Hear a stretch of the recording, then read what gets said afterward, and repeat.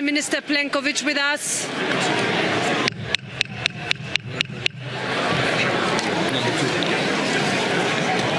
Dear colleagues,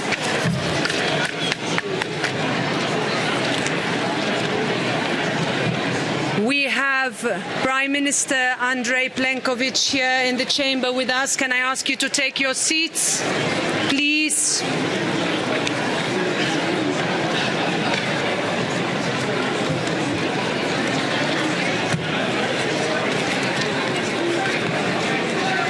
Prime Minister, I would like to welcome you to this Parliament. I would like to welcome Prime Minister Andrej Plenković with us today. Prime Minister, welcome back to the European Parliament.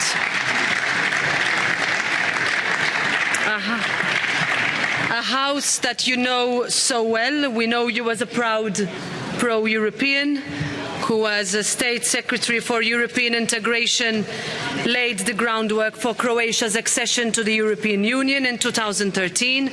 And as a member of the European Parliament, you worked closely with all of us and also our Ukrainian colleagues. And today, it is under your leadership as Prime Minister of Croatia that your country has successfully met all the legal criteria for entry into the euro area. Congratulations.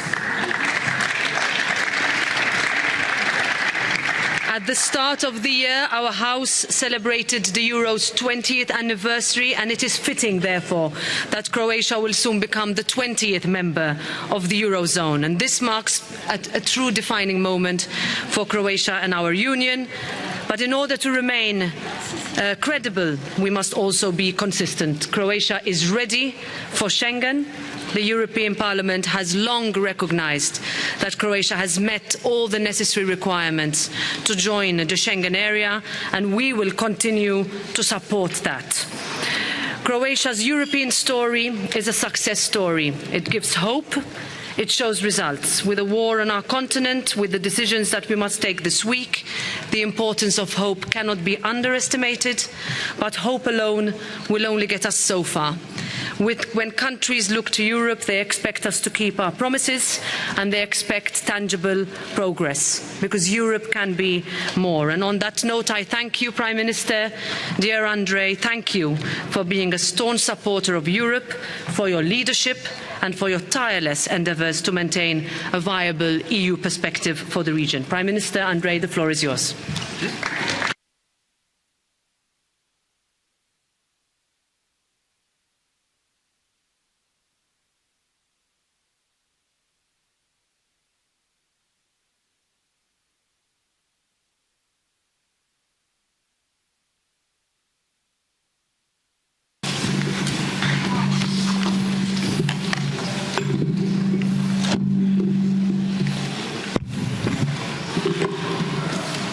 Honourable President of the European Parliament, dear Roberta, Honourable Vice Presidents, leaders of political groups, honourable members, I may even say dear friends and dear colleagues, Honourable Vice President of the European Commission, dear Dubravka, dear Maros, dear citizens of Croatia, dear citizens of the European Union's member states. It is my great pleasure to speak in front of you here in the European Parliament already for the third time during my 6 years as the Prime Minister of Croatia. But also it is my pleasure to be here with you as a friend, as a former colleague that was here between 2013 and 2016.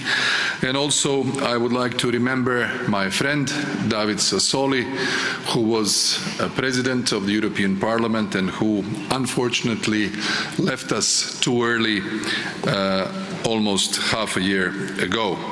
This was a great loss for his family, but also to his home country, Italy, and to the entire European Union.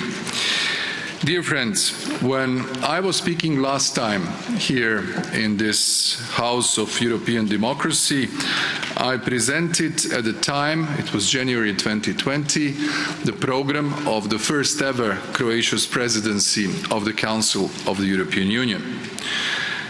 The title of this program was A Strong Europe in the World of Challenges. What unfolded literally 2 weeks after that speech was the breakout of a COVID-19 pandemic, an event that has entirely altered the way of our lives, the way of our work, of our business, of our transport, of our education. It has literally altered the decision-making process the way we used to know it in the European Union. Croatia's presidency couldn't have guessed better that the world was really facing a challenge. And the challenge was the biggest pandemic in 100 years. The challenge that made us be creative, the challenge that has demonstrated more togetherness among the EU member states, the challenge that has shown the unprecedented solidarity, and the incredible swiftness and efficiency in our common actions to protect our citizens from this plague that has hit the world and that has hit the European Union, that has threatened the lives of our citizens. And in that respect, I think we can now, looking back at what was done in such a short period of time, not only with epidemiological measures, with the provision of protective equipment, with the incredibly fast discovery of the vaccines, we can say that we saved jobs, that we have kept the existential needs of our families, that we have managed to help our companies, our businesses, especially in the private sector, to bridge the threats that they were facing. In that respect, I, as a Prime Minister, was conducted by the concept of our policy, which we call the modern approach, the modern take on sovereignty. What it means to a country which became internationally recognized only 30 years ago is important to understand. We were a nation that was seeking its independence, that was seeking its state for many centuries. We finally attained this strategic national objective only 30 years ago in the context of tectonic global changes and the fall of the Berlin Wall and the entire fall of the communist regimes in the Eastern Europe. And for us, attaining our sovereignty was very important. Having our own state was very important. But we have very quickly decided that the future of our nation belongs to the European Union. And everything we have done for 2 decades after we became internationally recognized, and the day of our international recognition is the 15th of January, we strived to become a member of the European family. And we managed that in 2013. And when I say today to my fellow Croats, modern take on sovereignism, that means that we are achieving our national goals by pooling and sharing our sovereignty with our friends and partners in the European Union, that we are helping our citizens with the extension of the Christian principle of solidarity, something that brings us together, something that helps us to overcome all the difficulties and problems that we would have otherwise overcome in a far more complicated and difficult and most likely slower manner. That's why this approach that we have for our own country, we are systematically advocating for the entire future of our European Union. Because this debate comes in the context of the series of debates on This is Europe.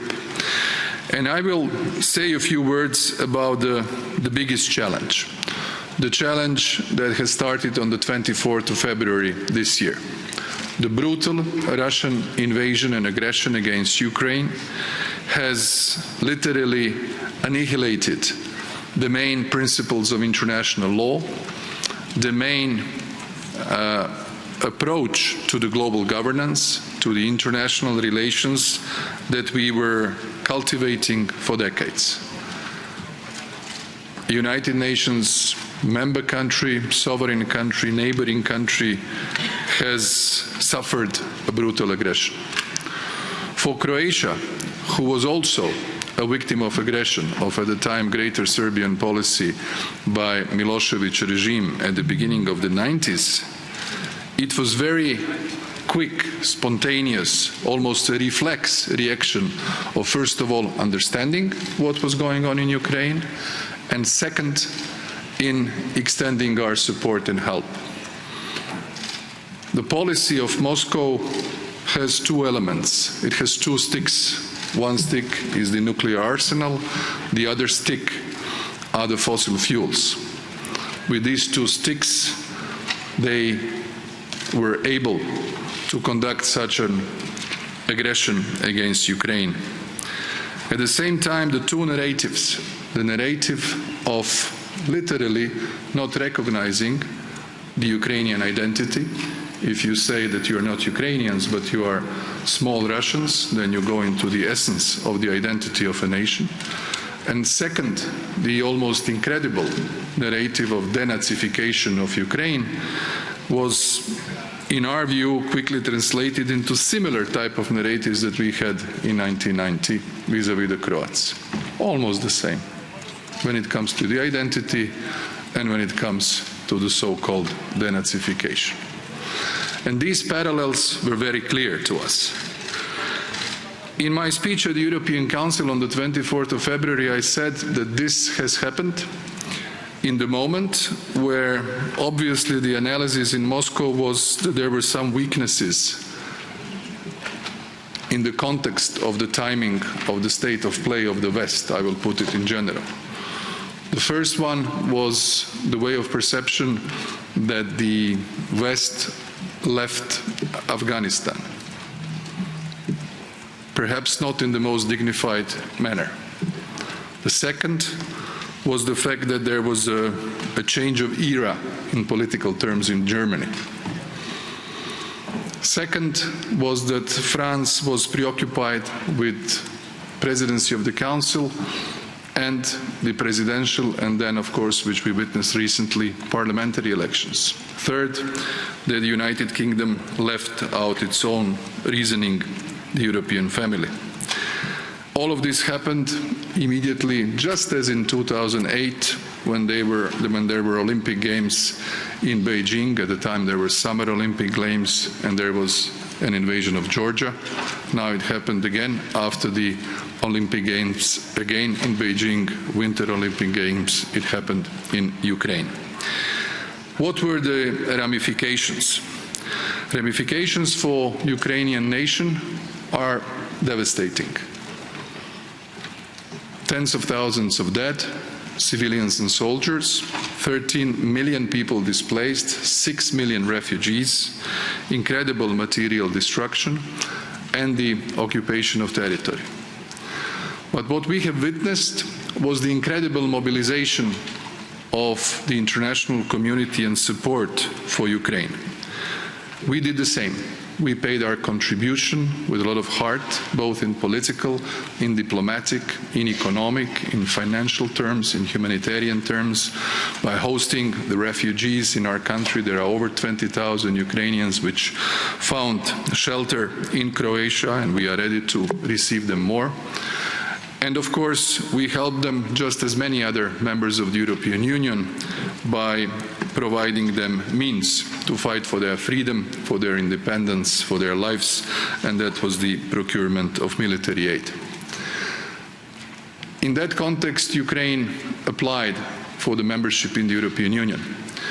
I was one of the members of the European Council who was immediately very clear and articulate about supporting this candidacy, not only because I was the president of the delegation for relations with Ukraine when I was an MEP here several years ago, but because I know how important this gesture in this context for Ukrainian leadership, but most of all for the Ukrainian nation and Ukrainian people is.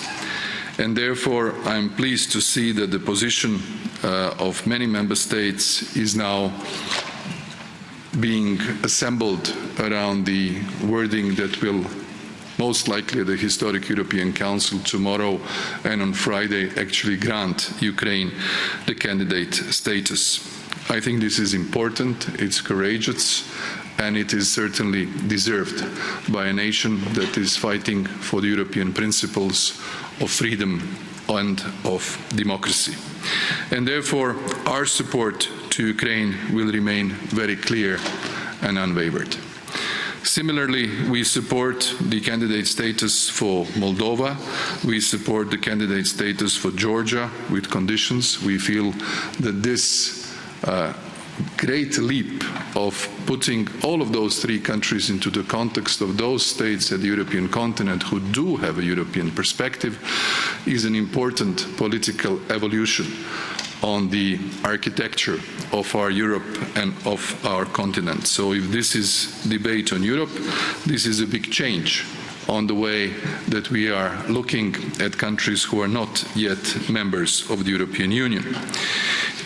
In this context, I will just say that the global perception of the current state of play of international relations is going to be focused on the rather simple notion, and that is not the cooperative way of conducting international relations, but more conflictual way of international relations, whereby we shall on one side have democracies and on the other side the authoritarian regimes. This is the gist of the historical moment that we are going through.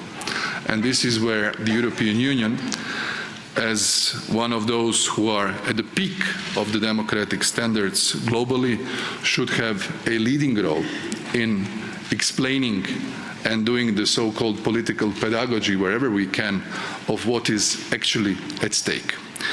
The ramifications are hitting everyone now of Russia's aggression against Ukraine, in terms of energy crisis, in terms of spike of the prices of the raw materials, construction materials, food, even risking famine, especially in the eastern part of Africa, but elsewhere globally too, and putting inflationary pressures on our own member states.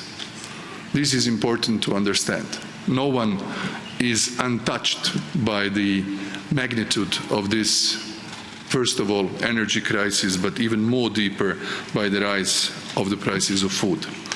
And here, just as we did in COVID, where we had a huge unexpected problem, but we provided a very big and efficient answer, and the answer was powerful. The EU Next Generation was a bold European answer of the European Union of today to the problem that was hitting every single of our citizens. And therefore, the attempt which we are now doing with the initiative after debates at the European Council, the Commission has come up with a Repower EU, was an important gesture and the guidance of the Commission how we can organize ourselves by being true to the commitment which we said in Versailles, we shall gradually abandon the fossil fuels coming from Russia. In order to be able to do that and still being able to organize secure supply of energy to our economies and to our households, we need to organize ourselves in terms of energy grids in the European Union. And that means investments, both in gas pipelines, in oil pipelines, in liquefied natural gas terminals. Croatia did its part of the homework already before. We have one LNG terminal at the island of Krk with a capacity of 2.9 billion cubic meters now. We decided to invest in it, to upgrade it to 6.1 billion cubic meters, which would be enough not only for our needs in terms of our economy and our citizens and our industry, of course, but also to the needs of our neighboring states such as Slovenia, Bosnia and Herzegovina or Hungary. Similarly, we use in the same way the Croatian Adriatic pipeline, which can provide enough oil for Hungary, for Slovakia, for Serbia, a pipeline that can easily provide enough for all the refineries in our neighborhood. That means that our geostrategic position as one of the energy hubs at the energy map of Europe is something we shall try to foster and strengthen in the years which are ahead of us.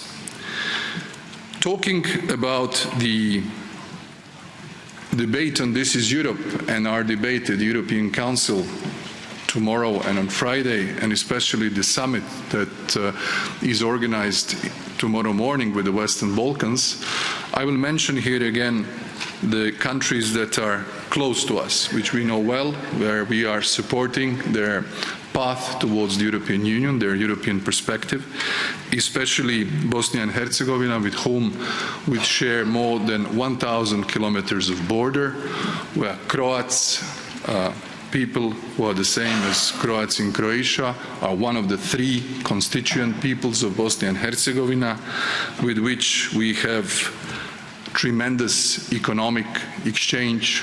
We are the second investor in Bosnia and Herzegovina, and there are so many linkages, historic, cultural, economic, transport that bind us together. And we, of course, have been in favor of granting a candidate status also to Bosnia and Herzegovina, very clearly, because we feel that this country should not be the last wagon in the train of the Western Balkans towards the European Union. It would be a historical injustice.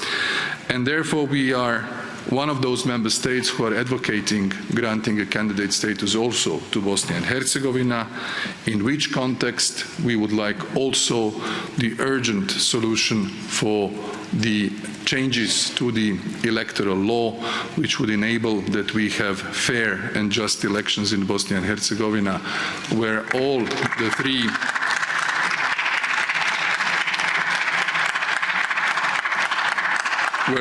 the three constituent peoples, and especially Croats, are after the elections represented as duly as they should be, as it was the letter and the spirit of the Dayton-Paris Agreement, whose Annex 4 is the constitution of the country. And this position is very clear. It's a friendly position, it's a good neighborly position, it's a position that will help the European future of Bosnia and Herzegovina, and Croatia will be the one who will be the first one to support it wholeheartedly and continuously. When it comes to the future of Europe and the debate after the Convention on the Future of Europe and the Conference on the Future of Europe, I would here like to thank Dubravka Šuica, who is a Croatian member of the European Commission and the Vice President for Demography and Democracy. And I think that she has done a great job, that the European Parliament has done a great job, that national parliaments have participated in this all-encompassing and inclusive process in bringing the European citizens more closer to the European institutions, but more essentially to the gist of the debate of what we can do better together and how we can fill perhaps those voids in our cooperation, or how we can rectify some elements that should be done better. From that respect, I think that the Conference on the Future of Europe, especially its conclusions with the suggestions and recommendations, are a very clear signal of the European peoples, of European citizens from all of our member states. In Croatia we had more than 250 events on what the European institutions should do. What would be our direction? I was in particular pleased that there was a very, very clear signal that we should do more in terms of mixed shared competencies when it comes to health cooperation. If there was one lesson learned from the pandemic, and we were in the driving seat, we had the presidency, our ambassador here, our permanent representative, triggered the mechanisms at the beginning, already at the end of January in 2020, and then we realized that actually this was an area where the European Union member states should have more structured cooperation, more shared competencies, more competencies for the Commission to lead the processes which were done in the crisis management in such an efficient way as if everything was planned. And it wasn't. So I think that this message that came from the recommendations should certainly be taken into account. When it comes to this critical debate on the decision-making process, when it comes to the issues of foreign and security policy, I understand and fully can have a good comprehension of what the position of the European Parliament is, and I read the resolution. Here, when you sit in the position of a member of the European Parliament, and I'm lucky to have this experience, and when you sit in your position as the head of government, the optic is a little bit different. There are perhaps 97, 98, 99% of the situations where we find a compromise and agreement almost on everything. Occasionally there are situations where we differ, and we have sometimes difficulties in finding the understanding of other partners for the particular position we have. I'm always saying that conditioning or blackmailing is a very bad policy. We were a victim of blackmailing for several years before we became member, and we don't like it and we don't support it. And we always advocate how to use the right argument with the right approach to our friends, to our partners. We are all part of the same family, how we can reach a compromise. And I have noted that many of the member states who belong to, let's say, small and medium-sized member states are a little bit reticent. They are reticent because they know what the mathematics and calculation of the voting in the Council means. And therefore, I think that this issue merits a very careful and a diligent follow-up. And we shall enter into this debate. We shall take duly into account the messages that were clearly sent to us by the European Conference and by the resolution of the European Parliament. May I say a few words about the Croatia's ambitions in this almost exactly 9th year of our membership, end of 9th year of our membership, because I think it's important to mention it as well. I conduct as a Prime Minister a very pro-European policy, taking into account the national interest of my country, just as everybody else is doing and should do. And we decided in our program 6 years ago that we want to be part of two deeper integrations. Two deeper integrations, first one the Eurozone and second the Schengen area. And I was very pleased that Roberta has mentioned that the Croatia's membership of the Eurozone seems to be set. Your colleague Siegfried Muresan, who I would like to thank, is a rapporteur for the Croatian membership in the Eurozone, has, after the visit to Croatia, made a very sober, correct, but also positively toned report that the relevant European Parliament committee has overwhelmingly supported, and I'm sure the same happens in the plenary. And that gesture of the European Parliament is highly appreciated in Croatia by my government, by our citizens, and that means that after the endorsement tomorrow at the European Council, we are facing the final decision at the ECOFIN Council on the 12th of July. That means that Croatia will join the Eurozone on the 1st of January 2023, just as we planned and just as we have carefully and diligently implemented our strategy for joining the the euro, the program for the conversion of the Croatian kuna to euro, the action plan that followed after our joining of the exchange rate mechanism 2 and the banking union on the 10th of July 2020, 5 days after the second victory at the parliamentary elections that we had, and that we shall fulfill this key political, first of all, but also economic and financial objective on time and as we planned. And I thank you for your support and your understanding that Croatia becomes the 20th member of the Eurozone.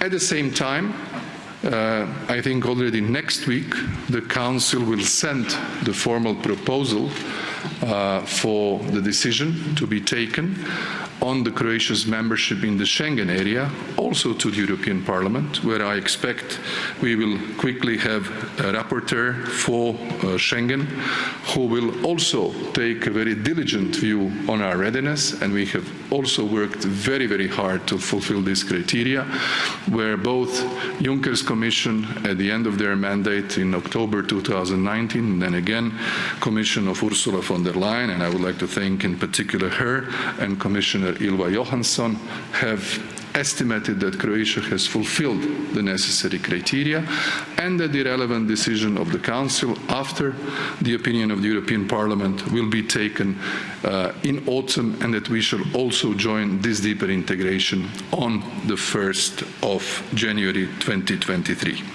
That would mean that Croatia will be with both feet firmly in the center of the European Union, firmly in the deeper integration, thus fulfilling the decision of the Croatian Parliament and of the Croatian people at the referendum where we joined the European Union.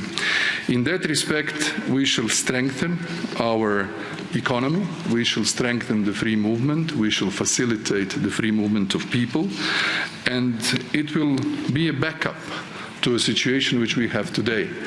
We have the lowest number of unemployed people in Croatia in the last perhaps 30 years, only 103,000. We have the biggest employment in Croatia in the last 20 years, and we shall try to continue intervening, as I said many times, whether it was COVID or now the energy crisis, to keep the economic and social standard of our citizens, because this is clearly a key priority which we will make sure happens because of synergy of using the European and Croatian sources. The membership of the European Union has proved itself in time of crisis as one of those essential tools how we can fulfill the key national objectives and provide shelter and security for our citizens.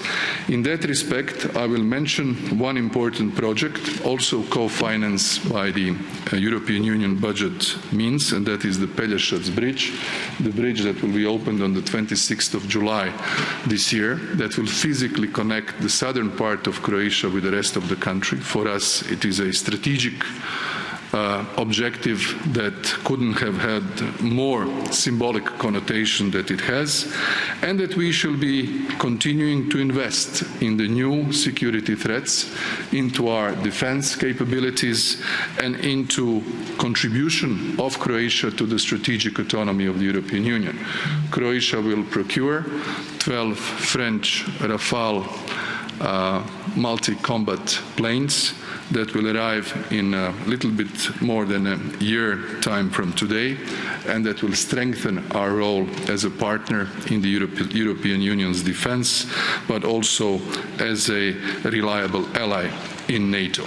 All of this brings me to conclusion that the times are full of challenges, just as much as we thought when we were preparing our presidency program 2.5 years ago, but even more when I look at the health crisis, security crisis, political crisis, but also energy and existential crisis for many of our citizens who, without the role of the state, and moreover, without the concerted action, joint action, action through the principle of solidarity of the European Union, would not look for a better future as we can look at it today. Thank you very much.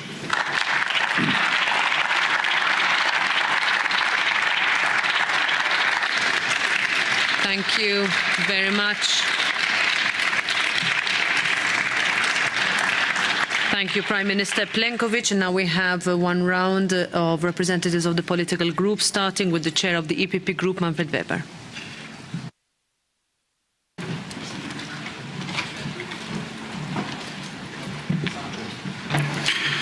President Metsola, Vice President Suica and Šefčovič, dear Prime Minister, dear Andrej, welcome back in the European Parliament as former colleagues, and it's great to have you here. As a second term now as Prime Minister, with a strong mandate from your citizens, you are leading Croatia and you are also leading the European debate. And when I have in mind that Croatia is the youngest member inside of the European Union today, it's impressive to see the European success story behind. When I look for these arguments for this success story, then first comes to my mind the dramatically reduced youth unemployment, to give young generation a perspective, to reduce the demographic brain drain, all these negative developments over the last decades. And you mentioned already, and also Roberta mentioned already, two other success stories, with now joining the Eurozone, a big success. And I want to underline it's not only for Croatia, it's also for Europe, for the Eurozone, a big success, because it's a proof that this makes sense to do it together. It strengthens the authority of the euro in the world. And also now the Schengen enlargement. You have the full support of your political group, and I think also from the European Parliament, because you managed to do the necessary steps. When we talk about the future of Europe, Croatia is there in a leading role. I also want to thank Dubravka for her service, for her work on the conference for the future of Europe. And you also referred to the history of Croatia. And whenever I speak about the general approach Croatians towards the Euro, one event comes to my mind when I was the first time as a young MEP in Dubrovnik, in the city of Dubravka. And we visited there the memorial center, showing the pictures of the soldiers died fighting, defending freedom, the country, but also freedom and democracy and rule of law. And I saw the pictures, I saw then the subtitle about the names and about the age of the people, of the soldiers that died. And then I read 1971, 1972, and that is my birth year as well. I grew up in Bavaria in a peaceful time, and I always had and still have a lot of respect to those who fought for democracy in Croatia.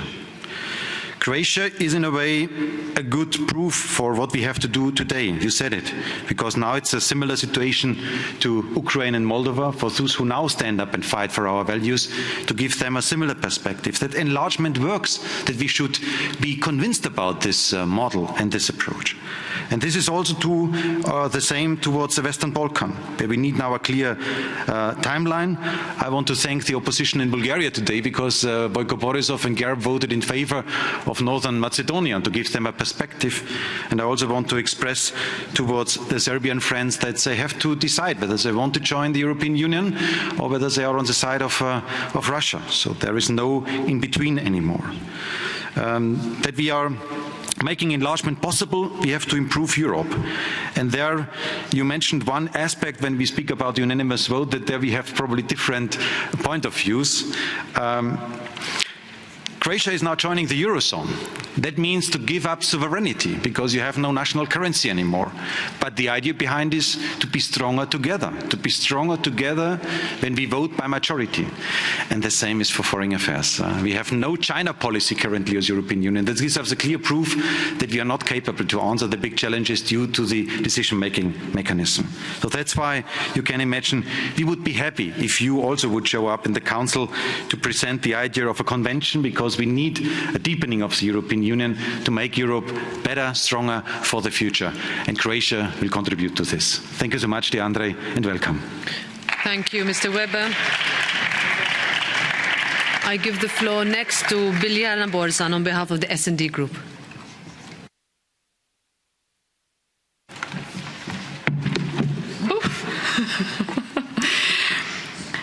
Poštovane kolegice I kolege. Dear colleagues, dear Prime Minister, in every crisis, the poorest and the most vulnerable suffer the most. And while some are thinking about how to put food on the table or how to pay their utility bills, others are getting rich. Energy dependence and disruptions of production have resulted in rising prices, but some prices have skyrocketed due to greed alone. Taxation of windfall profits, good control over prices, the fight against growing inequalities through redistribution of resources and the creation of a fairer market should be the matter of a common interest. But this will not happen by itself. You, as the Prime Minister, and your colleagues have the responsibility to protect our citizens. I keep repeating that, but maybe you can hear it better here in Brussels. In the end, I want to say that joining the Eurozone is good. The Euro, however, is not a goal. It is just a means to enable our people to live better. Our European path goes further towards Schengen, but it stops at the Slovenian border. Like our citizens, I hope that we will achieve this goal as soon as possible. Thank you. Thank you very much, Ms. Borzan. And now on behalf of the Renew Group, I invite Clement Groschel to take the floor.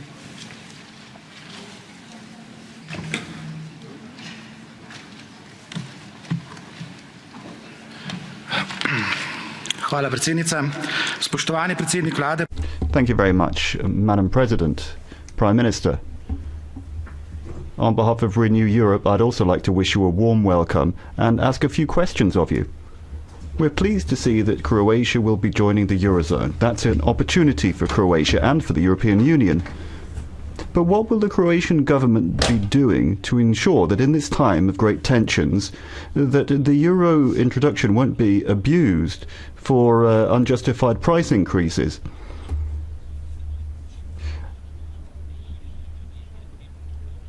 Our group, of course, supports the aid to earthquake areas, and we support efficient work from the state authorities. But we also expect Croatia to do everything possible to ensure that European funds are not abused, which has been a problem in the past.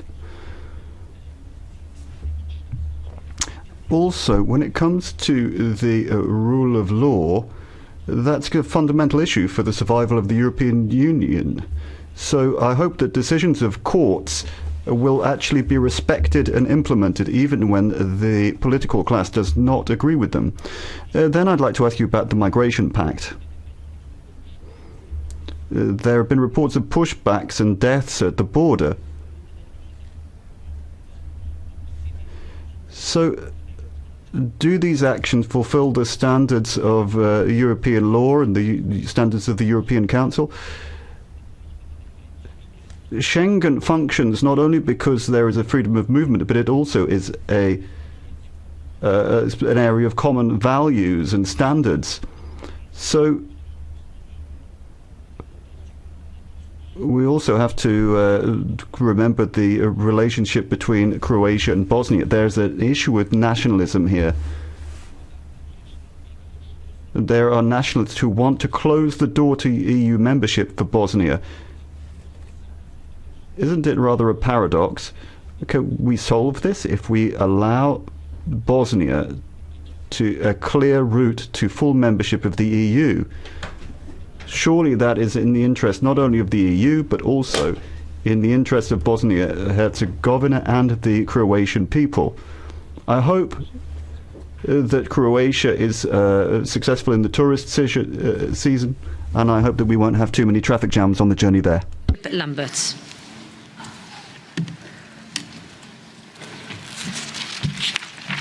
Monsieur le Premier ministre.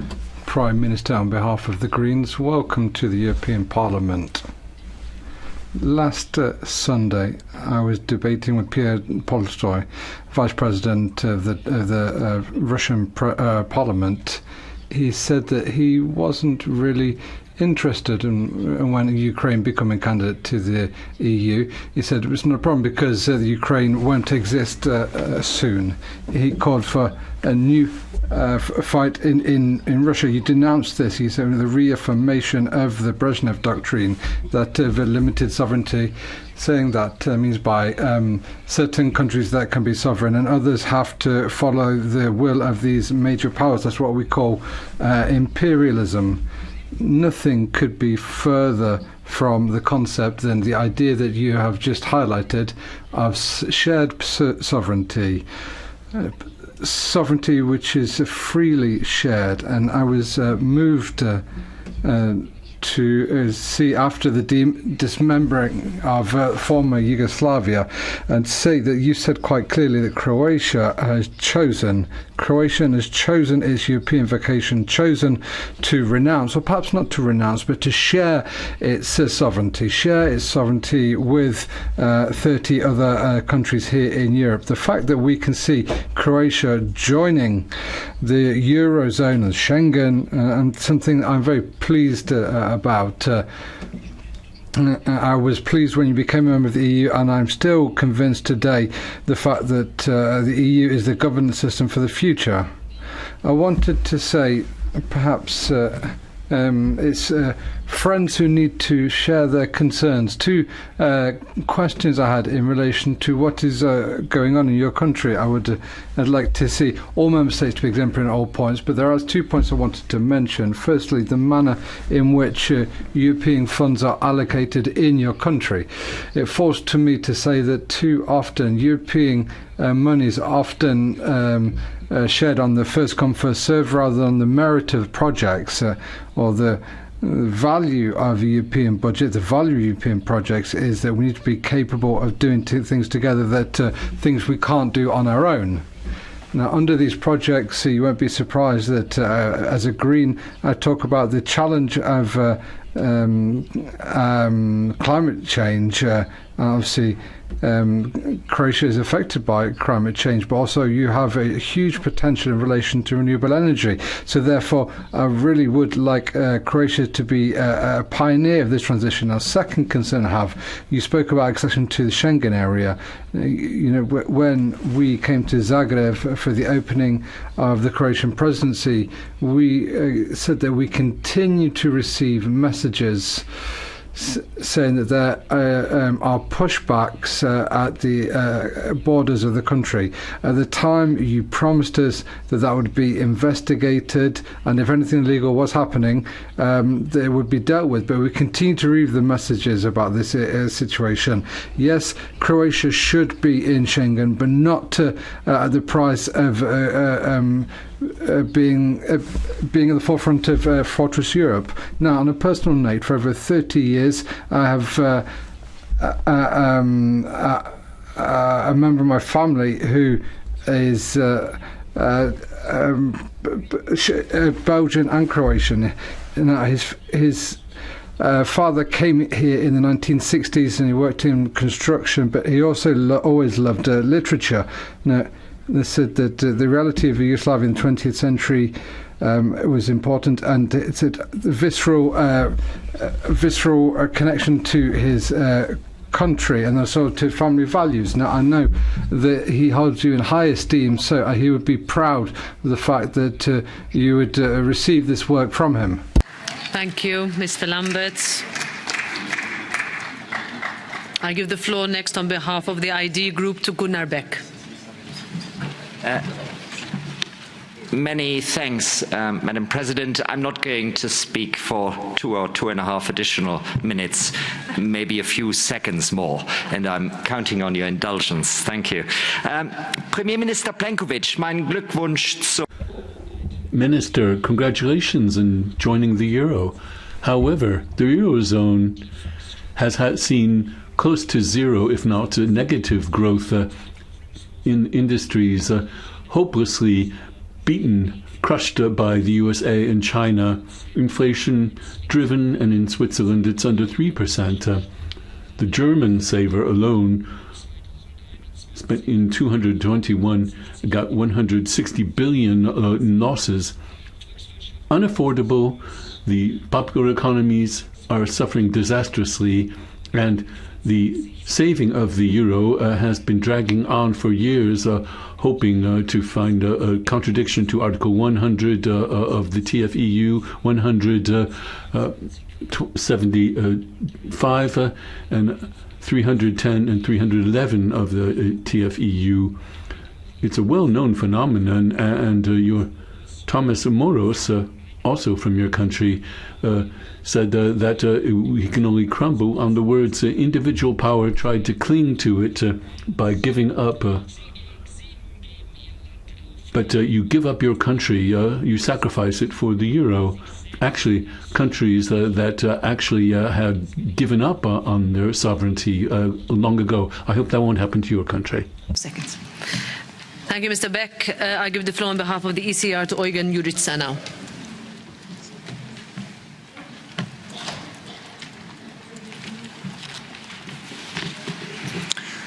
Thank you for the floor. Budem hovoriť po slovensky. Chorvátsko sa budúci rok stane. I'll be speaking Slovak. Thank you. Croatia will become the 20th member of the Eurozone next year. And on this opportunity, I would like to congratulate Croatia, but also say a few words about the Eurozone. The whole idea of the Eurozone was to be a group of countries with low public debt and healthy public finances, and they would have a common currency. From the beginning of the financial crisis, everything was transformed. The ECB has been buying sovereign debt and has made the union into a transfer union. Since the start of the pandemic, the rules have been forgotten about entirely. Debt has been reaching ever higher levels, and so is inflation. Researchers are saying that countries with their own currency have got more solid growth. Nevertheless, I wish Croatia the best of luck in joining the euro. Cornelia Ernst.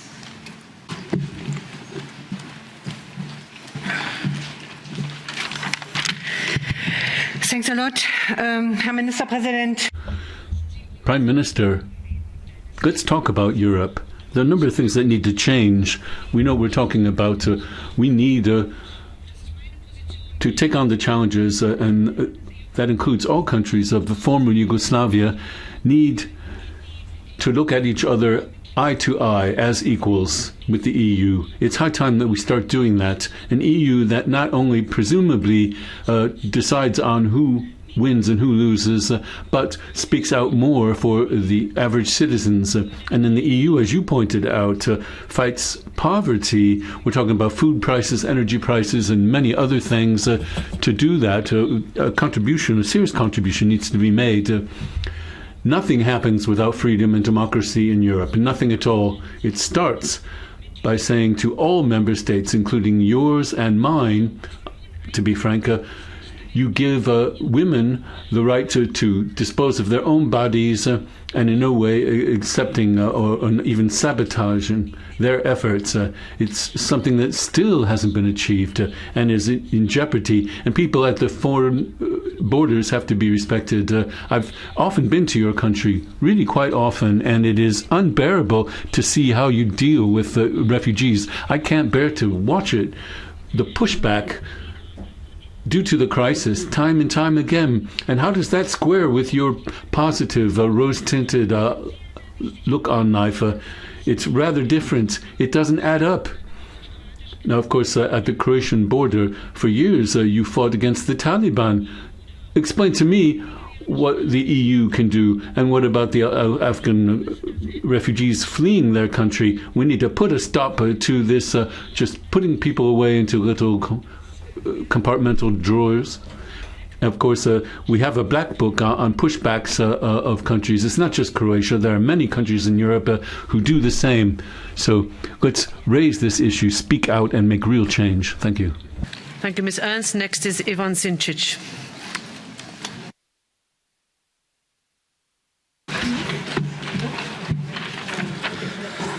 Hvala vam, predsjedavajuća. Thank you, Mrs. President. Distinguished Mr. President, recession in Croatia has reached the highest level. This is okay. This is the policy that you are pursuing with your party, which has been sentenced before the court. Most of the parties in the Croatian parliament have voted for the sanctions in Russia. So you had support of your party and the opposition parties in the Croatian parliament. We cannot blame you for the recession. Out of 195 countries in the world, only 45 have introduced sanctions against Russia, and all of them have consequences. However, my interest is long-term policy, not just short-term policy. I investigate corruption, I listen to the citizens, I report crimes, and I am building a network where your corrupted associates are being prosecuted one after the other. Maybe you don't have all the information by the Croatian citizens, maybe you don't have the full truth, but just the truth that you want to present. Bulgarian Prime Minister had support by the media, and the proceedings against him have lasted for 13 years. Brussels backed him up, but finally he fell because the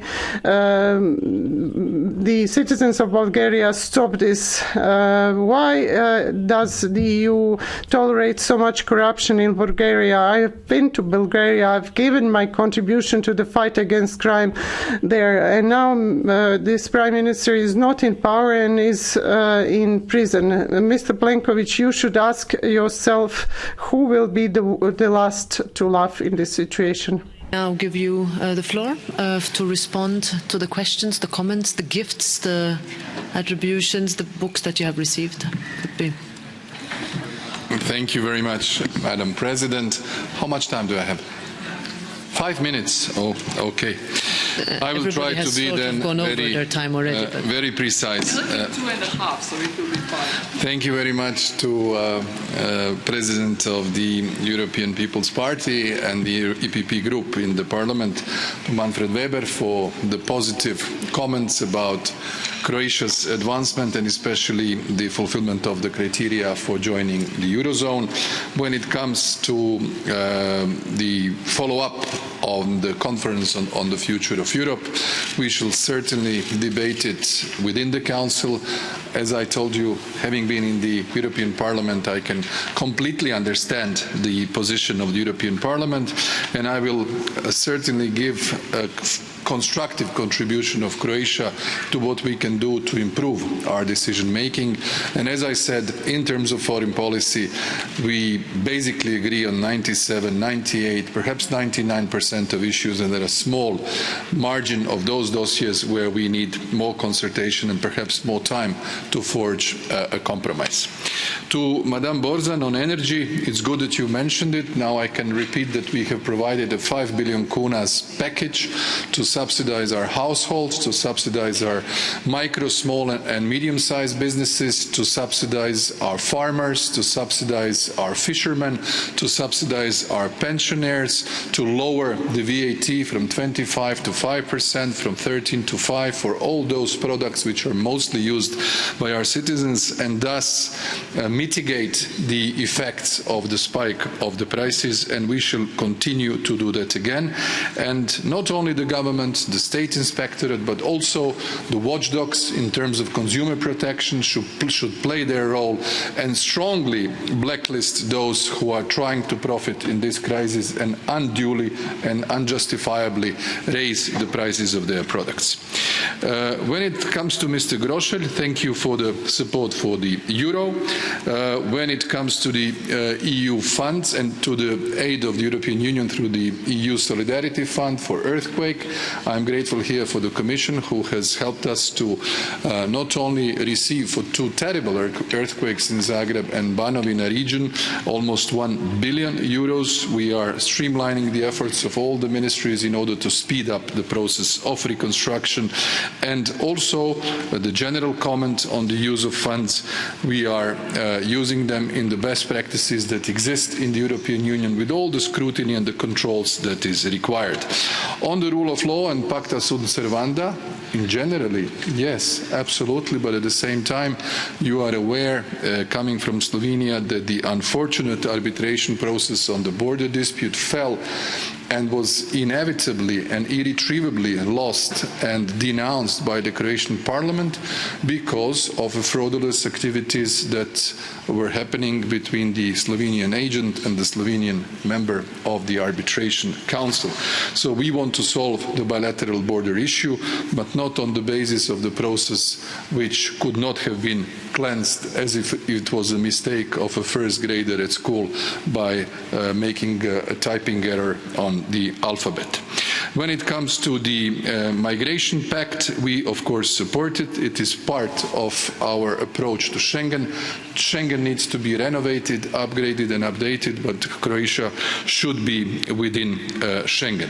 When it comes to your comment on Bosnia and Herzegovina national politics, nationalistic politics, please bear in mind Bosnia and Herzegovina applied for membership in the European Union in February of 2016 when Dragan Čović, the leader of, perhaps in your eyes, a nationalist party, which is Croatian Democratic Union of Bosnia and Herzegovina, our sister party, was chairman of the presidency of Bosnia and Herzegovina. This démarche of filing an application was more supported by the members of this House, Croatian members of the European Parliament, both from HDZ but also from Social Democrats and some other friends, such as at the time Romanian rapporteur Preda, than many member states of the European Union. And we were the first one to support the European Union membership path of Bosnia and Herzegovina. We shall continue to do so and continue to extend the knowledge and understanding of the country that is based on the concept of one state, two entities and three constituent peoples which should be equal. None of the constituent equals, in this case Croats, at the territory of federation should not be treated as not equal. This is the only basic, simple, normal, decent demand, and we will stick to it. The other issue that Mr. Lamberts mentioned, when it comes to the choice of Croatia for being part of the European Union, I think we had this debate when you visited Croatia 2.5 years ago. I really enjoyed it, and I think you understood that we are doing this of our own choice and of our own free will. We shall continue to that. Pooling and sharing of sovereignty is something we support. We think we are stronger in the European Union than we would have been if we were not. And therefore the full understanding of the concept of the European integration is something that we fully support.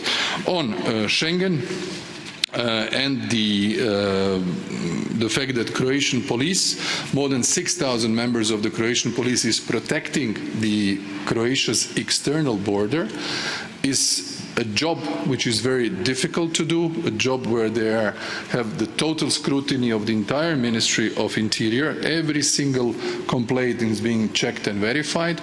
We have established an entirely independent monitoring mechanism out of our own will, in cooperation with the European Commission. I think that the report of the independent monitoring mechanism will be out sometime next week. We will be in the process of scrutiny in the European Parliament when the opinion on Croatia's membership of Schengen will be done, open to explain and to provide arguments on any potential allegation if there are some, and we shall provide answers. But generally the Schengen acquis, we are ready, the legal standards, we are ready, the protection of border, we are completely ready. Plus we are the country that never made a political decision to elevate neither walls, no fences, no barbed wires, no with Serbia, no with Bosnia and Herzegovina, no with Montenegro. These are friends, neighbors with whom we should not have physical barriers. And this is something that we can only protect by the presence of Croatian police at more than 1,300 kilometers of our external border. To Mr. Beck and to Mr. Jurica, 2 points. Croatia is a highly eurized economy. Our savings, our loans are basically more than 50-60% in euros.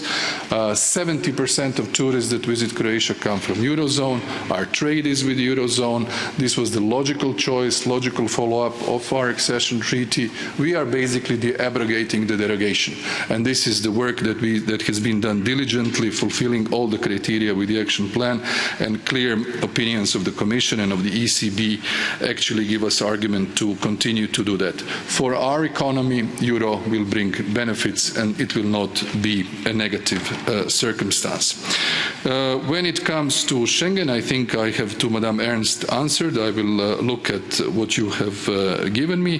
When it comes to Mr. Sinčić, I think that it's no surprise to the Croatian public that you come here and advocate basically the Russian position. This is very clear.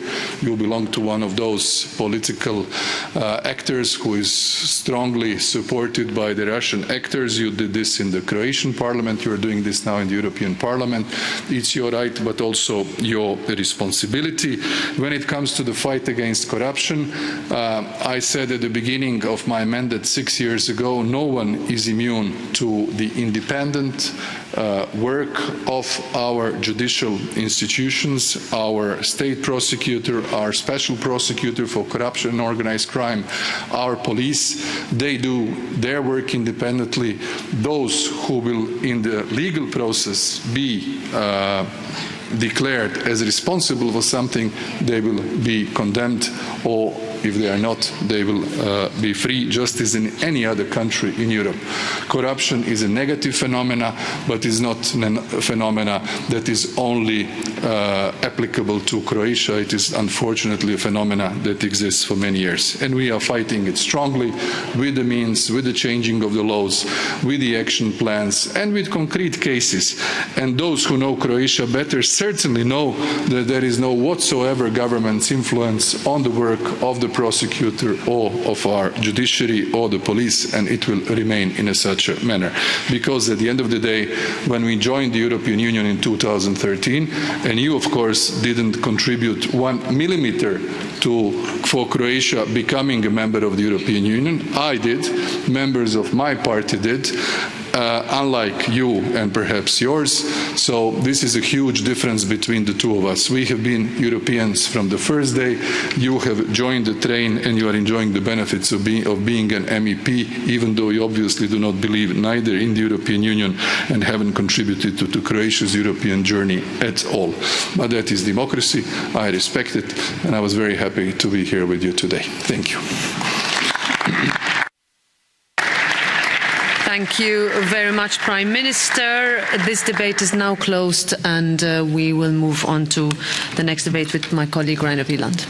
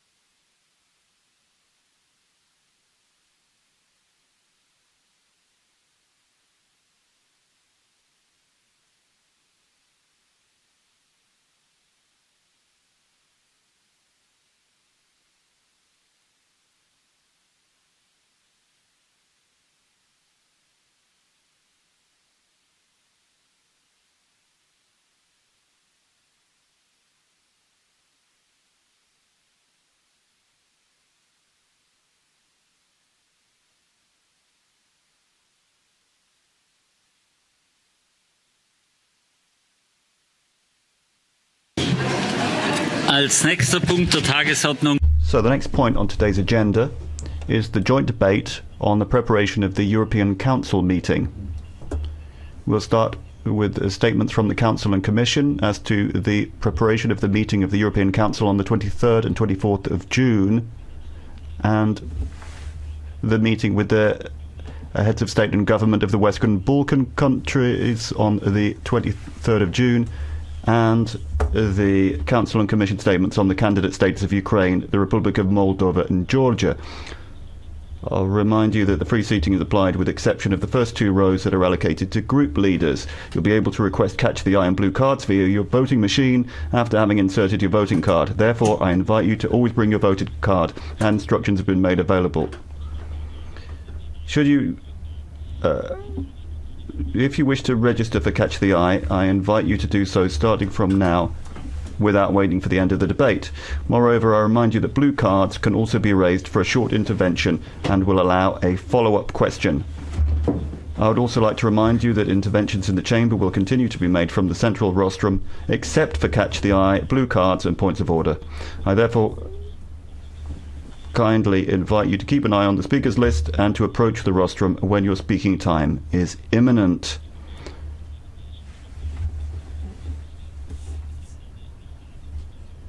The rules on the first two rows do not apply to the Commission and Council. Minister, you have the floor.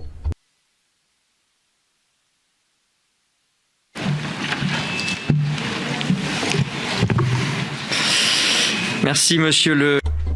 Yes, thank you very much, President of the Commission, members of the House. Tomorrow until Friday, the heads of state and government will be meeting for the European Council meetings of the month of June. Of course, the situation is a very worrying one for Europe. The situation in our continent, in the broadest sense. I'm, of course, referring to the situation in Ukraine, the requests from the Ukraine, Moldova and Georgia for membership of the EU. There's also the Conference on the Future of Europe. And the heads of state and government will meet their counterparts from the Western Balkan countries tomorrow. They'll certainly be discussing the aggression by Russia against the Ukraine. It's certainly an important moment for us to recall our collective commitment and to reassert our wish to stabilize this region, which is essential to our collective security. Of course, the European Council will be looking at the very different dimensions of this war of aggression from Russia against Ukraine. We will reassert the joint support and extended support to Ukraine to allow it to resist its socially, economically, military, financially, and in terms of ensuring its reconstruction. I would like to thank the Commission for its initiatives, which has ensured a united front with your full support in this House. We have a range of sanctions aimed at Russia and Belarus. We want to maintain this pressure. We are trying to reduce the Kremlin's capacity to finance its war. We are also trying to align third countries with the EU's sanctions and to avoid possibilities for getting around those sanctions. We're also keen to ensure food security given the current food crisis. The cynical use of food commodities by Russia to endanger world food security. This is not linked to our sanctions but to the war of aggression unleashed by Russia. So we will be working hard to find a solution to these problems. We certainly support the initiatives of the General Secretary of the United Nations, and we will be trying to show solidarity to maximize export of food commodities. Of course, what we will be most closely focusing on in this debate is the requests from Ukraine, Moldova and Georgia to join the EU. Since the beginning of this conflict and the Versailles summit, we have expressed the view that Ukraine is part of the European family. We have shown no hesitation there. With the request from Ukraine on the 28th of February, the Council moved quickly inviting the Commission to provide its opinion, which it has done rapidly. And I'd like to salute the efforts of the Ukrainian government in this very tragic and dramatic situation. They have provided all of the information required, as have the colleagues from Moldova and Georgia. I'd like to thank the Commission for having been diligent and to have published detailed opinions a few days ago. The Council will be looking at the subject over the next few days, deciding upon the next steps. I believe and I hope that we will be able to get agreement by consensus at this European Council to provide the signal that's expected. That is to allow candidate status, which should not be confused with immediate membership. There are different views, and I think the key thing is that we should be rapid but demanding. I think that that is the broadest held opinion among the members of the Council. Georgia, Moldova and Ukraine are valid candidates. Georgia has expressed a clear desire for a European perspective. I think that there are various actions which are required to express goodwill, such as release of political prisoners. Now, with the Western Balkans, we need to accelerate our support for these countries. We need to cooperate in the area of security and energy and other areas. We need to state clearly, once again, that the most rapid possible accession of the countries of the Western Balkans is necessary. However, that does require alignment with sanctions policy in particular, and that is key in signalling respect for our values. So that is important. Also, I couldn't mention the conference on the future of Europe, which will be debated. We're in a tragic situation. We have war at the gates of Europe. We need to rethink the way we work. We won't be able to do that in one day. And it's not going to be a rapid thing. However, I would like to insist that this is a complementary debate, and that is the spirit in which the President of France talked about a European community that I think would be able to move faster than a full accession process, which could allow for greater cooperation and aid. So I think that it needs to be made clear this is not an alternative but rather a complement. There will also be a debate on the latest developments in foreign affairs, particularly the relationship with Turkey and Belarus. I just wanted to briefly touch upon two further points. Firstly, an economic point, that there will be talk about the Eurozone. Prime Minister Plenkovic was here a few moments ago, and hopefully we'll be able to talk about accession for Croatia to the Eurozone from the 1st of January 2023. We should endorse that decision, and I think that that would send out a good, strong signal. We have also drawn lessons from the Conference on the Future of Europe, which concluded on the 9th of May before your house on the, in Strasbourg, with the presence of the President of France and the President of the Commission. The Parliament has already responded, and yesterday the Council held a debate which was not conclusive on the main political priorities. We will be needing to show in the next few weeks and months that our actions on the climate, on food security, on security and defence are all major challenges where we need to accelerate our work, that we are bolstering the actions that we have already taken, that the war is not undermining Europe, but no, it stresses the vital need for more Europe. This will be a key moment in the French presidency before the Czech presidency takes over, and I think it'll be a historic moment. Thank you very much.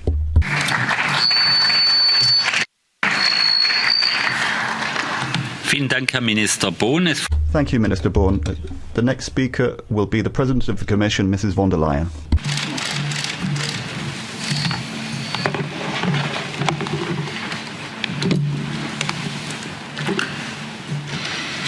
Vielen Dank, Herr Präsident. Thank you, President, Minister, honorable members.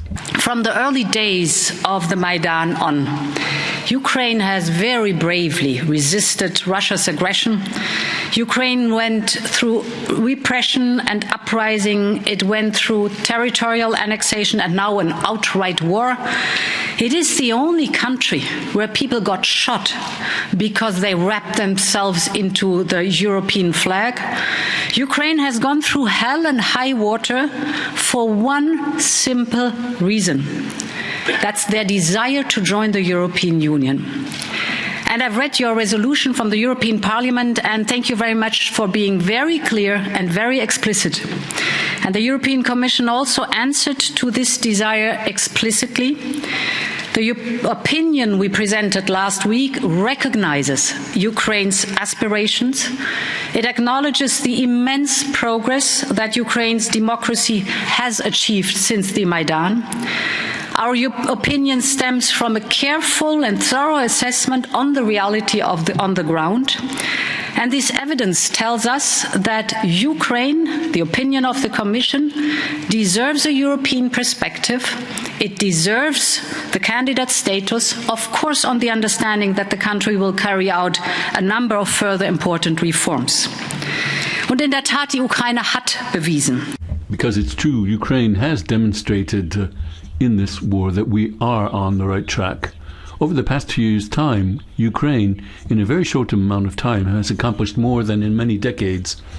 Thanks to the association agreement that we have since 2016 with Ukraine, we know that about 70% of all EU standards have been taken on board already by Ukraine.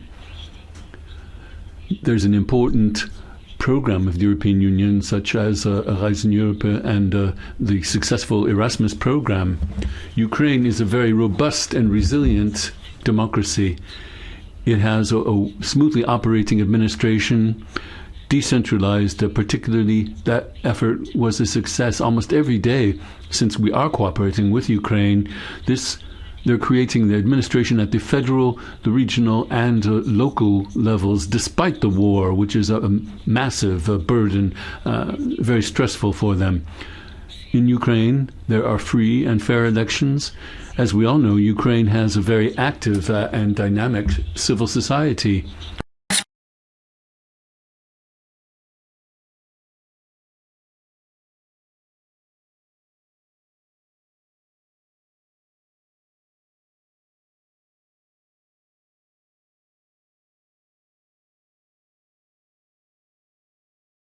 Scaling down the power of the oligarchs, shifting towards a digital economy. All of these are important facts, the evidence we can see on the ground. But at the end of the day, all of this progress is made easier because the people in Ukraine, in their hearts and minds particularly, want to be part of Europe. They carry Europe in their hearts. In French, we also know that a lot of important work remains to be done. Fighting against corruption. Ukraine has already taken essential measures on the right track, setting up anti-corruption bodies. That is necessary, but the institutions must now start to take life. They need something to sink their teeth into, and they need to be able to flex their muscles. Ukraine has adopted an audacious plan to put a stop to the power of these companies, public companies, many. It's the only Eastern Partnership company to have managed to do so. We now have to transform these into a change, a positive and lasting change. I've studied these questions and many others with President Zelensky, Prime Minister in Kiev. They truly and sincerely want to make this work. And I can see, because I know, that the European people don't just want to move along the path of modernization, but they know that's also the path towards democracy. They know it's the road that will lead to Europe. So, ladies and gentlemen, MEPs, after the fall of the Berlin Wall, it was Jacques Delors who said, "History has regained its course in Europe, but it's up to us to give history that meaning. To the need to open up our union to all European countries. And I think his words are still true today. History is on the march. And I'm not just talking about Putin's war of aggression. I am talking about the wind of change that is again blowing across our continent. And with their applications, Ukraine, Moldova and Georgia are telling us that they want change. They want more democracy. They want more freedom and stronger reforms. They are telling us that they want Europe. And we have the responsibility towards them, but we also have a responsibility towards ourselves to make the right choices. So let me speak briefly about our assessment for Moldova. Moldova has taken decisive steps towards Europe too, with a very clear mandate from its citizens. It is on a real pro-reform, anti-corruption and European path for the very first time since independence. And this is why it deserves European perspective and European candidate status, again on the understanding that the country will carry out a number of further important reforms. In particular, its economy and public administration require major reforms and efforts, but provided that the country's leaders stay the course, and I have no doubt about that, we believe that the country has the potential to live up to these requirements. Georgia shares the same aspirations and potential as Ukraine and Moldova. Its application has strength, in particular the market orientation of its economy with a strong private sector. To succeed, however, the country must come now together politically. It must design a clear path towards structural reforms and towards the European Union, a path that concretely sets out the necessary reforms, brings civil society on board, and benefits from a broad political support. And this is why we recommend to Council to grant Georgia the European perspective, but to come back and assess how the country meets a number of conditions before granting it candidate status. Honourable members, how far Ukraine, Moldova and Georgia will come and how quickly they proceed will depend first and foremost on their actions and their progress. It's a merit-based approach. But how we respond to their passion and their progress is our choice and ours only. This Parliament has clearly spoken loud and audible, and I would like to thank you for that again.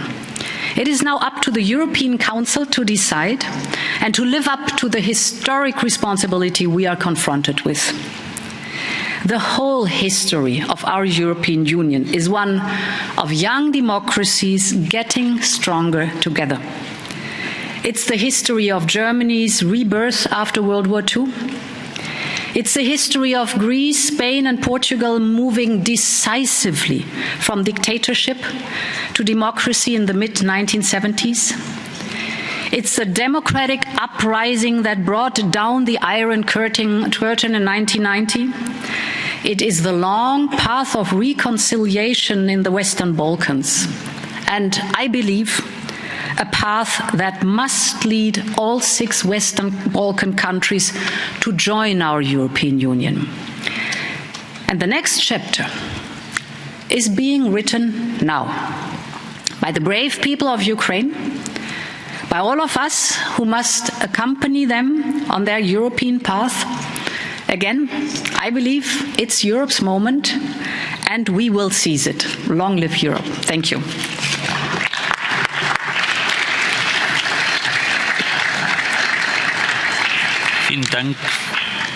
Vielen Dank, Frau Kommissionspräsidentin von der Leyen. Thank you very much, President von der Leyen. The next speaker is Mrs. Jukanovic for 3 minutes. Dear colleagues, today we are writing a history textbook of our generation. More precisely, the Ukrainians are writing the history of the new Europe with their own blood. Thank you, dear Ursula, for your leadership. That granting EU candidate status for Ukraine is so widely supported. However, that will not be enough. It is necessary to help Ukraine to win the war and give Ukraine weapons it needs. I call on EU member states politicians to stop to stop sending pessimistic messages to the struggling Ukraine by saying that Ukraine's path to the EU membership will take decades. Show your leadership so that this country becomes part of our family as soon as possible. The impression is that it is not Ukraine, but the politicians of some EU countries not ready for Ukraine's membership. Just as after making mistakes of friendship with Putin, they are not ready for a different Russia. I sincerely congratulate Moldova. I have visited the country last week. They have performed a miracle when, in peaceful democratic elections, they managed to overcome the Kremlin's candidate. They have turned their country back towards Europe. We must help Moldova seize this historic opportunity. On Monday, the largest demonstration in the history of modern Georgia, the people sent us a signal from Tbilisi that they are determined to follow the path of Europe. I say very clearly, we are with you, Georgians. Unfortunately, it seems that Georgia's government did its best not to make the European Commission recommendation more favorable to Georgia.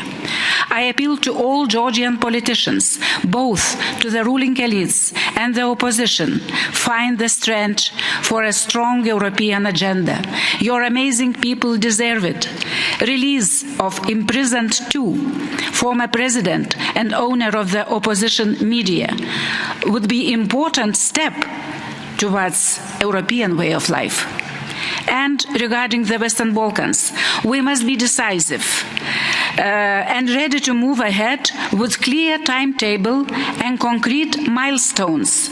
Western Balkans deserve a fair treatment from us. Thank you.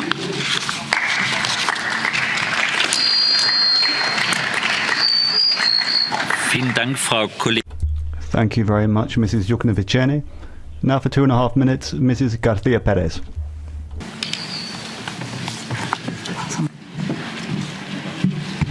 Gracias.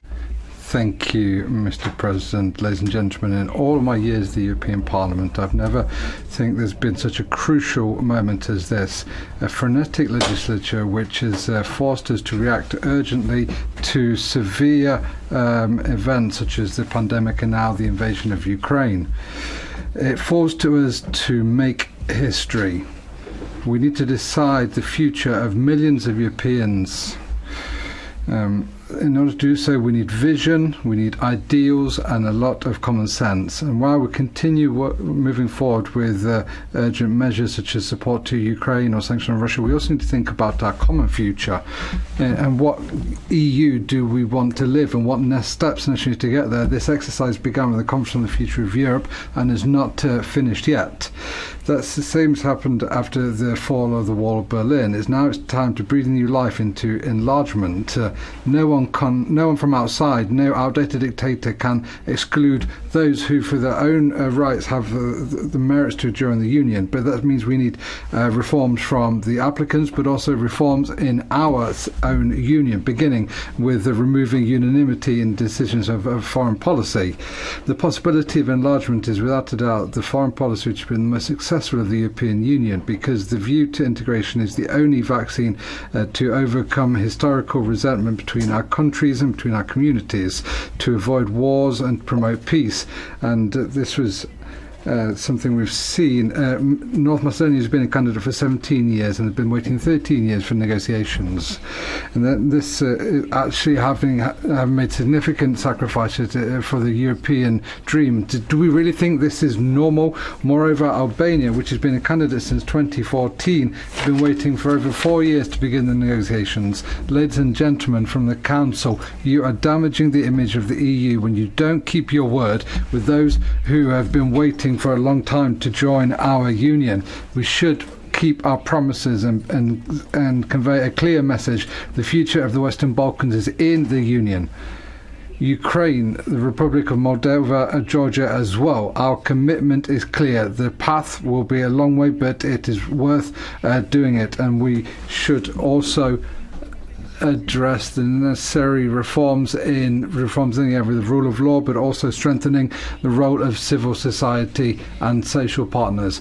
To close, we cannot forget the internal part of this. It said it in the previous plenary. If we cannot address inflation to deal with prices of fuel and food, we will have a very complicated winter. There will be social instability, but in the long term there will be a rise in populism. Leaders of the Council, open your eyes at this crucial moment in Europe.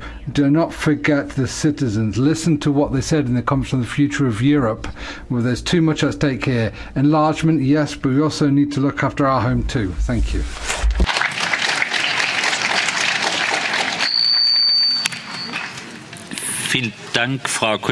Thank you, Mrs. Garcia Perez. Next, Séjourné. Merci. Thank you very much. President of the Commission, Minister. Well, it's the final straight for the French presidency. The European Council meeting this week will be a historic one. There's a sense of responsibility across all of the member states, and the Commission has worked hard to achieve this situation. I think giving Ukraine the candidate status would be a just recompense for the Ukrainian people. We've said this in the plenary on a number of occasions, that we support the ideal of peace, democracy and sovereignty in the face of this unjust war. I hope that the same spirit of responsibility will apply in the case of the Western Balkans. We've tried to create a European path for these nations. My group is favourable to allowing a candidate status to Moldova. The Council will also be coming to a position on the future steps from the Conference on the Future of Europe. Some people think that these institutional measures are in second place, faced with the emergencies of our times, but I think they're wrong in saying that. In the near future, we as Europeans are going to face important crises. We need to be coherent, ambitious and rapid in our response as inflation takes hold, with possible consequences for sovereign debt, humanitarian and food crises, migratory movements, climate change will continue its work. And faced with all of these challenges, we have to ask ourselves, are we ready to act within the current institutional framework? Well, will we see a similar miracle to the one we saw during the COVID crisis? With the recovery plan, we saw a massive, rapid emergency reaction from the European institutions.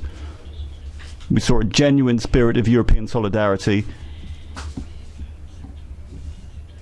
But some countries appear to be using our institutional architecture, namely the veto rights, to cause problems and to slow down our responses to crises. So I think that that's important, Madam President. That's why it is worth working on our institutional architecture. Some member states, not always the same ones, block reforms. These vetoes are not vetoes on behalf of peoples. No, it's vetoes from governments in difficulties. These vetoes are a symptom and a warning for us. So we are very attentive to all of these issues. There is much to be done, and we cannot afford to disappoint people. Minister, Madam President, you can be aware that our political family is in favour of institutional reform in Europe. We have a majority of members in the Council who are not pleased with the behaviour of certain member states. Citizens will not accept inaction on all of these different fronts. So it is time to move forward with reform and to listen to the European Parliament allowed a voice in the procedure. Vielen Dank, Herr Kollege Séjourné. Thank you very much, Mr. Séjourné. For 2 minutes, Mrs. Keller.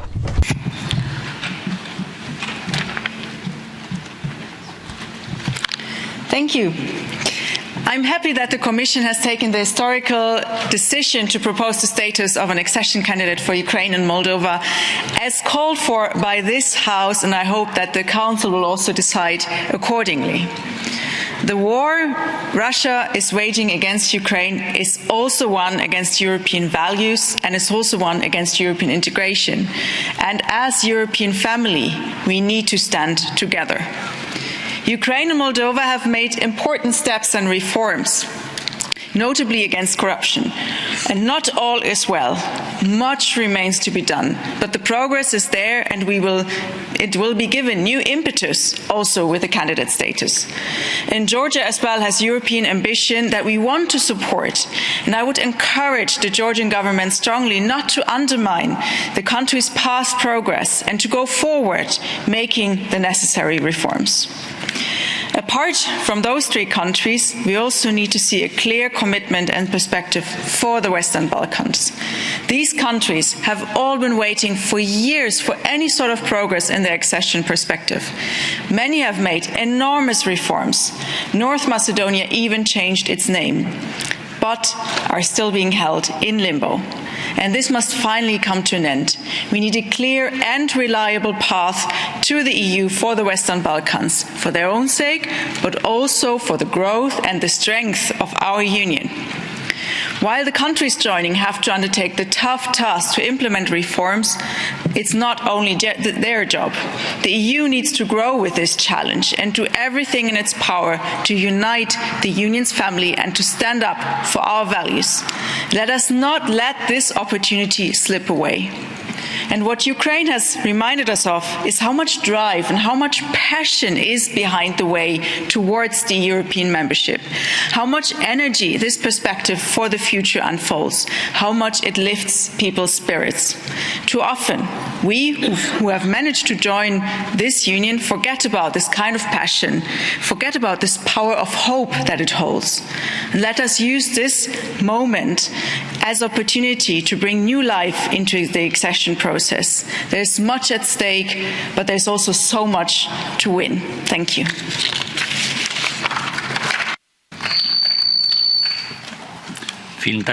Thank you very much, Madam Keller. Now, 2.5 minutes, Zani. Thank you, Mr. President, President von der Leyen, Minister.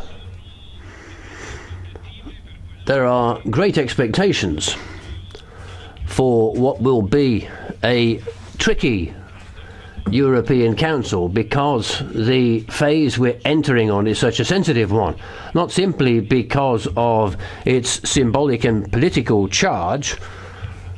Certain decisions are going to have to be taken, and we hope that they will be taken unanimously, particularly when it comes to granting Ukraine a candidate country status, but also because the time has come for the European institutions to take real decisions in the light of a constantly worsening situation which Europe and its companies have had to deal with. You, Mr. Minister, spoke very well, and I want to focus on sanctions. The goal of the sanction instrument is clear. It's the only weapon we've got to try to bring Russia to the negotiating table. And you've said what the goal of sanctions ought to be. It should be to stop the flows of money going into Russian coffers and thus pay for the war. So we have always agreed with this approach, and we still do. We don't think the results have been overwhelmingly satisfactory, but they have, of course, had an impact on energy prices. So ironically, you could argue that they're helping Putin pay for his war. Also,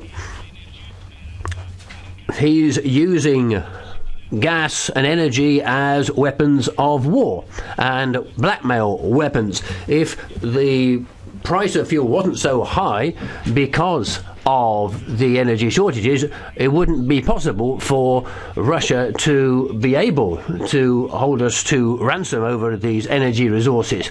And the Council's plan to guarantee supplies during the winter would have worked. It would allow us to diversify in terms of energy resources and the building of new infrastructures and guaranteeing Europe's energy independence. I think that is what we should be thinking about, and I think the time has come for us to reach an agreement on energy prices, something which my government has been advocating for a long time. And let me end with a vital idea, again in terms of providing practical solutions which our citizens have been calling for. The economic situation is getting worse and worse. As I've said, prices are going up, inflation's going up. These are having a heavier and heavier impact on the wallets of European citizens and the budgets of European companies. We need to move forward to try to defend the Ukraine, but also we need to do something and agree on actions to help the citizens and companies of Europe to get through this very tricky time, which is happening after 2 years of pandemic, which have already put our citizens and companies in trouble. It's vital that the institutions come up with a project making sure that in the next few months we don't have to come up against another economic crisis. Thank you, President. Vielen Dank, Herr Kollege. Thank you, Mr. Zanni. 2.5 minutes, Mr. Fito. Grazie, Presidente. Thank you, President of the Commission, Mr. Minister. Two vital aspects for the Council meeting are one that is basically an external one, the second an internal one, on the things that we have to do when it comes to the choices that Commission, Parliament and Council have made on support for the Ukraine. I think it's vital to repeat the clear, unambiguous position, full support for the Ukraine.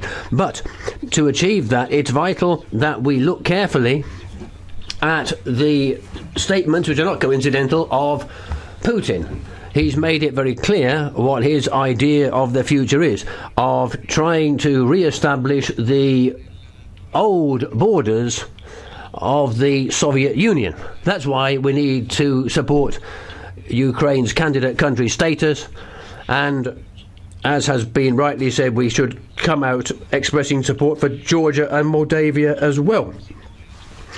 Just as it's also important that we come up with targeted action on the Balkans, because as happened in parts of North Africa,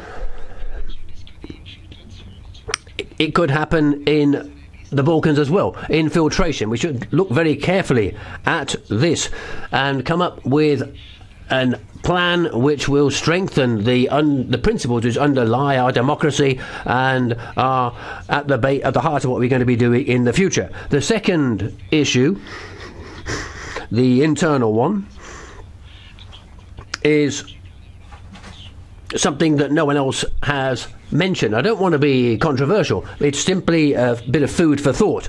The result of the French elections is one we need to consider very deeply. It's the expression of a state of mind which is very worrying. We need to understand this because we need to do something which will provide real responses, particularly those countries which are supporting the sanctions and are suffering accordingly in economic terms. It's important that we give key answers. One's already been mentioned, a ceiling on gas prices. Secondly, try with a position which is over and above the fray to make certain we don't move from one kind of dependence on energy to another, because the debate we're having now raises this question, a very serious question, one which up to now has been looked at very carefully, and we've seen mistaken choices. It's happened After the start of the war, we saw the energy dependence on Russia, so we need to make sure that doesn't lead to another dependence on other parts of the world. I'm thinking about China.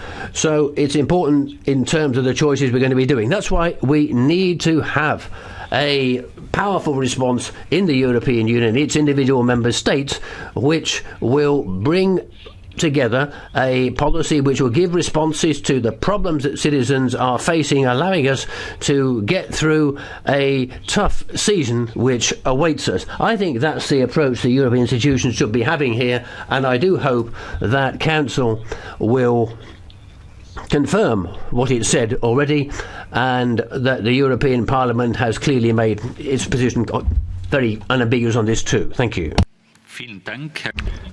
Thank you, Mr. Fito. Now 2 minutes for Mrs. Aubry.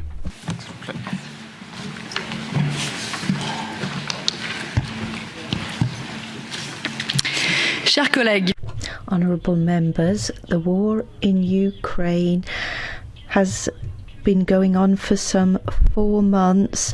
Vladimir Putin is doing the unthinkable, invading a sovereign country, flouting international law, and we see war crimes, abject war crimes targeting civilians. This endangers the security of the entire continent.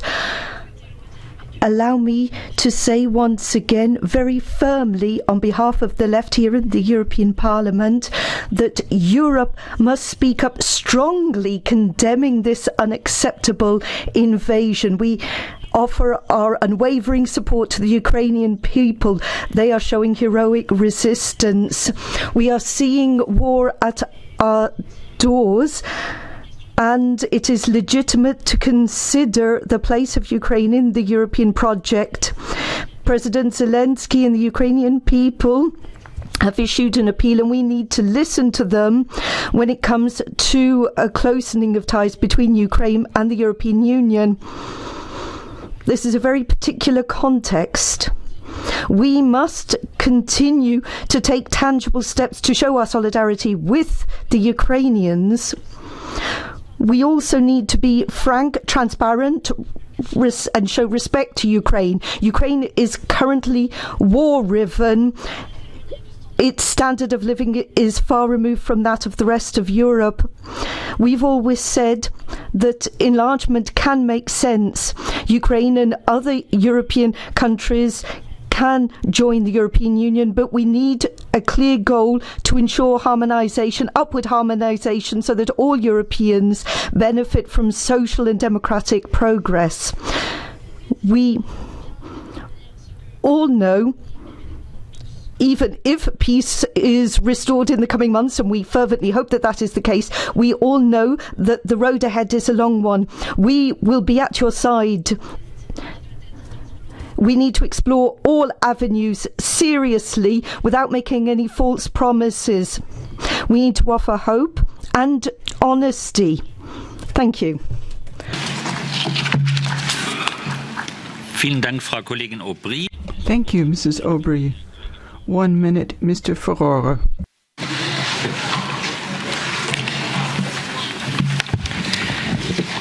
Grazie, Presidente. Thank you, President von der Leyen. As Nelson Mandela said, the future is a dream that could become reality, but if we want it to do so, we need to be able to dream. The atrocities committed by the Russian army in the Ukraine will never be forgotten here, but we need peace to move forward. After 4 months of war, it's time to turn the page. The next council is going to give rise to an international escalation. So let's look now at the reality.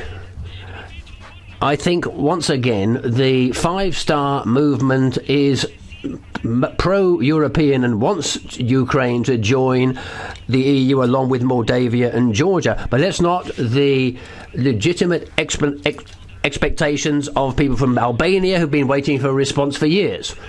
The EU is the idea, the hope of peace for millions of people throughout the world, and a lighthouse beaming out solidarity and the idea of human rights. Let's never forget that. Thank you very much. Thank you, Mr. Ferrara. 1 minute for Mr. Muresan. Danke, Herr Präsident. Thank you. Minister, dear colleagues, we can only live in safety and security within the borders of the European Union if in our immediate neighborhood we are surrounded by countries which are safe and stable.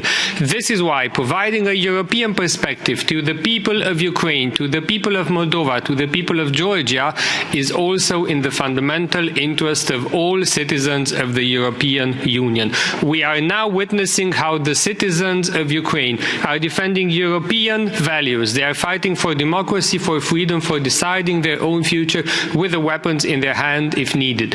We are also seeing how the people of the Republic of Moldova have opened their houses to Ukrainian refugees.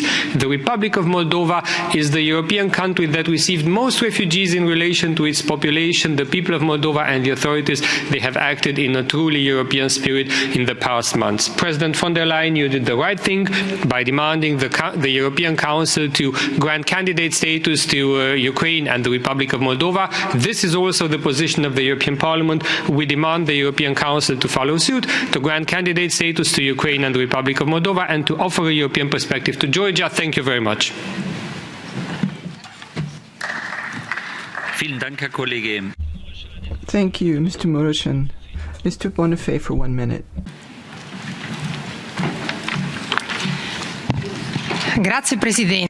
Thank you, President. It's obvious to everyone now that Putin's war isn't just about military aggression in the Ukraine, but it wants also to create global economic and political instability.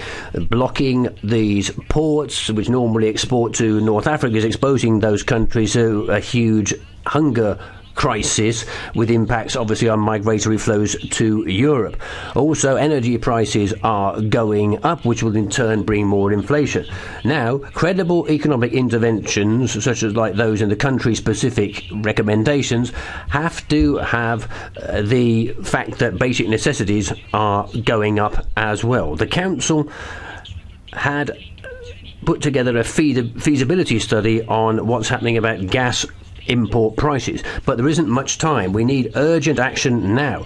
The problems faced by families and companies in Europe with the triple whammy of rising food bills, dearer petrol and spiralling inflation affecting food prices is getting worse and worse. A ceiling on gas prices which blocks speculation would be one response to this which would work. We need to see a united Europe which can make a difference to people's everyday lives. Thank you. Herzlichen Dank, Frau. Thank you very much. The next speaker, Mr. Ostrovicius. Pardon, says the speaker.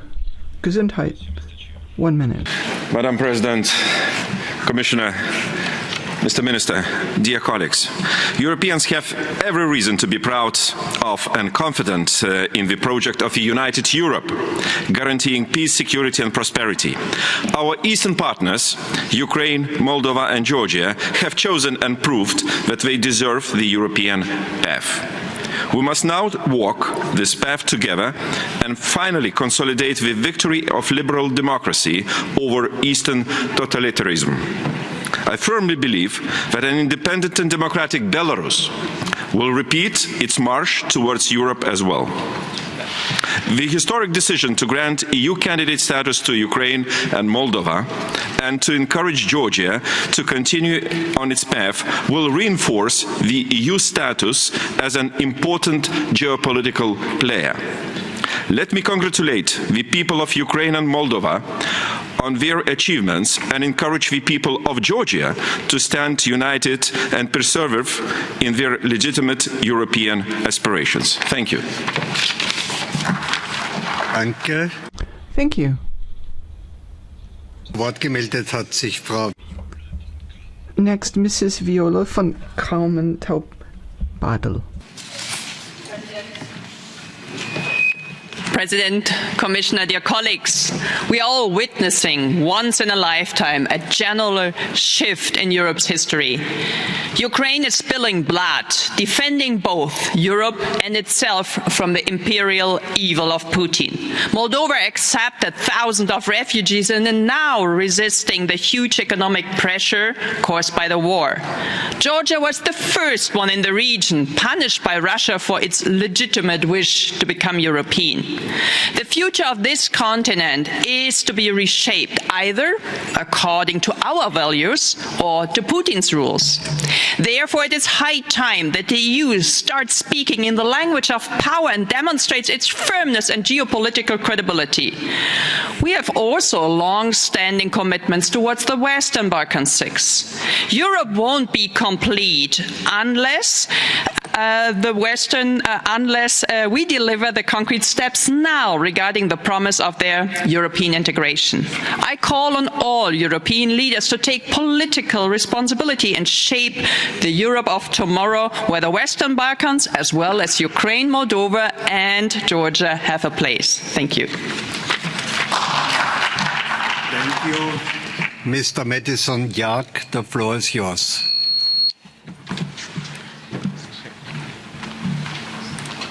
Thanks so much, Mr. Vice President, Commissioner, representative from the Council is missed. Also, Mrs. von der Leyen have left, unfortunately.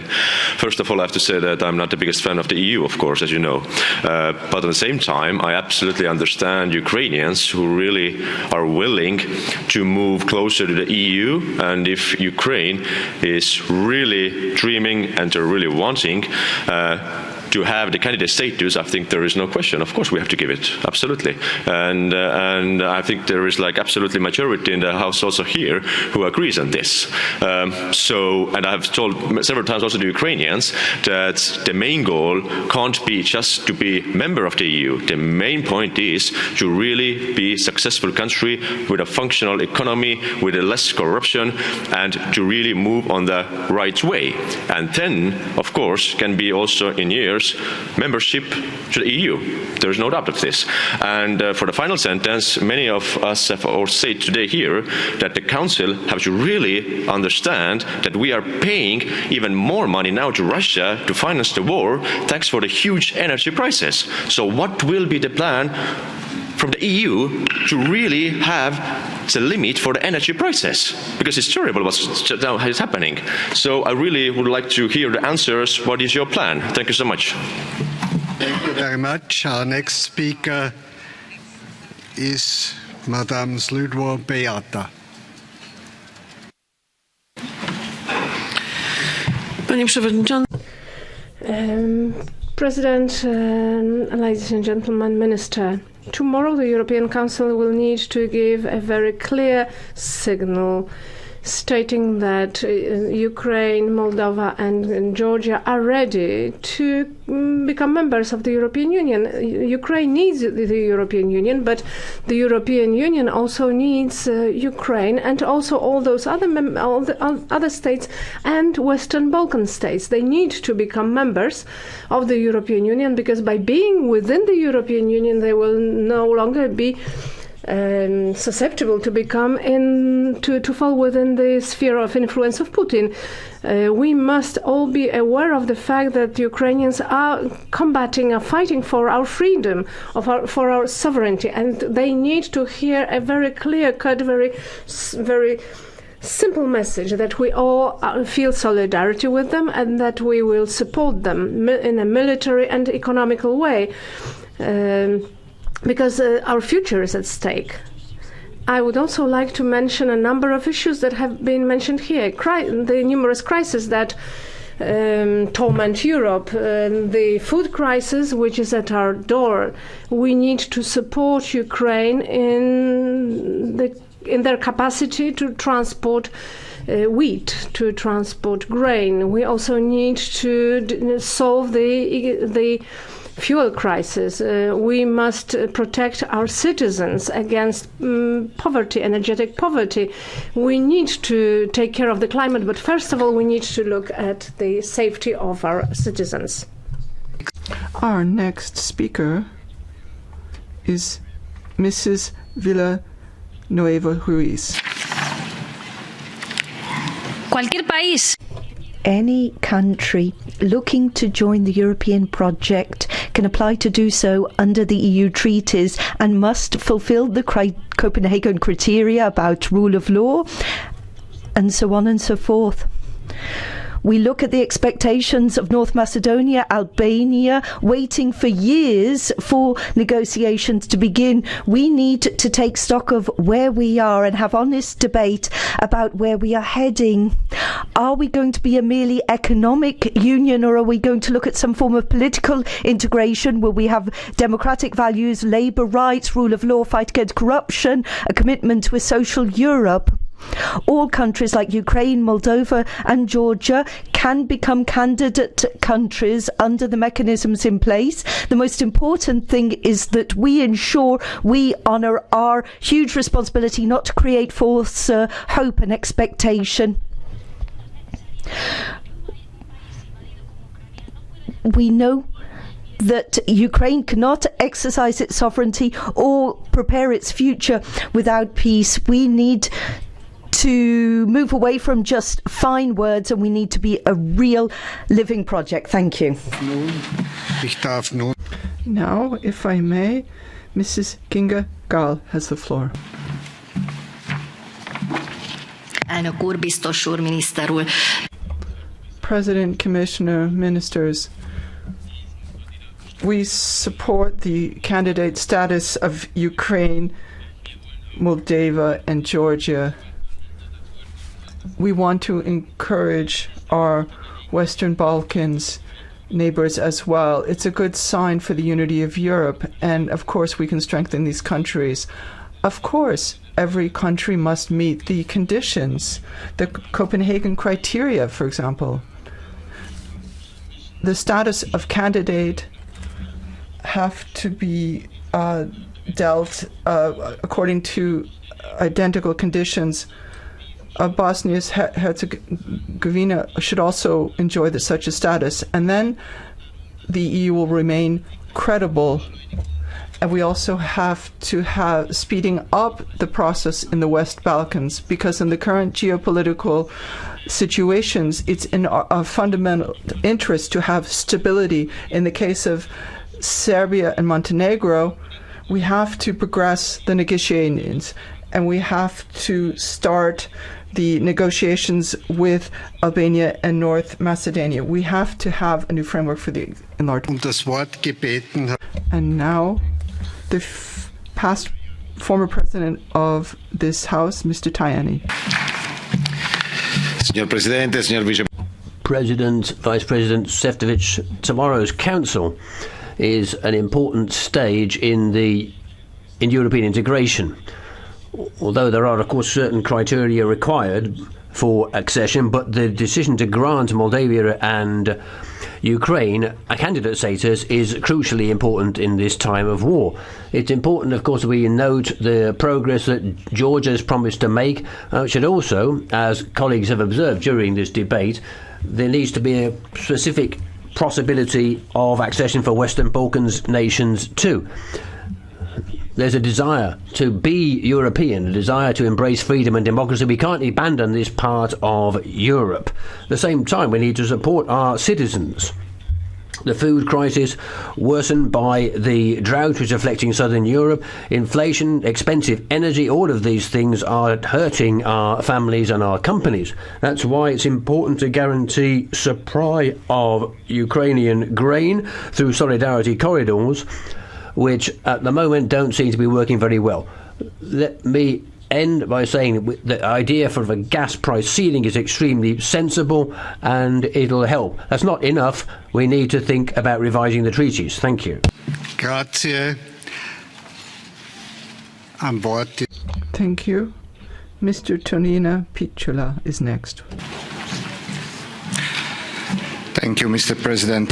The summit this week is of historical importance and we cannot miss to use. Enlargement policy should cease to be side policy but part of EU's mainstream again. We have to grant candidacy status to Ukraine and Moldova as a sign of our clear political support and our recognition of their commitment. Georgia deserves the same, but has to follow up on the clearly determined conditions for its candidate status. Granting candidacy statuses must be accompanied finally with the start of the negotiations for North Macedonia and Albania. European Union's recommitment to the Western Balkans is urgent more than ever. It would be also the best message for the peoples of accession countries to still believe in the European Union and their European future. Enlargement process must remain a merit-based approach. After years of fatigue, let's fuel new energy into enlargement processes. Everything else would be a strategic and historic mistake that would weaken credibility of our Union. Thank you. Thank you. Mr. Tudorache Dragos, the floor is yours.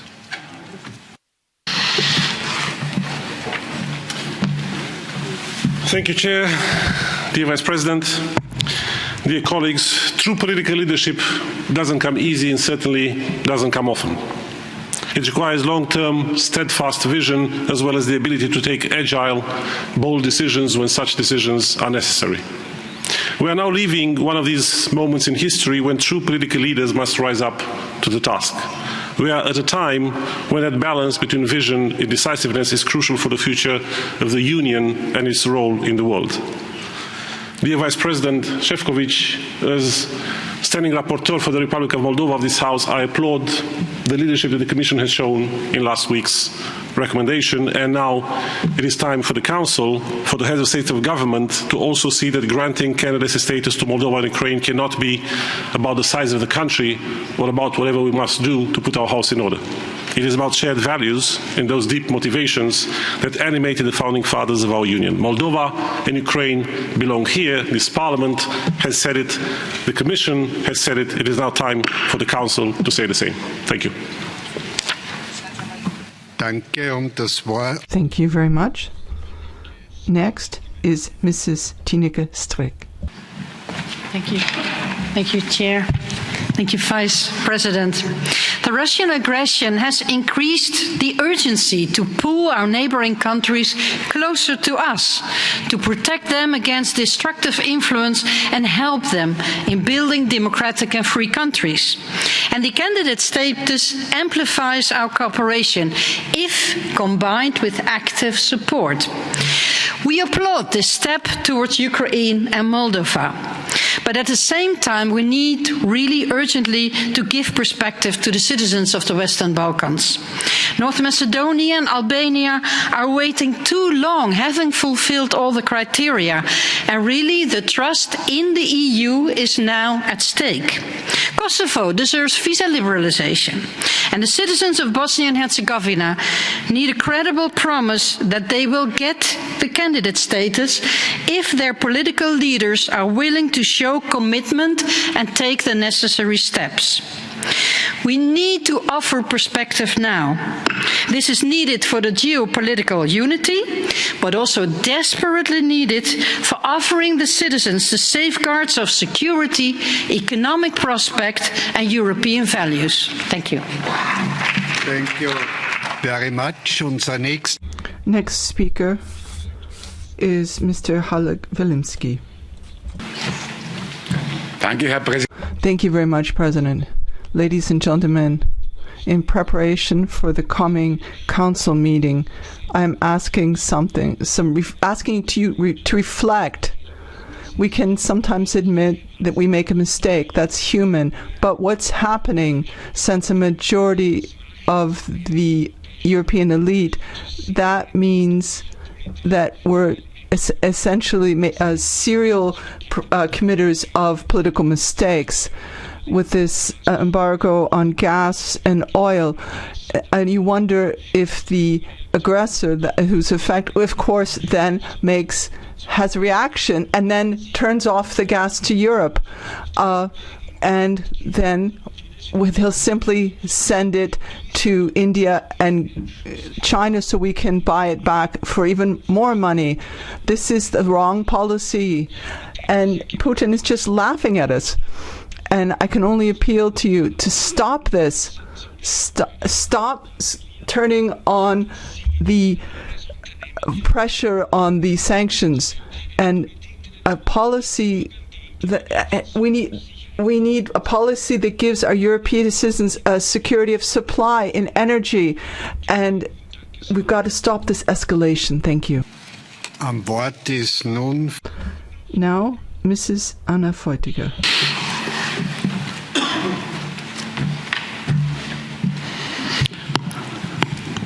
Thank you, President, Commissioner. It's almost 20 years of my active public support of all three applicants on their way to the EU, also to Balkan states. I can feel this wind of change blowing, yet success of whole Europe, including enlargement policy, depends on our will and ability to help Ukraine win this war. Also, Belarusians know this. They now fight in Ukraine, along Ukrainians against Russians in Belarusian regiment named after Kalinowski. They also deserve European future. We have to remember about them. Thank you. Thank you. Madame Donato Francesca.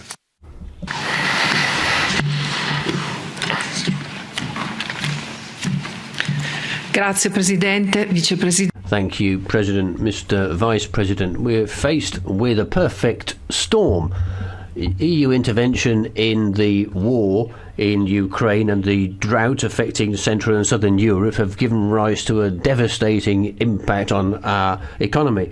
It was obvious that basic necessities would be an area where we would clash with Russia, just as is well known, our gas dependence on Russia can't be removed just in a few months.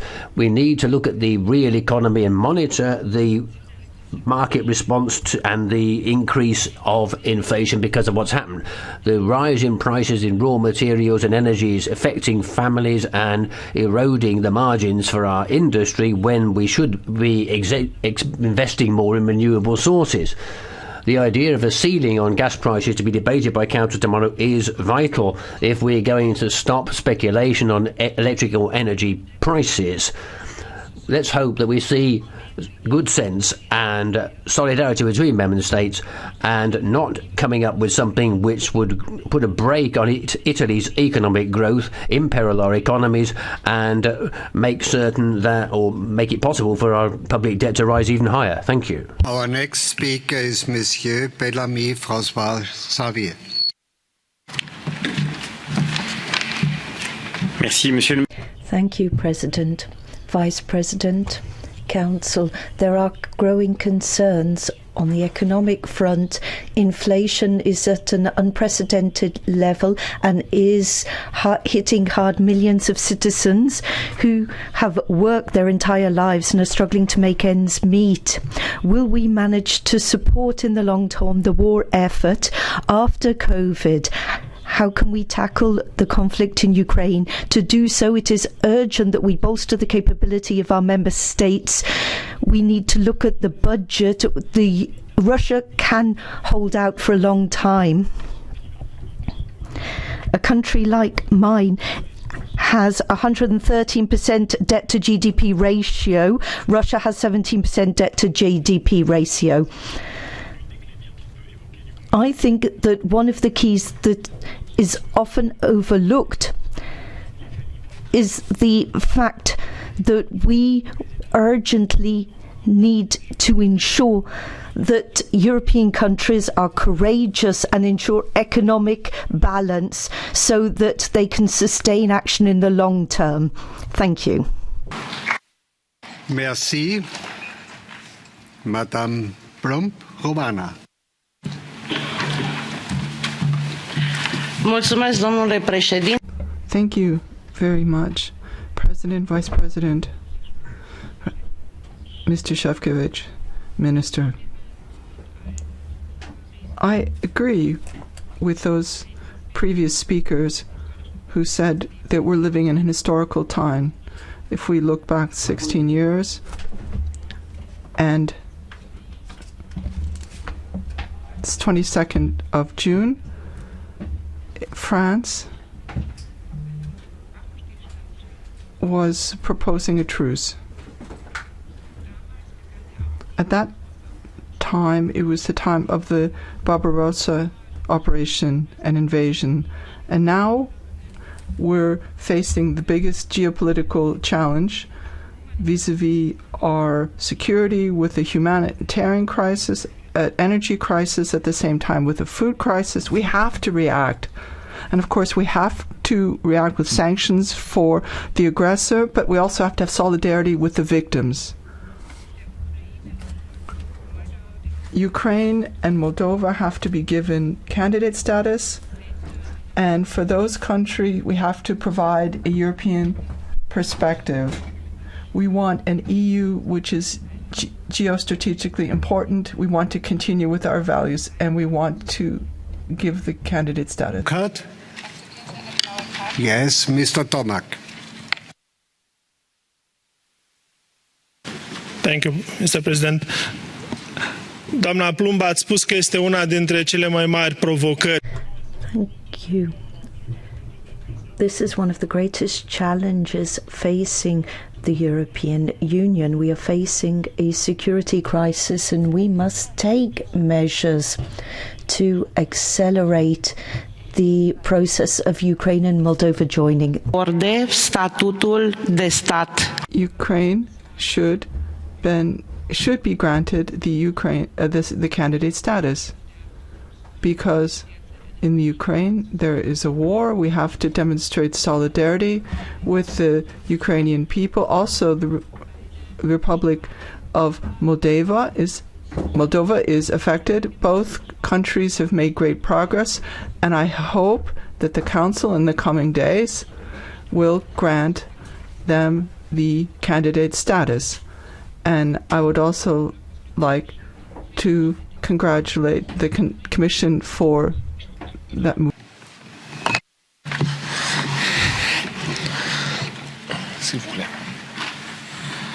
Thank you so much, Mr. President. Уважаеми господин председател.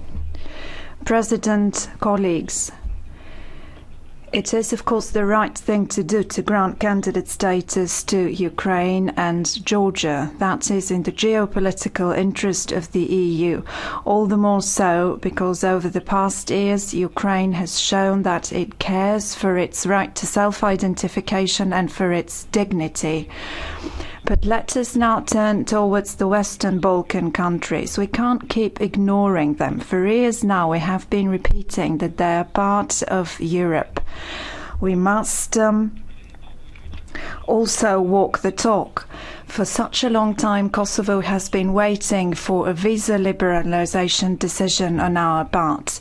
Kosovo is one of the most vibrant countries on the Western Balkans, the one with the youngest population.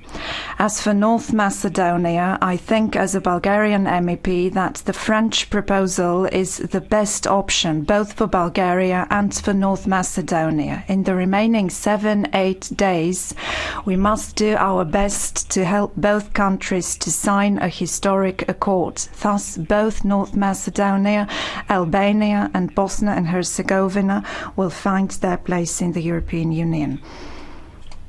Now, Mr. Reinhard Bütikofer has the floor. As the Vice President, colleagues. This week will be a historic one. It will breathe a new lease on life into the EU's enlargement strategy. It will present a chance to overcome the long-blocked effort to heal dangerous European divisions and open wounds. And this pertains in particular to the countries in the Western Balkans, most notably Albania and North Macedonia, but also others. In doing this, in reinvigorating the enlargement policy, we're not just being gracious. It is in our own interest not to have a gray zone of minor security, a kind of buffer zone between our borders and those of a revisionist Russia. Not sharing European stability with the Eastern partners that want to join the EU family would undermine our own security and our own future. But let me also be explicit about one obvious conditionality for Europe's united perspective. Without Ukraine's success in defeating the Russian accession, the candidate status promises would fall flat. That's why providing the necessary arms without hesitation must be enforced. Thank you very much, Mr. Bütikofer. Our next speaker is Mr. Bernhard Zimniok.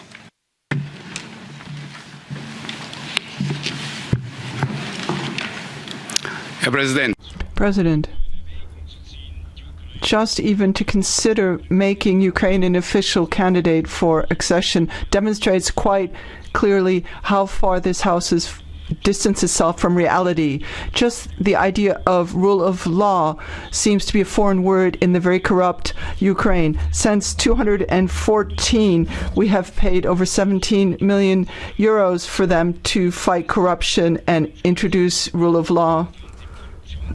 And they've only moved up 8 points on the corruption status, so that's 2 billion per point. So we're going to see massive impoverishment. Citizens have to be relieved, and nonetheless, millions of taxpayers' money is going to be wasted on foreign countries. That's an imposition to all EU citizens, a slap in the face. So, not the Ukraine or the Afghanistan citizens, none of them. Zu Wort gemeldet hat sich Herr Ladislav Ilčić.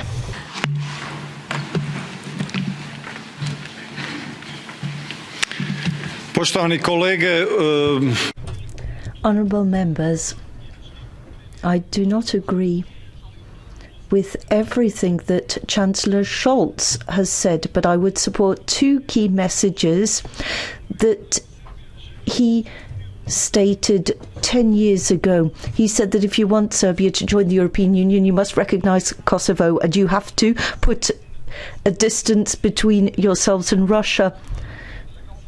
Serbia can no longer waltz with all parties. Serbia must put clear blue water between itself and Russia. It must do so in word and in action.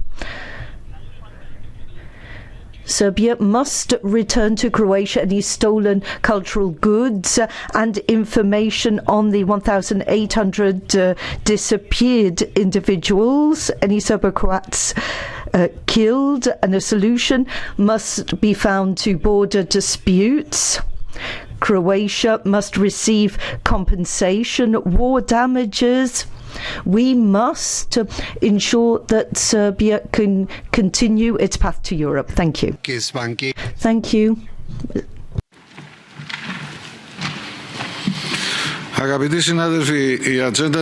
Colleagues, tomorrow's summit agenda is crucially important because it deals with issues which have been growing in importance and can't wait any longer before decisions are taken. We need decisions which will lead to solutions. The idea of having the Western Balkans as part of the European family is vitally important, and we need to set the bases for these countries to join as soon as possible. In this direction, therefore, I'm pleased to see the historic opinion by the Commission on the beginning of negotiations with Georgia, Ukraine, Moldova, so that we can send a powerful message. Also, we need to do all we can to guarantee the future of Europe at a time when we're laying the foundations for a revision of the treaties, when we need to also focus on improving the everyday lives of our citizens. Let's hope that the COFE conclusions can be implemented and we can have a European energy policy, health policy, defence policy, etc. Thank you. Our next speaker is Gabriele Bischoff.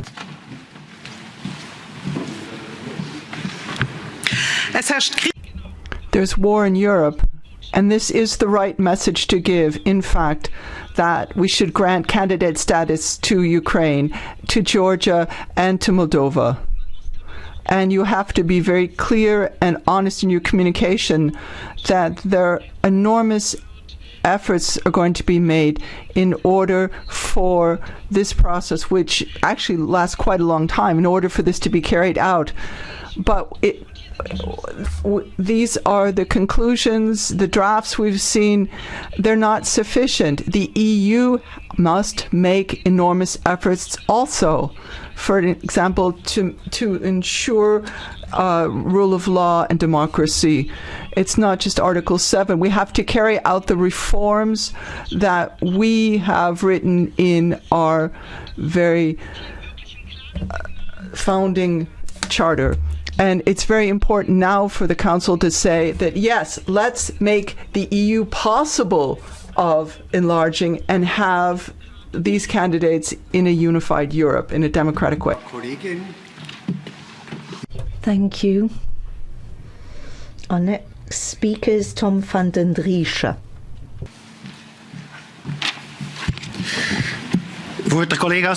Honourable members, the Russian war of aggression has shocked us all, but emotion should not lead to madness.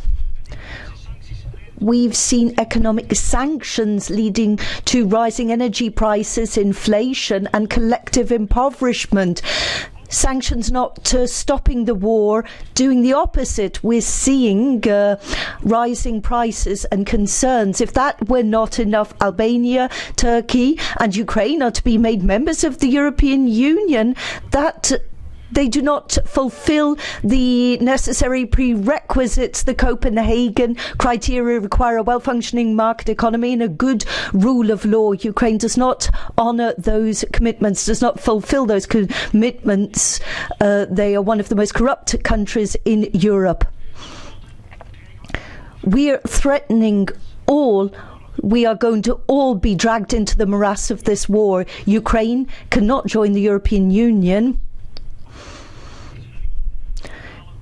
Otherwise, the European Union will end up descending into madness. Thank you.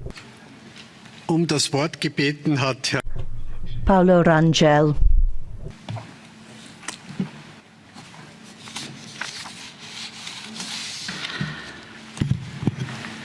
Danke, Vorsitzender. Monsieur le Ministre. Minister, the war, the illegal, unjustified, brutal war of Russia on the Ukraine has changed the nature of the European Union. Putin has made the EU a geopolitical entity. And so, in this situation, we need new criteria, new standards and patterns for our European Union. So it's obvious that we need to accept that Ukraine be a candidate country. EPP has been in favour of that. I personally been in favour of that right from the outset, and I pay tribute to the French presidency, which was worried at first and unwilling to deal with the idea of a candidate status, and the Portuguese Prime Minister Costa came to this Parliament and made President Macron, Chancellor Scholz and then Prime Minister Costa recognise eventually that the Ukrainians and the Moldavans ought to have a guarantee of a European future which would guarantee peace for them. The peoples of Europe all have a right to join the European Union. It's not a political community, it's more than that. Thank you. Josh, you are the next one. Thank you, Mr. President. Onde o deputado Paulo Rangel vê. Where Paulo Rangel saw reluctance to recognise the idea of candidate status, we saw firmness and a desire to grant Ukraine, Moldova and Georgia a European future. But let's not forget the Western Balkans, and let's not forget them because North Macedonia and Albania meet all the conditions imposed by Council and could take part, and as was put forward in the first intergovernmental conference, and we knew 2 years ago that all the relevant conditions had been met. There's a letter from 1,000 people, young people in the Western Balkans making this point. Let's hope, Minister, that in the Council tomorrow that you listen to those voices, listen to our voices too. Please hear the voices of these 1,000 young people from all the countries in the Western Balkans who are pleading with you finally to give a green light to an intergovernmental conference where their accession can be discussed. Thank you. Excuse me, madam, do you accept the blue card? Mr. Rangel, the floor is yours. The color of my football team. It's a good color. It's also my football team, so the color is the same. And by the way, it's EPP color. Deputada Isabel Santos, eu queria só fazer uma pergunta. Just a very clear question, President. I didn't say there was a... Don't you think, sorry, that there's a contradiction between the interview that Mr. Costa gave to the Financial Times saying he didn't see a European future for Moldova and what happened 5 days later when he changed his tune? Macron is always trying to gain candidate status for these countries, and do you think that that position has changed as well? I made a question. There is or there is not a contradiction. That was the question. It was the first thing, by the way.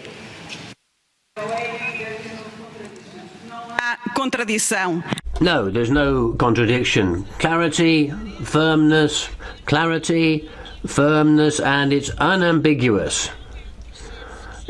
It's not going to be an easy process, they said. They said that we shouldn't raise false hopes, but they also did say that we need to give a European perspective, a European prospects for those countries. All the rest of it is in the mind of Mr. Rangel, with all due respect. Speaker is now Sean Kelly. The floor is yours.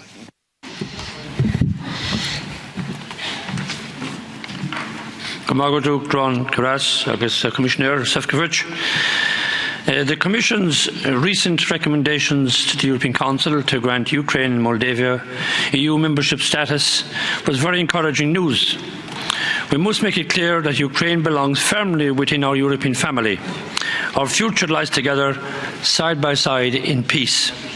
This is also true for the Republic of Moldova, which has shown itself to be a great ally during the current crisis, ready to fight for a European future.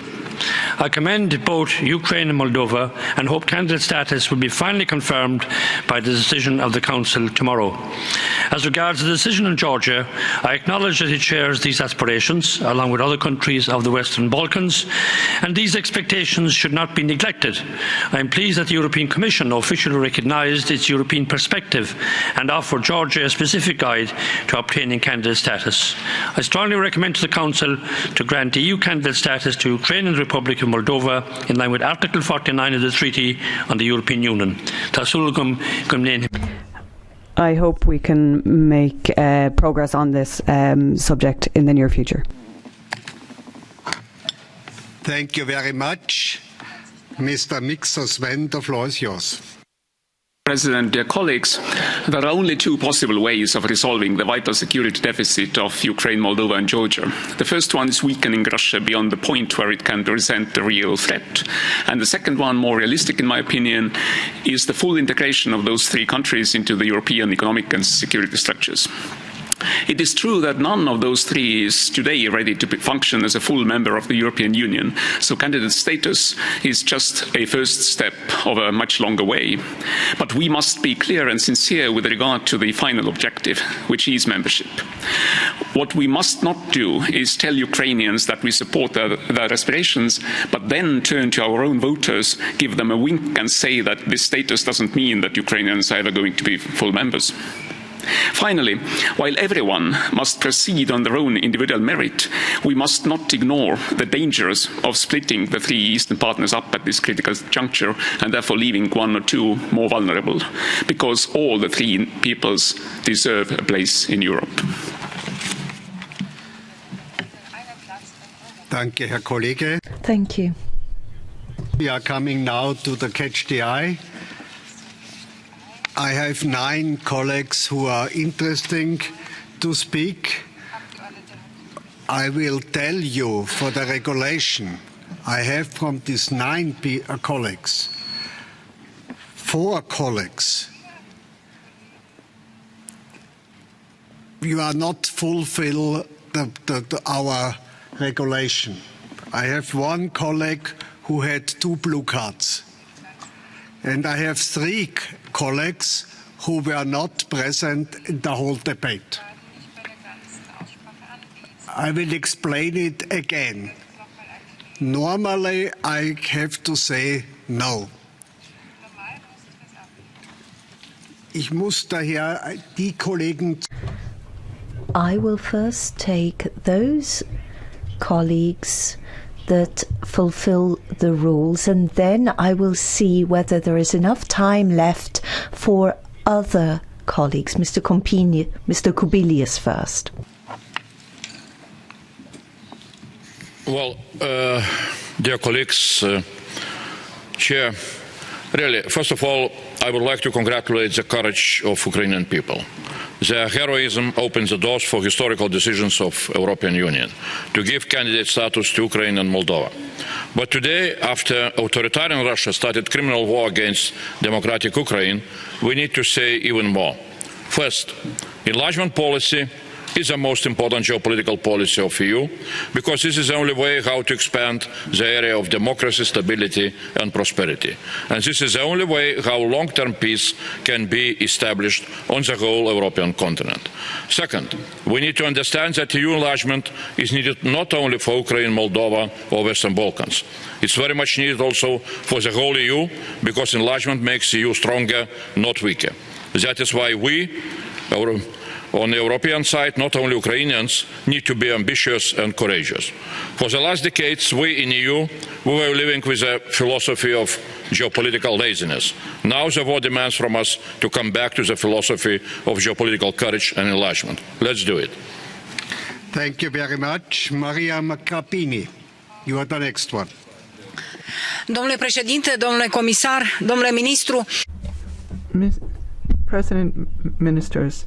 Yes, I wish to take the floor, of course, because I wanted to say something about the Council. The Council should always have a discussion about the citizens' situation in the EU. We were talking about the EU back at home, and I was asked what's happening about the future of the EU. People are becoming poor.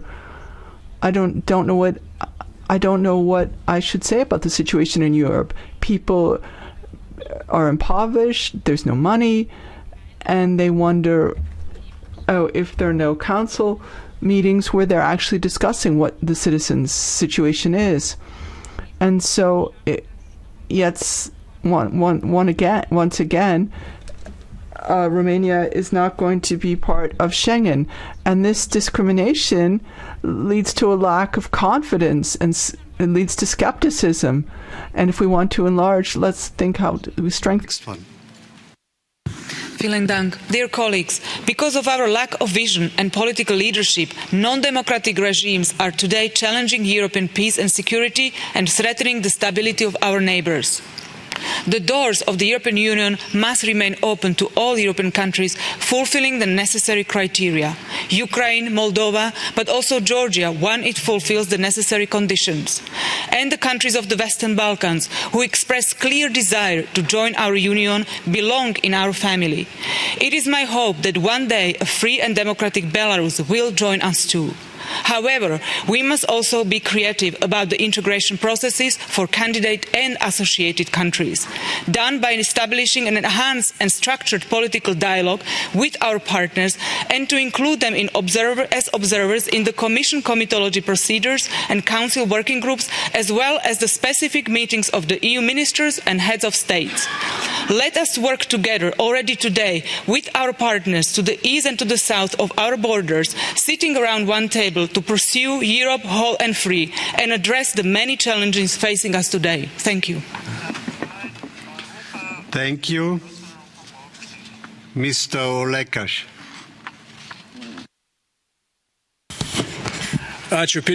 Thank you, Chair. Dear Vice President of the Commission, I want to congratulate the European Commission on an objective evaluation and recommendations. Ukraine, Georgia, Moldova deserve the candidate status of the European Union.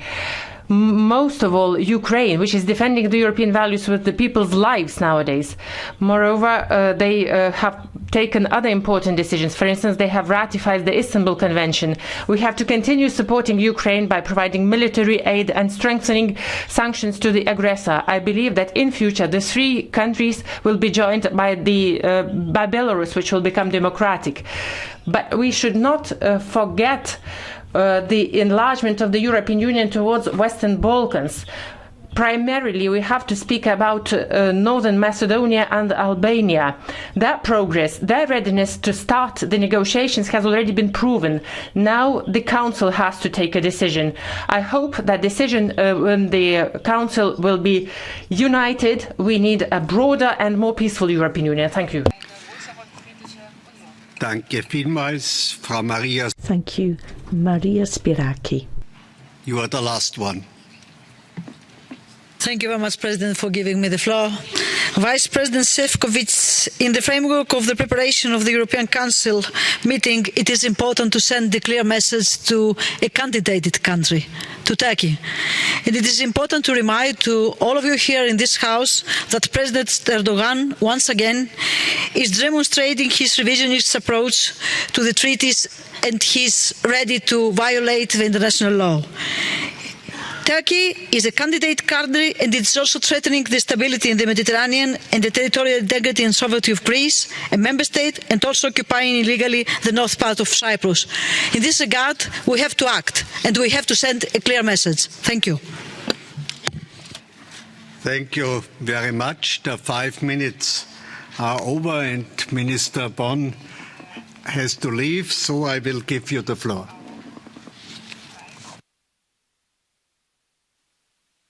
Merci beaucoup, Monsieur le Président. Thank you, President, Vice President, honourable members.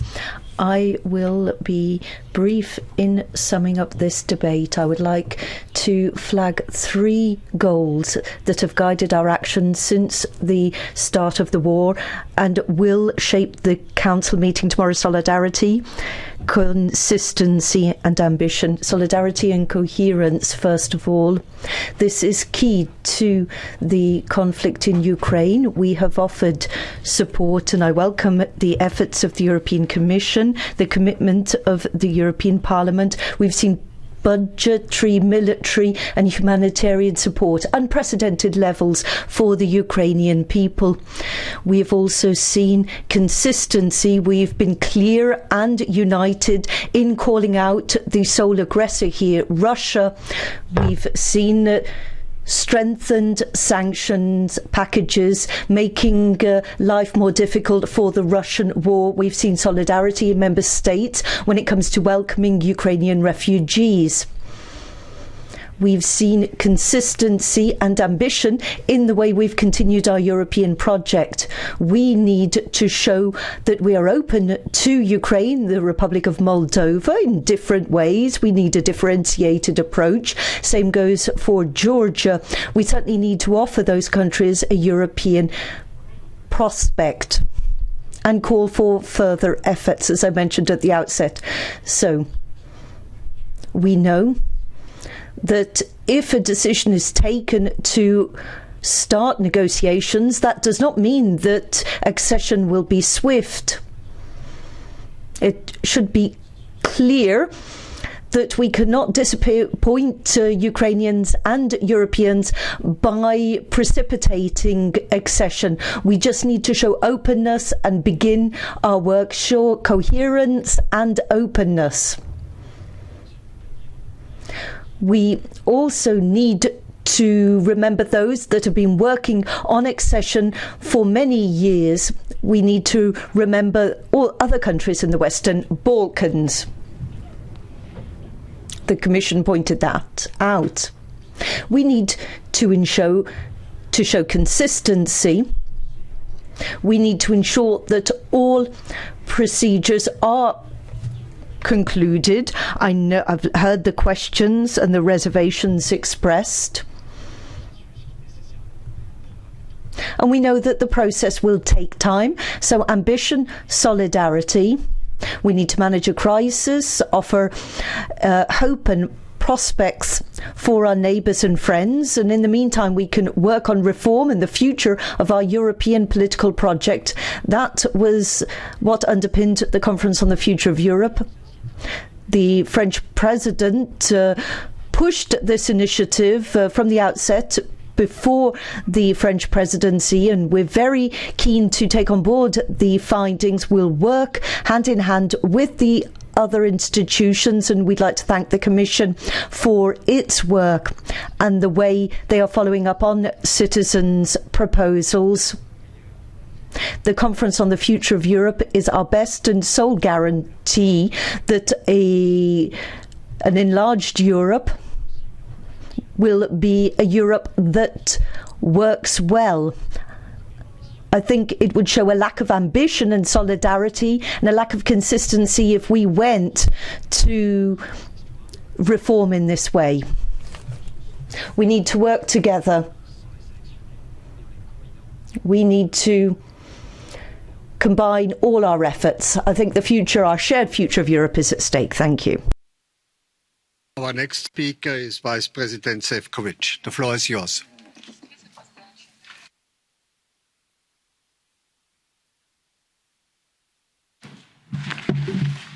Thank you very much, Mr. President, honourable members, Cher Ministre. Bon, first and foremost, I would like to thank all honourable members for your very clear support to welcome Ukraine, Moldova and Georgia into the European family.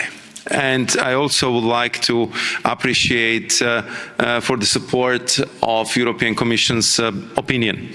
I think it was very clear in the statement of Mr. Kelly, Madam Garcia Perez, Mr. Austrevicius or Mr. Butikofer, who spoke just a few minutes ago, that indeed we live history. And European family with these three countries and the countries of Western Balkans will be stronger, our economy will be bigger, and Europe will be even more influential actor on the global scale. On our side in the Commission, I just would like to underscore and send the message to the peoples of these countries that we are ready to help. We are prepared to assist for the next steps, for opening eventually the accession talks, and be ready for being the member of the European family. And I would like to thank Madam Plom and Mr. Tudorache for acknowledging this readiness of the European Commission. And also I think it's important to add that this applies to Georgia as well as to Ukraine, Moldova and all Western Balkan countries. I also agree with several of you who who highlighted the importance, and Minister Bon just said it a few minutes ago, that we have to prepare also our union to function more efficiently in the 21st century and to be prepared for working in this enlarged family. And I think it was one of the very clear messages we heard from the citizens in the Conference on Future of Europe. It was coming very clear from the European Parliament, and you have seen already our first Commission's reaction to the conclusions of the Conference on Future of Europe, how the Commission is intending to go further, and more clarity will also bring in the State of the Union address of our President, Ursula von der Leyen, and we want to put as many concrete measures as possible into the next Commission work programme. Madam Keller and Madam Garcia Perez have been also referring to the North Macedonia and Albania, and here I would like to use the presence of Minister Bon for thanking French presidency and Minister himself personally for the important work the presidency is doing right now to unblock the talks with these two countries. We all would agree that North Macedonia and Albania have been waiting for a long time, and now it's indeed the time, and we hope that it will happen very soon. They will be able to move to the next stage. Several members made reference to the food crisis, Madame Bonafé, Mr. Tajani, and I think that we have to be absolutely clear here that food and energy crisis is of Russia's making. Weaponizing energy supply led already last year to increase of energy prices, but blocking the Ukrainian ports, bombarding the grain storages, destroying agricultural infrastructure of Ukraine, even stealing Ukrainian grains and then charging export surcharge on agri-export is deliberate push to create artificial food crisis and tension in the world for which Russia is entirely responsible. We must be very vocal and explain this not only to our citizens but also to our partners in Africa, in Latin America and other countries in the world. What we are doing on our side is that we are looking for different possibilities how to transport Ukrainian grains and cereals, especially to the countries in Africa. We introduced so-called solidarity lanes. We are using our railway. We are using European ports to get the grains to the customers. And we are, of course, supporting the efforts of Secretary General of UN in his talks to unblock Ukrainian Black Sea ports so we can also resume using shipping lines for transporting the grains to its destined customers. Several of you make very pointing and very understandable points on economic situation, on energy prices, and on high inflation. As you know, these issues will be discussed by leaders on Friday. On the side of the Commission, reflecting on the economic uncertainties of today, we have proposed to extend the general escape clause of the Stability and Growth Pact for the next year. We have to learn the harsh lesson that dependencies cost a lot, be it in energy or in critical raw materials, and we just have simply to rely more on our indigenous renewable sources, and we have to diversify much more our supplies so nobody can threaten us with cutting supplies to us anymore in the future. Thank you very much, Mr. President. Mr. Vice President, thank you very much for those words. I think this debate has very clearly demonstrated that the large majority of the speakers are clearly in favor of the Commission's proposal at this historic time to support the candidate status for Ukraine, Moldova, and Georgia, and to make clear a European perspective for Georgia, and not forget the Western Balkan countries, North Macedonia, Albania, to encourage their negotiations, and then to grant the other countries candidate status. So the next step is to be taken, and I think this Parliament is saying very clearly yes. So we wish you the very best for the negotiations in the Council. The joint debate is closed. I have received resolutions to wind up the debate on the Council and Commission statements, candidate status of Ukraine, Republic of Moldova, and Georgia. And there was one. This motion demonstrates the unanimity of the Parliament on this matter. The vote will take place tomorrow. Before I move on to the next point on the agenda, make an announcement. The S&D group and the Renew Europe fraction has made some changes to appointments with committees and delegations. These decisions will be set out in the minutes of today's sitting and shall take effect on the date of this announcement. So now we've reached the next point on the agenda. This is the report from Mr. Andrews and Mr. Krokalis, implementation and delivery of the Sustainable Development Goals. This takes place under the same conditions concerning the speakers' dias and the blue cards, etc. So I'm not going to repeat those, but rather we're going to go straight to the debate. And so I would like to invite Mr. Barry Andrews, one of the rapporteurs, to come forward and take the floor.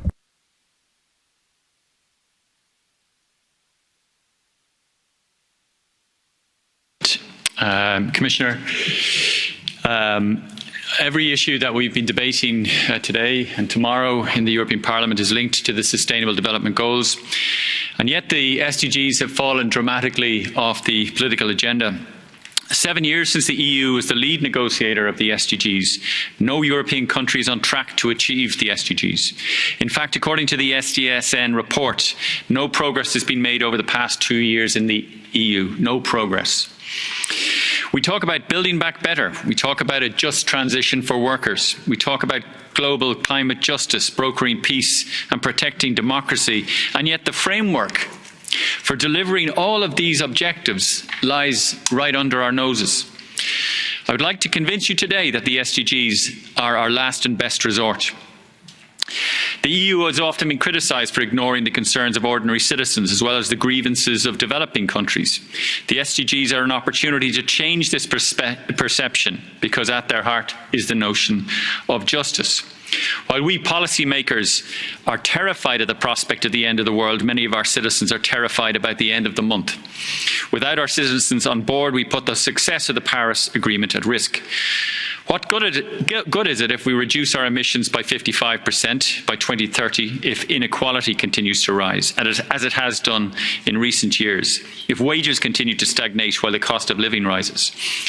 Income and wealth inequality is an example of one SDG where we are failing spectacularly. Wealth distribution in today's world is more lopsided than ever. The wealthiest 500 people on the planet have amassed $7 trillion in wealth, an increase of $1 trillion in wealth since the beginning of the pandemic. If, for example, there was a global wealth tax on these 500 people that left them with €1 billion each, we could feed and educate every child in the world, we could have universal health care, we could achieve SDG 2, 3 and 4 and still have many billions to spare. And inequality has a tipping point, beyond which we end up with social unrest, with conflict and massive political change. We shouldn't therefore be surprised when developing countries cannot be persuaded to do some of the heavy lifting on the issues that I'm talking about. When we are cutting aid, when we are blocking access to vaccines, when we are enabling gross inequality and erecting barriers to trade. And what good is it to have achieved our European climate targets if developing countries can't afford to decarbonise, or if they are preoccupied by conflict or food insecurity on their own territories, or mountains of unserviceable debt? By recognising our goals and those of our partners as inextricable, the SDGs are a blueprint for climate justice. And I think that the centre of the challenge is governance. The fact is that the EU still has no strategy for implementing the SDGs. This is despite the calls from the European Council, in European Council conclusions in 2017, for a strategy. Yes, there is alignment, but there is no strategy and there is no roadmap for implementation of that strategy. It is welcome that the EU will present a EU voluntary review by 2023, but a review is no replacement for a genuine strategy with concrete targets, with benchmarks and a new approach to leadership and resources. Leadership is crucial. This report contains concrete guidelines informed by the leading experts in civil society for revamping implementation of the SDGs in the EU and beyond. It is political and it is clear. With this report and your support in the vote tomorrow, we will provide the EU with a democratic mandate to show true leadership on the SDGs once and for all. Thank you. Thank you very much, Mr. Andrews. Our next rapporteur and speaker is Petros Kokkalis.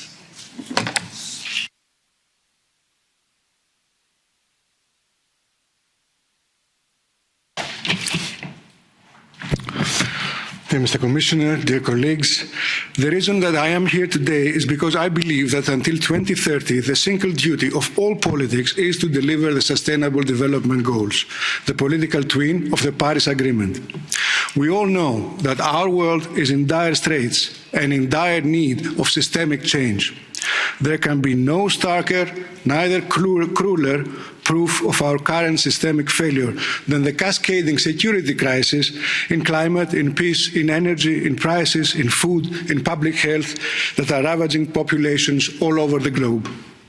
The SDGs are our collective roadmap of effective and rapid collaboration towards preserving the very foundations of human civilization, of maintaining the twin hard limits of social cohesion and the planetary boundaries, by addressing the twin anthropogenic causes of their demise, exploding inequalities and runaway climate change.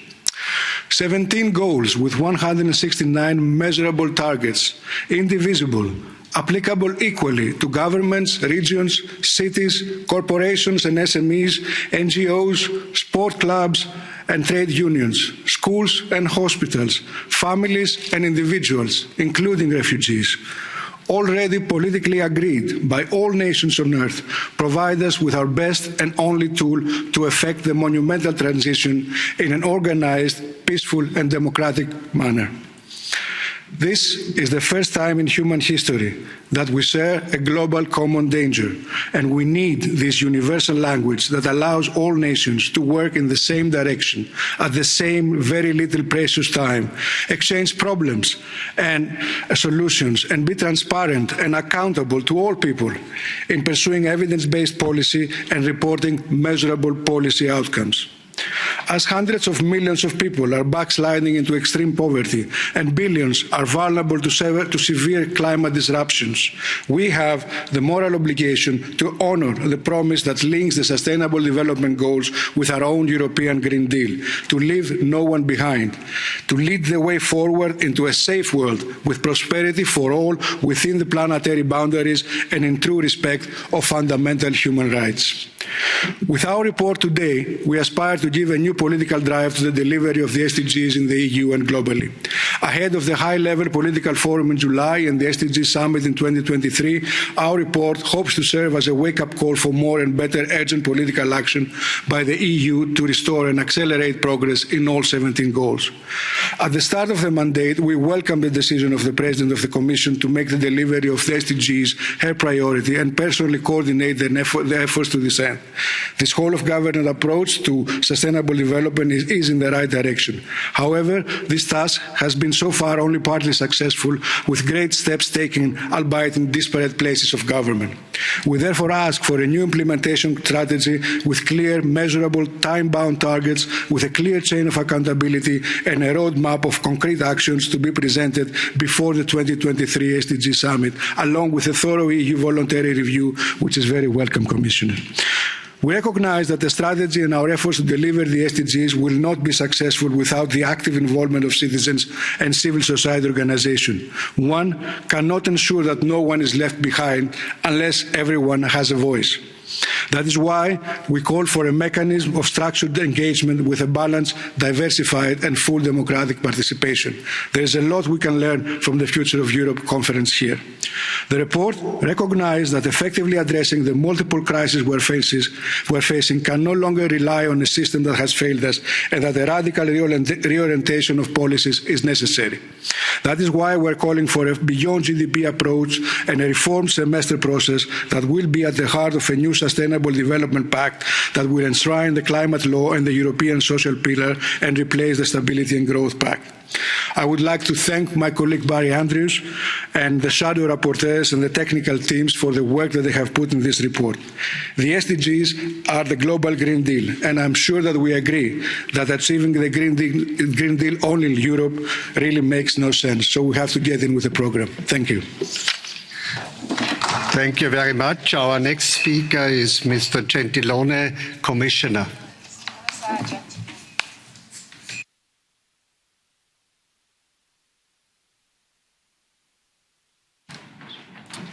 President, honourable members, let me start by saying clearly that I welcome this own initiative report. Let me thank the rapporteur. In his most recent report on progress toward the SDGs, Antonio Guterres notes that years or even decades of development progress have been halted or reversed by the pandemic. And that was before Russia invaded Ukraine. So we are not on track. But in these challenging times, the 2030 Agenda vision is particularly precious. It offers a blueprint that should inspire us to mitigate crises and build back better. So the Commission remains fully committed to this agenda. Under the leadership of von der Leyen, the Commission has presented an ambitious and comprehensive policy programme to deliver on sustainability in the EU and beyond. Several transformative initiatives have been launched since the beginning of this Commission's mandate. The European Green Deal, the climate law, renewed sustainable finance strategy, the Pillar of Social Rights Action Plan, updated European Skills Agenda and European Education Area, to name just a few. We have integrated the SDGs in the European semester, a process that will be further reinforced. And Eurostat's annual monitoring of progress towards the SDGs is now part of the spring package of the semester. As you know, prompted by the pandemic, the EU adopted at record speed Next Generation EU. And this includes taking action on the SDGs on which Eurostat has concluded that we were lagging behind, such as combating climate change and environmental degradation. As your report notes, a major feature of the recent revision of the Better Regulation Framework is to require that from now on, all Commission impact assessment, legislative proposals and evaluation integrate an assessment of how the proposal contributes to the implementation of SDG. We are active at home, but of course also trying to act multilaterally. At multilateral level, we actively support the annual meeting of the High-Level Forum on Sustainable Development, and I'm delighted that several of you will also be there as part of the EU delegation. To take stock of all these achievements, but also to reflect on remaining challenges, the Commission will present at next year's UN High-Level Political Forum a comprehensive voluntary review of the EU's internal and external implementation of SDGs. Voluntary reviews are the core of the 2030 Agenda Global Accountability Architecture, and I'm grateful that your report calls for ambition here. We want this review to be a comprehensive, political and inclusive document laying down our main actions, internal and external, to implement the SDGs and setting the way for enhanced efforts ahead.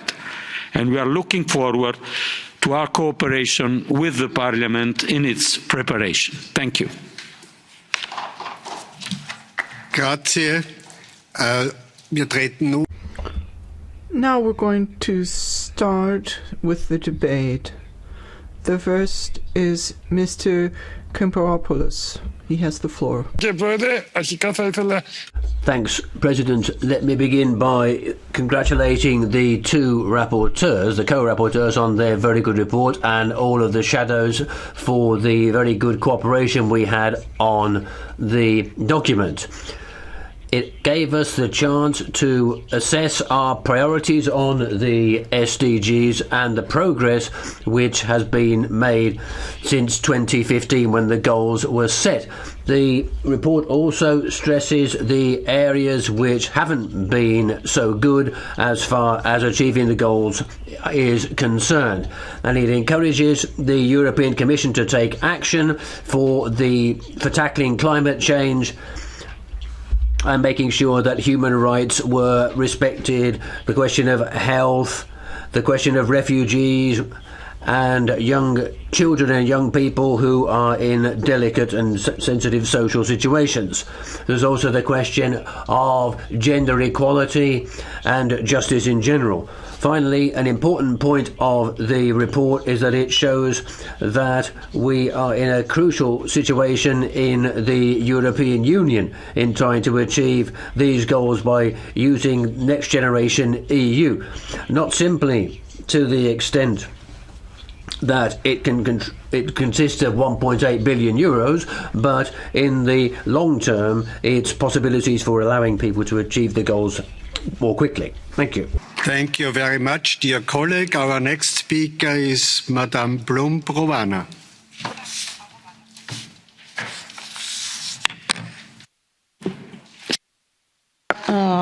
Dear Commissioner, it's my turn now to congratulate the co-rapporteurs. We work very, very well together in order to obtain a good result as report, take into account that this will represent the EU mandate for the high-level political forum next month. Well, there is only 8 years left to implement the SDGs until 2030, and we are facing increasing challenges. The SDGs implementation progress is dramatically damaged, as you said, by the current geopolitical, health and humanitarian crisis. Therefore, we must act as to ensure the social inequalities resulting from those crises and well-being economy-related impacts are minimized.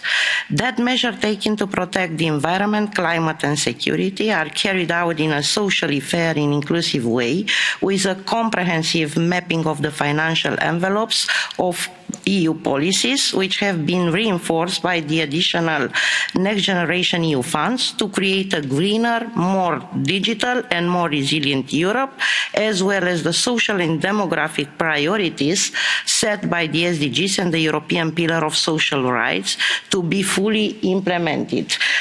Furthermore, we must have a holistic approach to the SDGs in the EU with the use of beyond GDP indicators, as well as reforming the European semester to take due account of the SDGs. Thank you. Thank you very much. Mr. Bijou Stefane, you are the next one.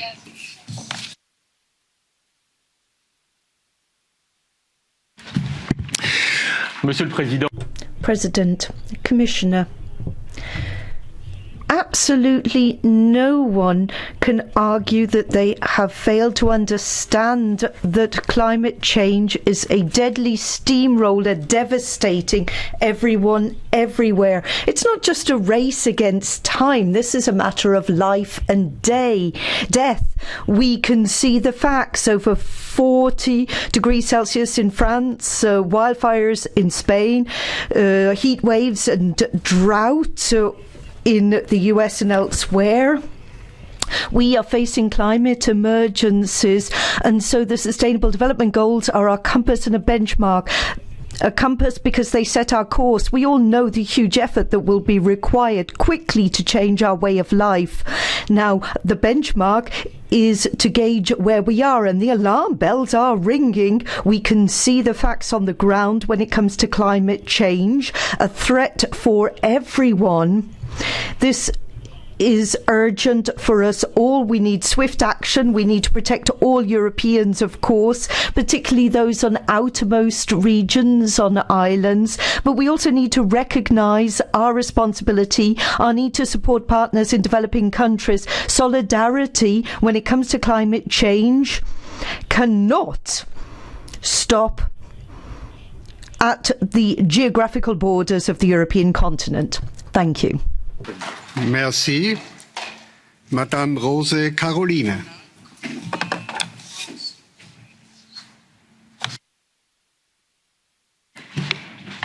Merci, Monsieur le Président. Thank you, President. We're voting on a widely welcome report on implementing the SDGs. There's some good news. We all agree on what the goals are and the need to act, but unless we don't act, specifically objective by objective, we won't achieve anything. For example, last week, the WTO agreed on a way of achieving SDG 14.6 on fishing subsidies which have been devastating for the marine environment. This is a historic agreement. It'll deal with illegal fishing and also all those subsidies for vessels which target overfished species. So we're talking a total of about 18 billion euros, however, still with the fuel subsidies which are washing around at world level while millions of people languish in hunger and poverty. Is the CAP compatible with the Paris Agreement? No, it's not. Are trade agreements compatible with food security? No, they're not. Achieving the SDGs is, first of all, acting and training and changing our actual policies. Thanks very much. Danke vielmals. Thank you very much. Now, Mrs. Beate Kemper has the floor. Panie Przewodniczący, Mr. Chairman, Commissioner, ladies and gentlemen, the report on the implementation of SDGs adopted by ENVI and DEVE committees points to negative repercussions of COVID-19 crisis and the Ukraine war crisis. We will never realize the SDGs without the stability worldwide, economic, political stability. Unemployment, poverty, hunger leads to conflicts and hampers our way to SDGs. The pandemic and the war in Ukraine have destabilized a very difficult situation in the world. And in the face of great needs, all the resources for developmental help are too few. And in this situation, we have to invest in partnership with private partners, citizens, and all those who care for development. Thank you. Redner ist Herr Urban Crespo. Miguel.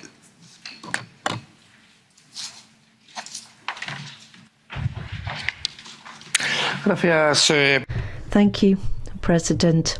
European development policy is undergoing change. We are seeing it subordinated to interests that have nothing to do with the fight against inequality. We are seeing a climate emergency, the greatest challenge facing humanity.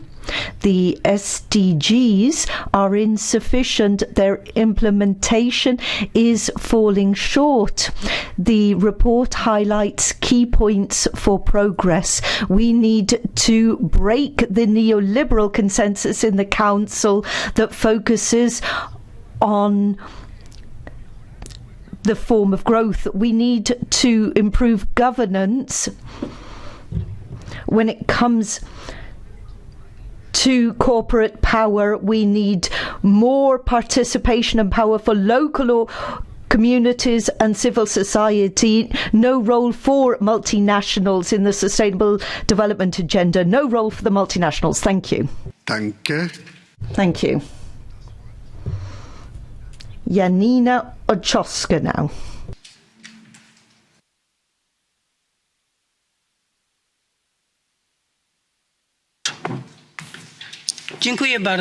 Thank you very much. In order to achieve SDGs, we need to focus our activity in the most important area, in the area which is vital to the achievement of other goals. Namely, access to water. Water is the source of everything. Without water, we have no food. Without food, children cannot go to school because they will have to earn the living of the family. Without education, there will be no good jobs, and this feeds the circle of poverty. In order to escape the circle, we need to ensure accessibility of water to all, and this will lead to tangible social progress. The implementation of SDGs is also linked with the cohesion of development-oriented policies. It is important for the European legislation, which we're shaping here, it's important that this legislation does not harm the development in the poorest areas of the world. Thank you. Eric Andrieu.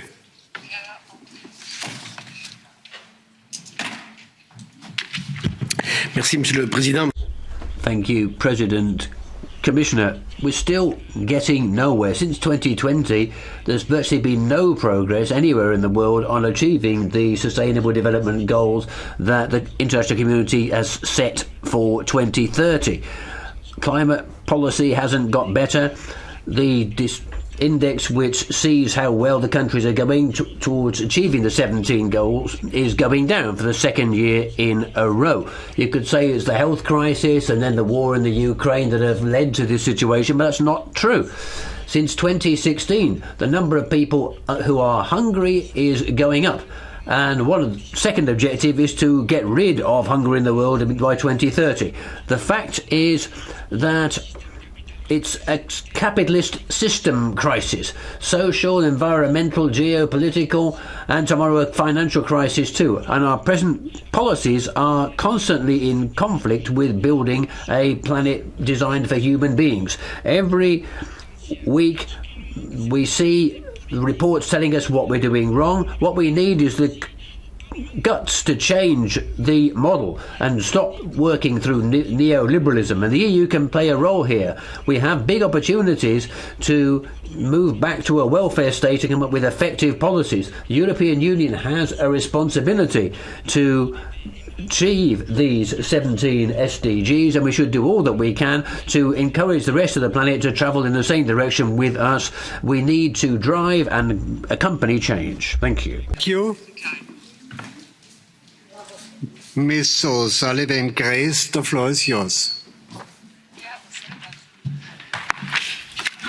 Thank you, Chair, and hello to the Commissioner. So today, MEPs of all political colours will talk about the importance of the Sustainable Development Goals, and rightly so. The SDGs remain the only international agreement to build a more equitable and resilient world that prospers within the planetary boundaries. But nice words about SDG implementation today are no good if we don't put those words into practice and actively work towards increasing ambition in the legislation we work on every day as MEPs. On environment, that means increased ambition on climate, increased ambition on biodiversity and increased ambition on reducing pollution. It means voting against greenwashing and in favour of genuine sustainability. I call on everyone to remember this during crucial votes in this House in the coming weeks and months. Do the right thing by the SDGs, not just words today, but in meaningful action every day. Thank you. Danke. Thank you very much. And now, Mrs. Maria Spiraki, I'll give you the floor.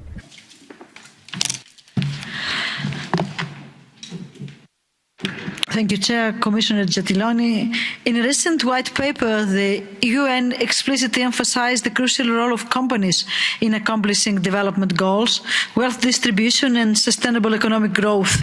No matter how large or small and regardless of their industry, all companies can contribute to the SDGs. Multinational enterprises can contribute to the SDGs by conducting responsible research and innovation with the maturity of innovation ecosystem. On the other hand, SMEs seem to struggle to understand the role they could play in SDGs framework. They encounter several barriers to implementing SDGs principles and initiatives, making their engagement with NTGs challenging and problematic. All in all, there is a need for a decentralised approach to sustainable development. In that direction, the EU could also encourage interactions across different power levels, and SMEs could actively participate in local processes of sustainable development implementations. Thank you. Thank you very much. Then I give the floor to colleague Pereira for 1 minute.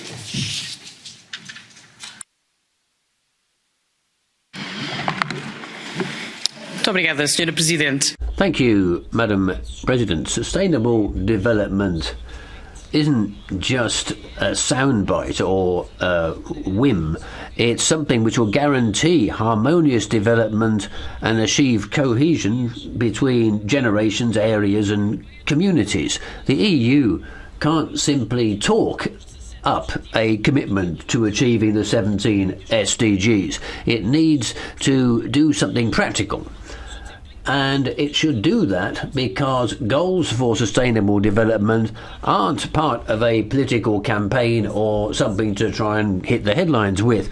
They are part of an environmental, social and economic strategy which will raise the standard of living of all of us. At the moment, in Europe, it's difficult, of course. Food prices are growing up because of the war. We've heard about extreme climatic events which need big measures to try to combat them. We need more coordination, more crisis response, and that's the best way of meeting up the populism which is still trying to undermine Europe. Thanks very much. Thank you very much. We have no requests for Catch the Eye. So now I will turn to Mr. Gentiloni. On behalf of the Commission, you have the floor. I think that this debate confirmed the very strong support of the Parliament to the report. We know that we are not on track, that the combined impact of the war and previously of the pandemic de facto halted the progress towards the SDG. And here, I think the European Union has a special role to play, both internally and at global level, because of our leadership on the climate transition, because of our ambition on our other SDG. I think we can give a strong contribution to restart the progress which was halted by this double crisis. So we look forward to engaging with all of you in the preparation of the 2023 EU voluntary review. I am confident that this important deliverable and the process of preparation of this deliverable will provide an opportunity to take forward our ambitions, to reinforce SDG implementation, and also to strengthen the cooperation of the Commission and the Parliament. Thank you. Herzlichen Dank, Herr Kommissar. Thank you very much, Commissioner. Next is Mr. Andrews. You have the floor.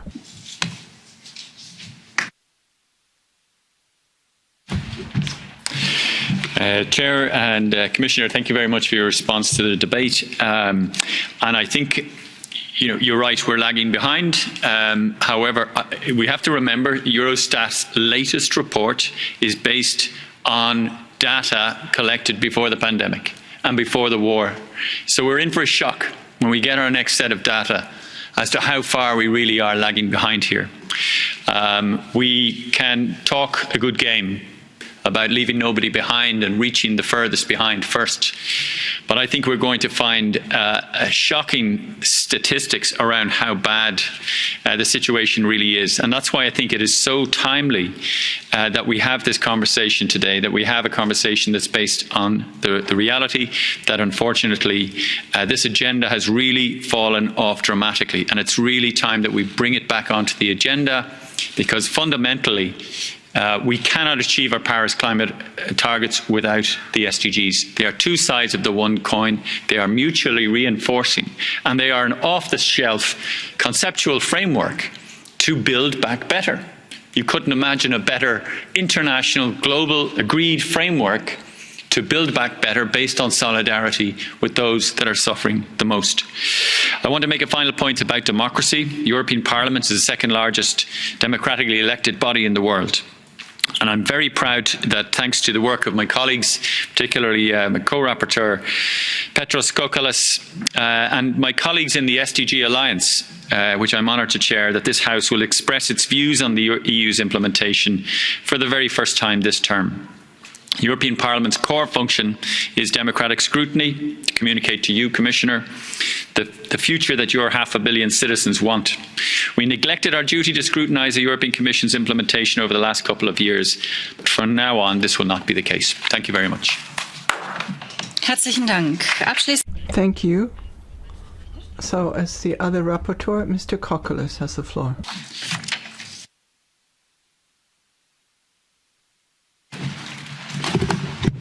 Dankeschön. Mr. Commissioner, dear colleague, I would like to thank everybody for their contribution. It shows with a plethora of views and a plethora of concerns how holistic this agenda is and how much we need to take care of the whole picture. Now, I would like to take a moment to note the great work that's been done by the GRC and other agencies in the Commission in providing monitoring in data, especially in localizing the SDGs in cities, their application in cities and regions. I think this is very important as we go forward to COP27, where we're going to have to discuss a globally agreed, scientific-based global goal of adaptation, which is becoming more and more important. And I think it's very critical that as we talk about adaptation, we recognize our duty to provide our basic services as an organized state to protect our citizens from the inaction of the past 40 years that has brought us to a world that would be at minimum 1.5 degrees in the best case of international global cooperation on climate action. Now, what is important about localizing the SDGs and having this data is that we will have to prove our word. We will have to show that our policies actually work. And it will be not enough anymore to monitor progress, to have little arrows that are yellow or green or blue. We will have to come up with hard data to prove that we are doing the right thing. And it's time, 8 years before we finalize this progress, to agree and say that even with these indicators that we have today, what will be the number that should be in that box in 2030 that we will agree that it constitutes a success, that we have done our job right. I think that it's time that we take it much more seriously, and I'm very happy that we see that we're all doing that. Thank you very much. Herzlichen Dank. Thank you very much. The debate is closed. The vote will take place tomorrow. I have an announcement. Those members without groups have made decisions which are now going to be published in today's minutes and then will be entering into force on the day of publication. Next on the agenda, the report by Mrs. Rubiel, Mr. Mushan, and Mr. Pislau, implementation of the Recovery and Resilience Facility. So, Mrs. Rubiel, you have the floor. Muchas gracias, Presidenta. Thank you, Madam President. Commissioner Gentiloni, before the end of July, the Commission needs to submit its assessment of the way the RRF is going, and we want to contribute to that assessment. It's been a year that national recovery plans have been implemented, but the data we've had up to now could be considered as pretty hopeful. Response to the crisis was very different to 2008. It was powerful and innovative. Lots of barriers were overcome and some taboos were broken, because we didn't just say that we were going to have this fund of 700,000 million euros, but it was financed through European debt and would be repaid with new European taxes. That's to say, it's double solidarity, both for input and output. We showed our commitment to our citizens, our companies, and our countries. And it'll have very positive impacts on our economies. It's providing stability to our economies and is allowing us to keep up levels of investment during a time of world uncertainty.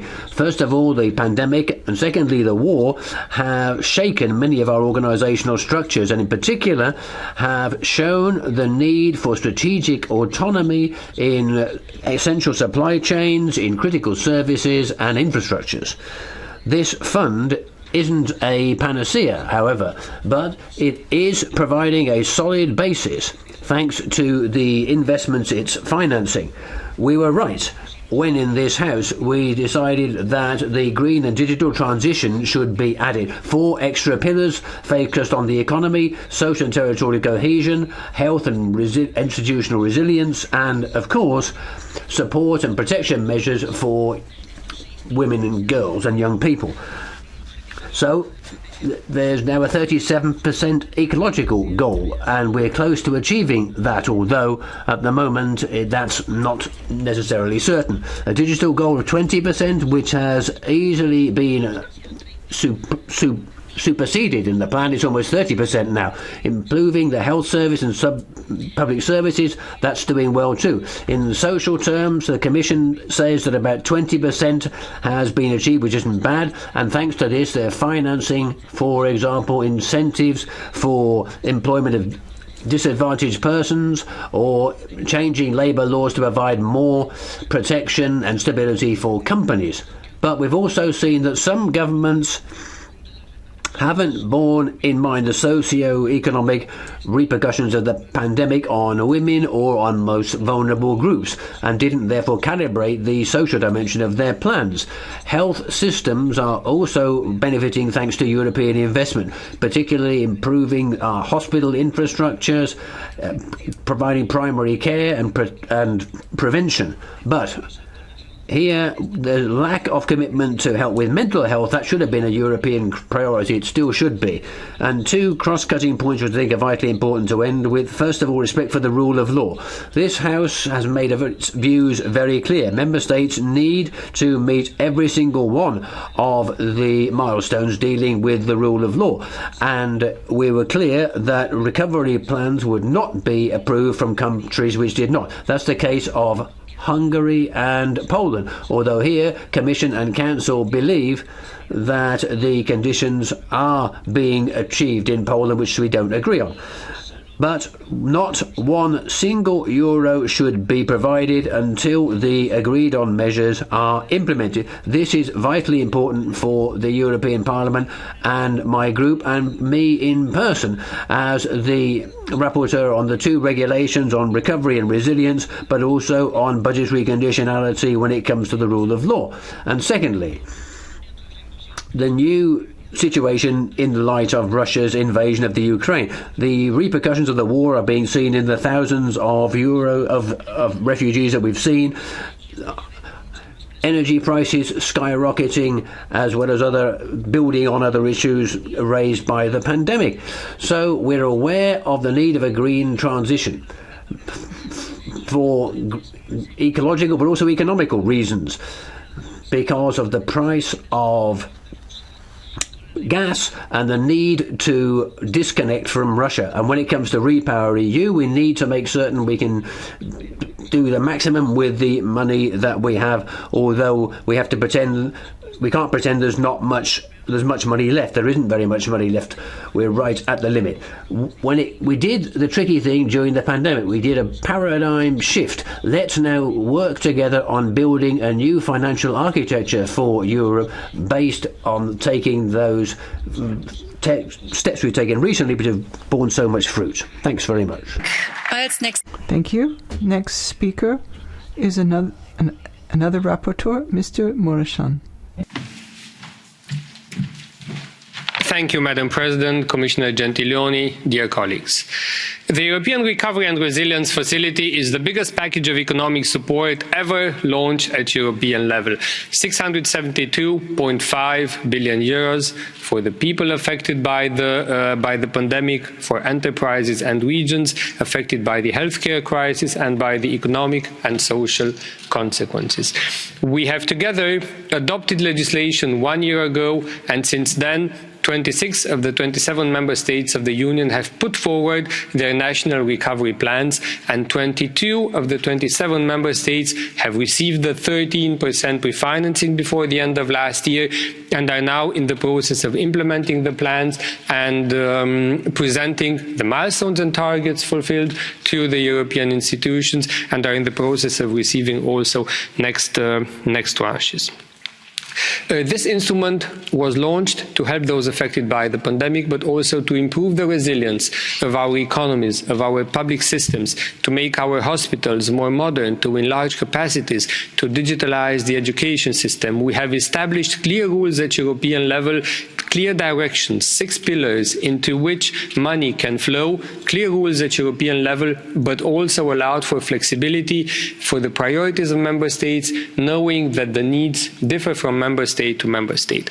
Eder Gardiazabal, Dragoș Puslaru and myself, as the 3 co-rapporteurs, are putting now in forward of this House the first implementation report, in which we are issuing the opinion of the Parliament on the plans, on the assessment done by the European Commission and the process so far.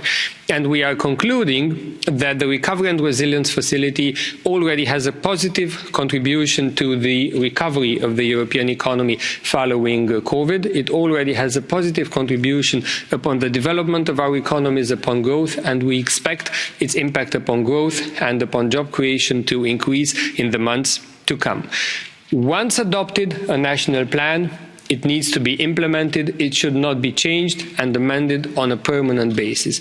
This is why in the European legislation we have allowed for amendments and changes to the plans only on objective basis. No to political changes, but the illegitimate invasion of Russian armed forces into Ukraine changes a lot in the European economy, and this is why, if member states intend to make investments in improving energy efficiency, reducing dependency on Russia, investing in renewables, in new sources of energy, in energy infrastructure, in a member state, in a way in which this helps the whole European Union, I believe we should facilitate this.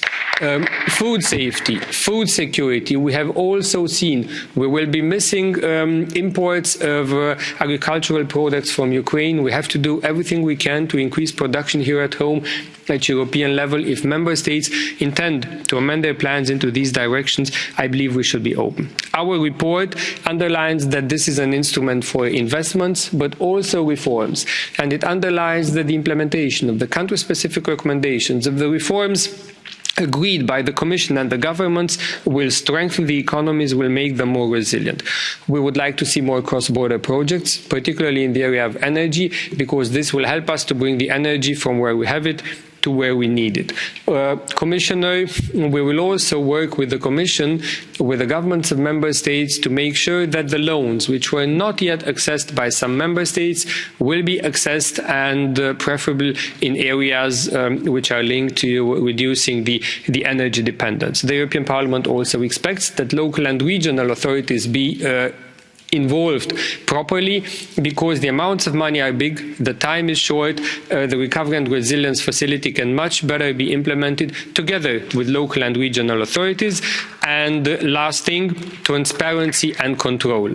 The European Union will spend more money than ever from its traditional budget and from the Recovery and Resilience Facility in the next years together. The more we spend, the more we need to make sure that money really reaches the beneficiaries for which it is intended. Strong role for the European Public Prosecutor, for Olaf, Europol, Eurojust, to make sure that money really reaches people in need and that the rule of law is observed before any payment is made from the Recovery and Resilience Facility. We are united as a Parliament. Thank you, Ada. Thank you, Dragos, for the very good cooperation. Many thanks to the shadow rapporteurs of the other groups as well. Thank you very much. Thank you very much. Now our colleague, Mr. Pishlaru, has the floor. Thank you, Madam President, Commissioner Gentiloni.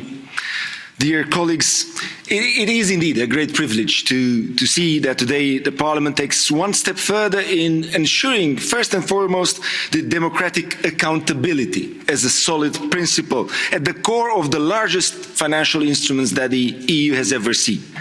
The Recovery and Resilience Facility marks and will mark for generations that follow a new chapter in the history of our European Union. It is indeed a beautiful symbol of solidarity in one of our darkest times, showing that only united we can emerge more resilient following crises such as the pandemic.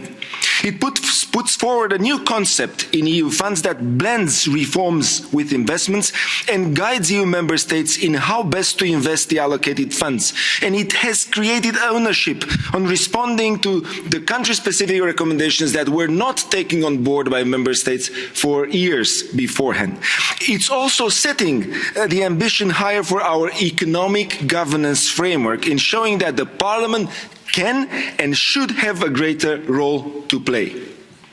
Back in 2020, this House stood united in negotiation with an amazing negotiation team of rapporteurs and shadows, and we have been demanding at that time things that right now are already in regulation and in course of implementation. The member states have been asked to draft the recovery and resilience plans in a balanced way, including measures on 6 pillars, also demanding from Parliament's side that there will be proper consultations with stakeholders in the drafting and implementation of plans.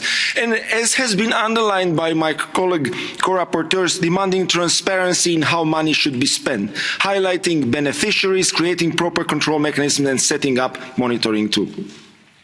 We are right now halfway through this facility, which we decided back then when we make it to last until 2023. Where do we stand on the points that we so much defended? Until now, the Parliament had many initiatives to ensure the proper and effective implementation of the facility. We organised, as you well know, several plenary debates, drafted several resolutions, expressing our position on key moments in its evolution, organised much-needed recovery and resilience dialogues with Vice President Dombrovskis and Commissioner Gentiloni, and held recurrent RRF working groups meetings and discussions with Commission representatives and civil society organisations.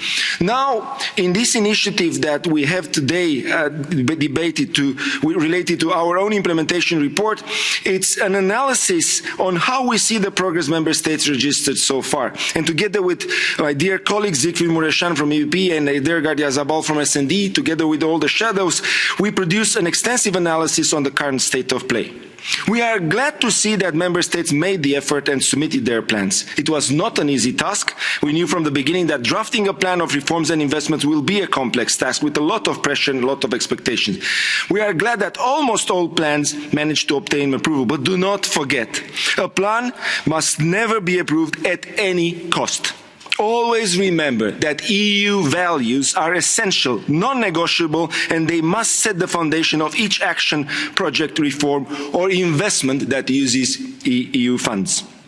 The plans are much more than paperwork to justify the money. The plans in several member states are the roadmap to development, to further expand and develop their economies. The plans are the ways to launch important social reforms. The plans are important steps in being sure that children and youth are taken care with enough attention. We have read many good ideas in the plans. We have seen investment that could easily be scaled up in other member states. But I just wanted to say that I'm also having things that we could have done better. For instance, too many plans do not properly reflect the ambitions set by the European Child Guarantee, and they reflect only partially those of the reinforced Youth Guarantee.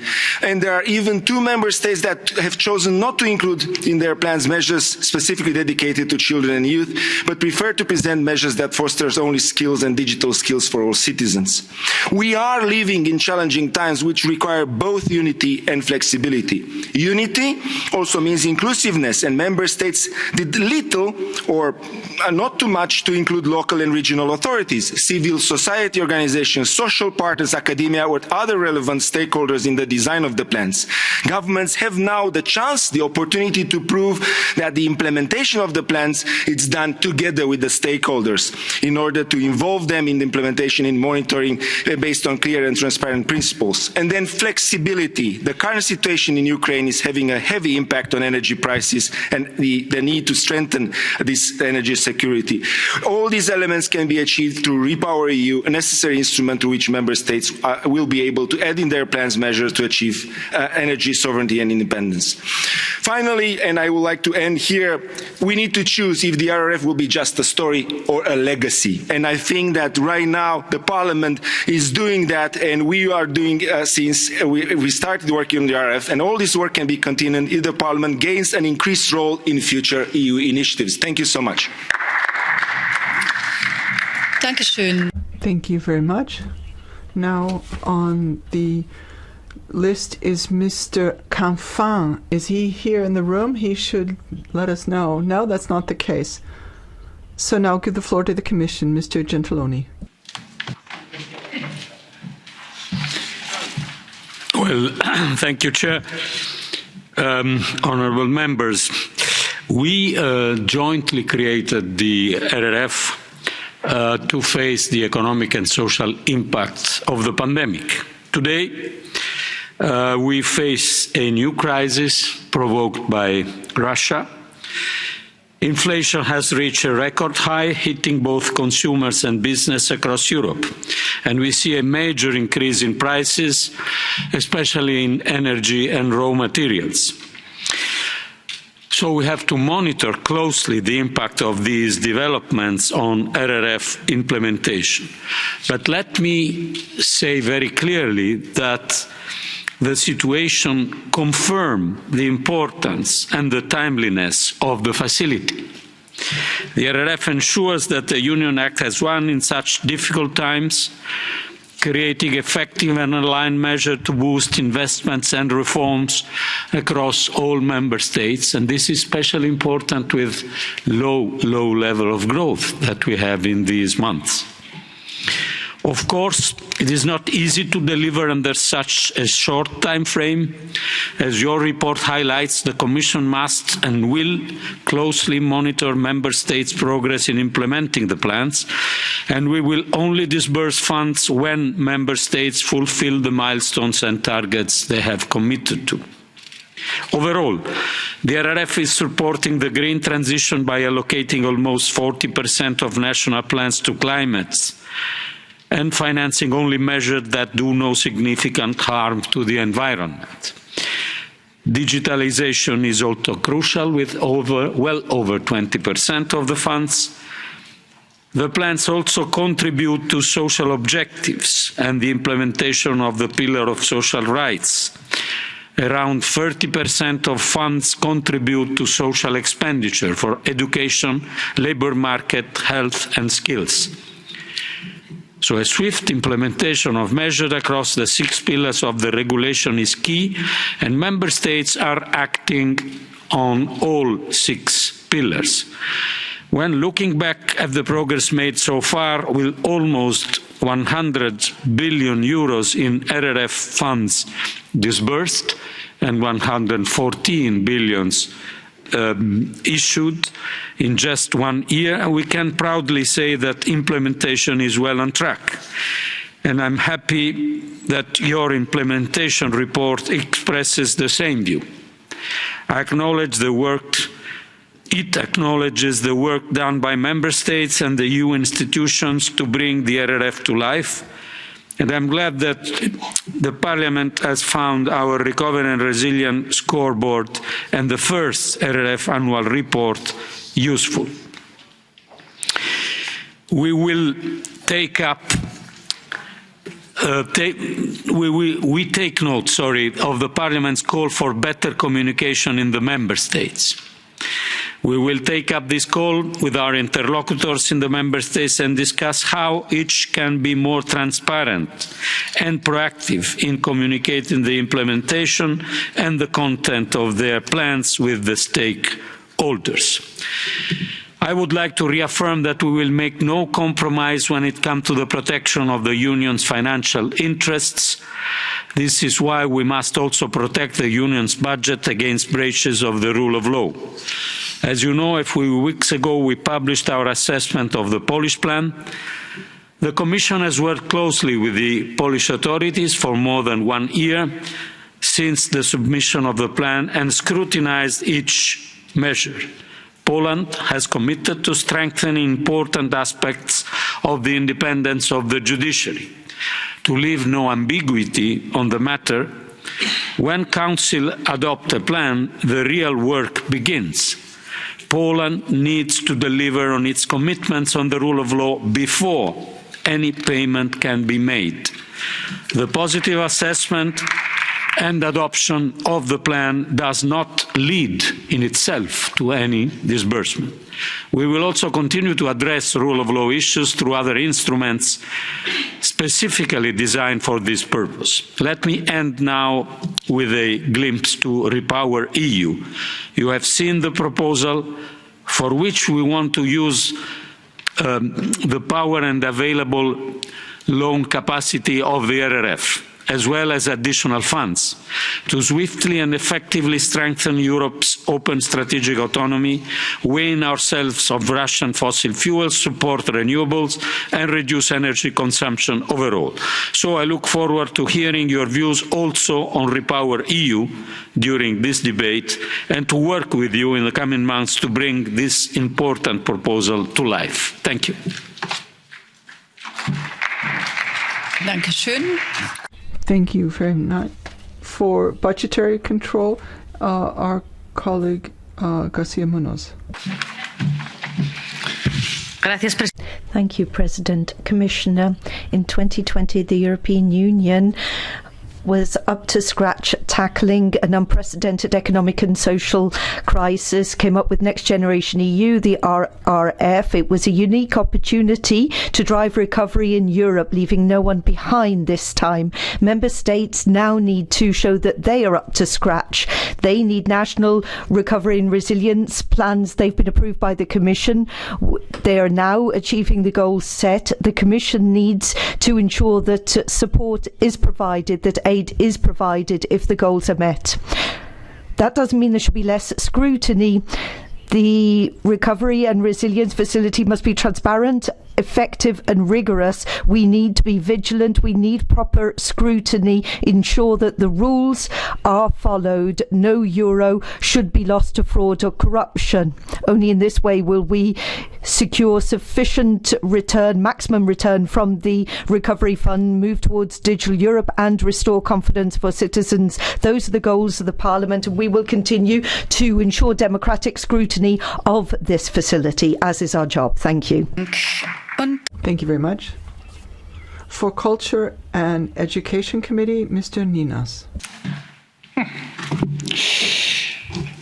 Ladies and gentlemen, dear colleagues, if we take a look back to the hard times when COVID hit us the first time, we remember probably two distinguished moments. One was when all cultural entities were closed, the other one was schools were closed. I think those are the two most prominent and also most hardest hit structural entities that we see.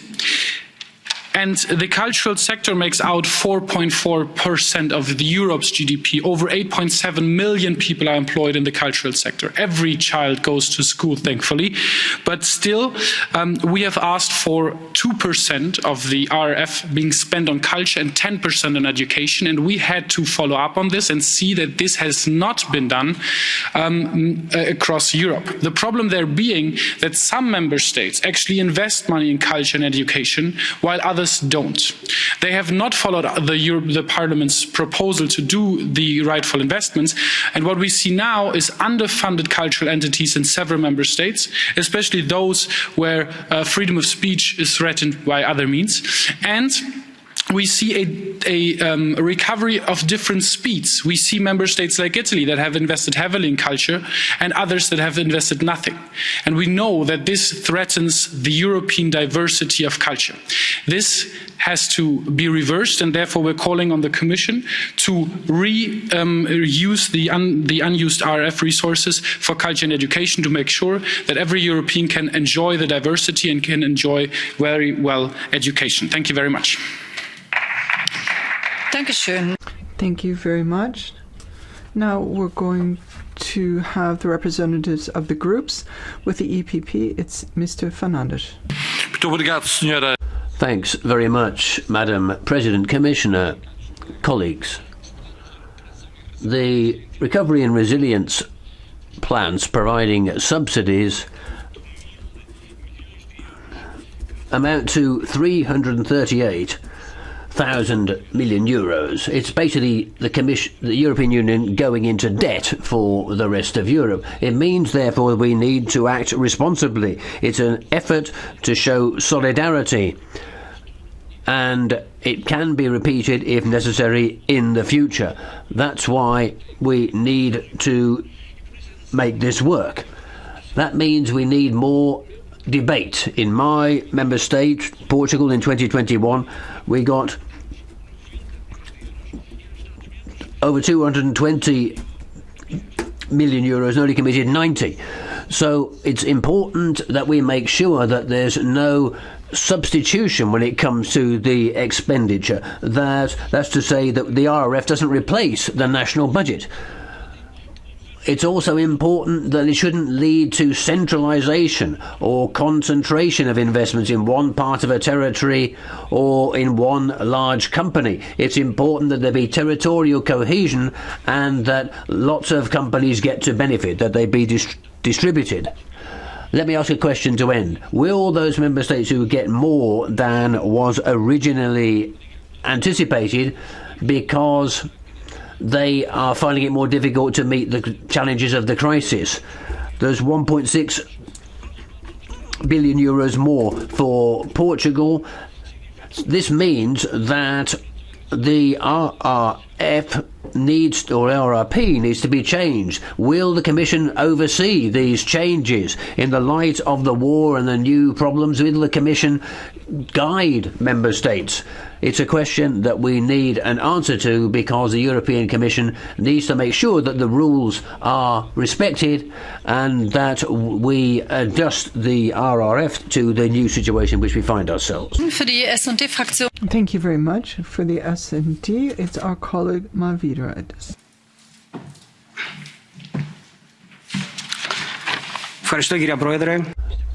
You will need your headphones. The RRF is aimed at over dealing with the consequences of the pandemic. It was designed to show solidarity and provide dynamism for the European Union, and it has worked well, and it has improved the situation in Europe. The social pillar with actual quantitative criteria, the loan facility, and the working with the social partners, this has all worked very well. Member states can make sure that financing goes to all in an equal way, including the most disadvantaged. So it's important, therefore, that we look at the consequences of the Russian invasion of the Ukraine. The facility could help here, for example, in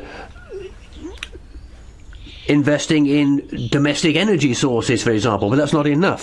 We need, as I say, we've already responded to the pandemic, and citizens are expecting some similarly decisive, solidarity-based intervention when it comes to the social and economic crisis caused by the war.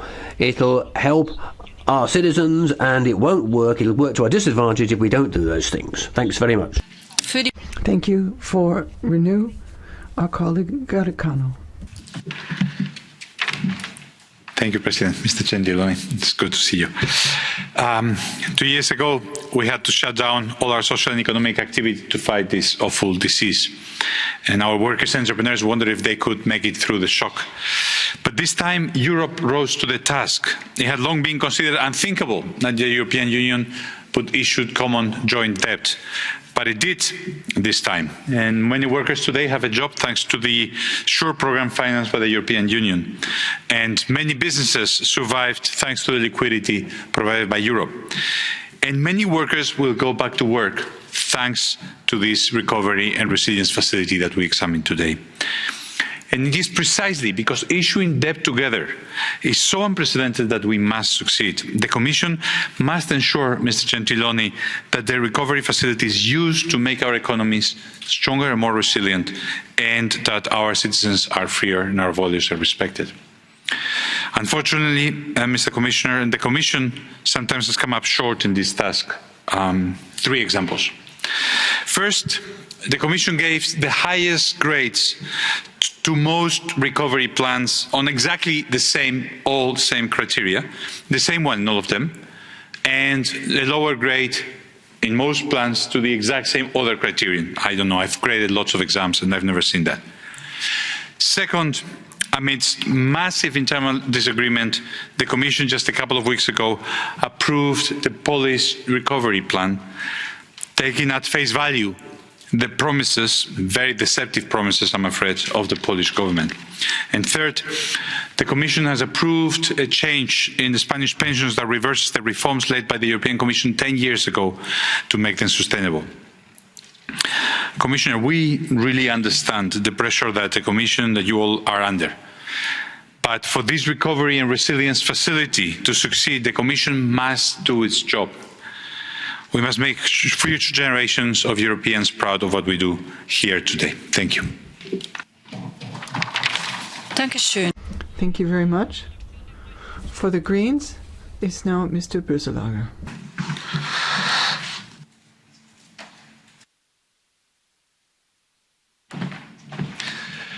Thank you, Chair. I was informed there would be additional speaking time because my colleague Ernest Urtasun cannot come, so I will be a bit longer. Thank you, Chair, dear Commissioner Gentiloni, dear colleagues. The recovery fund negotiations were extremely intense, and I can still feel parts of this mini trauma when I see the colleagues here because of all the all-night sessions that we spent. But they have also been extremely successful. For the first time ever, the European Union decided to take up common debt in such a size to invest us out of the corona pandemic crisis and all the horrible social and economic effects that ensued. And with a large majority in this House, we decided that we wouldn't just build back in any way, but that we would build back better. That we would build back by fueling the green transition, by fueling the digital transition, by making sure that we have new standards for green investment when we do that, and that we also apply this new standard for green investment to cohesion funds. And since then, actually, a lot of remarkable things have happened. We have seen countries implement reforms that have not been tabled for years. We have seen a lot of countries with very good and innovative ideas of how to actually do this green and digital transition. And we have seen that, and we have also fought for the fact that no euro should actually go into any form of spending that would harm the environment. That's the positive side. But we have also obviously seen some issues, and I think it's really important that we point them out so that we can address them and also learn for the future. Some countries still did the greenwashing, and they can name Germany with their hybrid cars as one example. Some member states refuse to adhere to the necessary safeguards for our European taxpayers' money when it comes to, for example, the rule of law, and we have talked about this in the last session, obviously in the case of Poland, but also when it comes to corruption. Excuse me, just for a second. I was informed that the additional speaking time has already been given to Mr. Bütikofer. So I would like to invite Thank you very much. So then I will wrap up very quickly. Yes. So what can we learn from this? I think we need more parliamentary oversight. That's clear, so that such things can't happen, like the Polish recovery plan. We need to make sure that we turn the tool into a permanent tool, because we can see that new crises are coming up, and we need a permanent fiscal architecture to be able to address the challenges that are coming. And we need to make sure that all conditionality when it comes to rule of law and green spending are upheld. Thank you very much for the additional time. Dankeschön. Thank you very much. Next speaker for the ID group is our colleague Rinaldi. Grazie, Presidente. Thank you, Madam President. Thank you, Commissioner Gentiloni.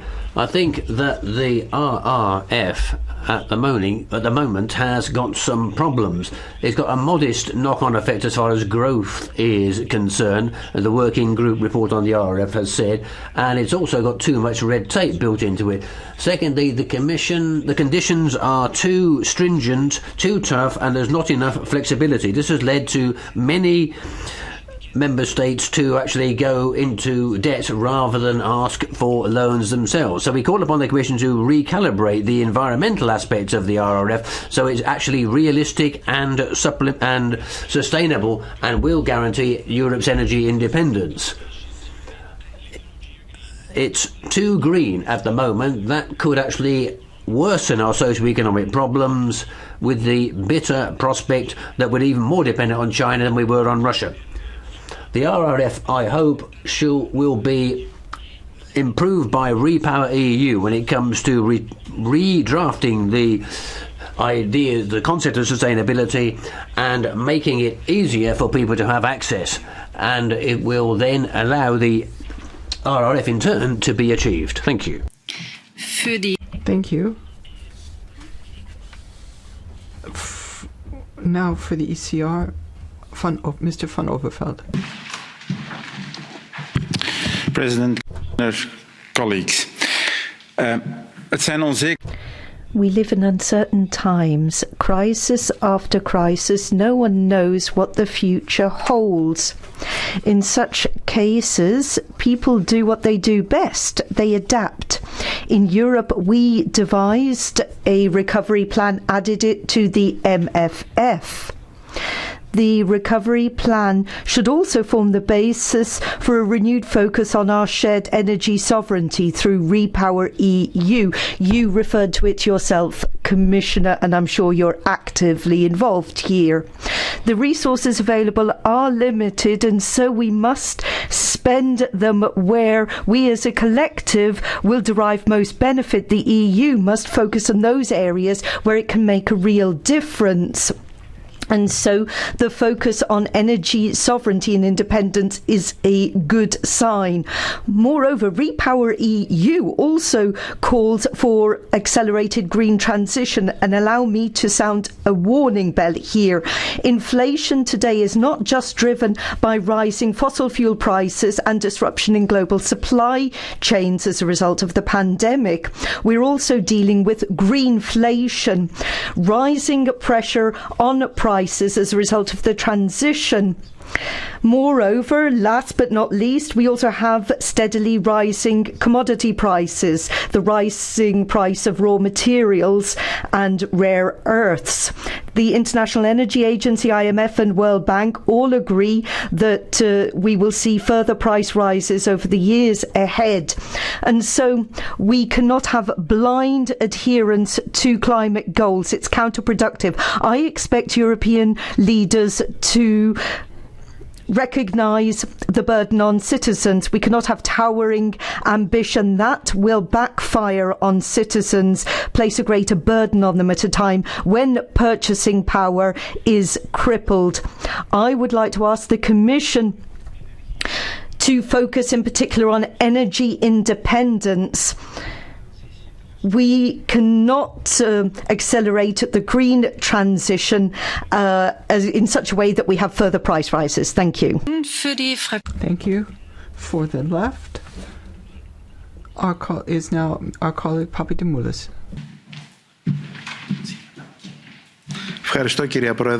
Thank you, Madam President.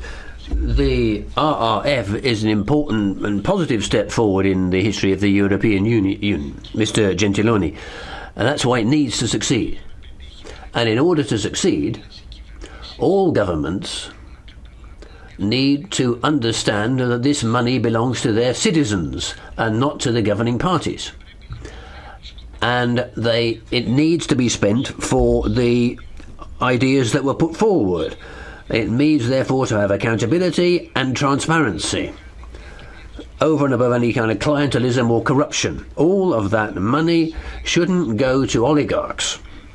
It needs to go to the green and digital transitions, strengthening the welfare state, public health, ironing out inequality, providing jobs for people, particularly young people, and for the SMEs which need to respond to the crisis.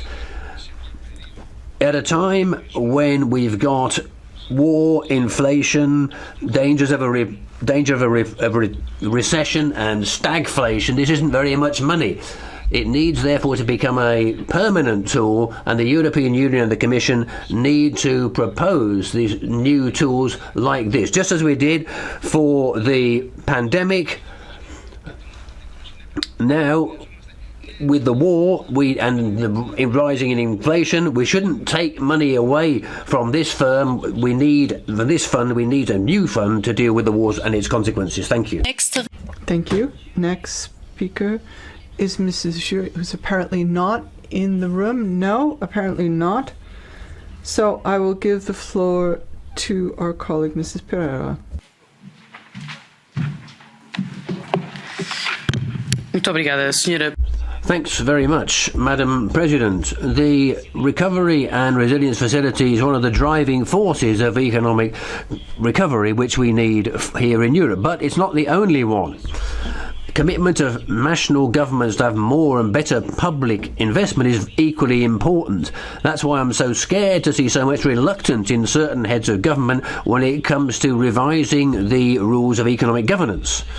Perhaps it's selfishness on the part of some of them, or opportunism on the part of others. Perhaps they want to play to their voters. Perhaps others are more concerned with the Council, with the presidency of the European Council.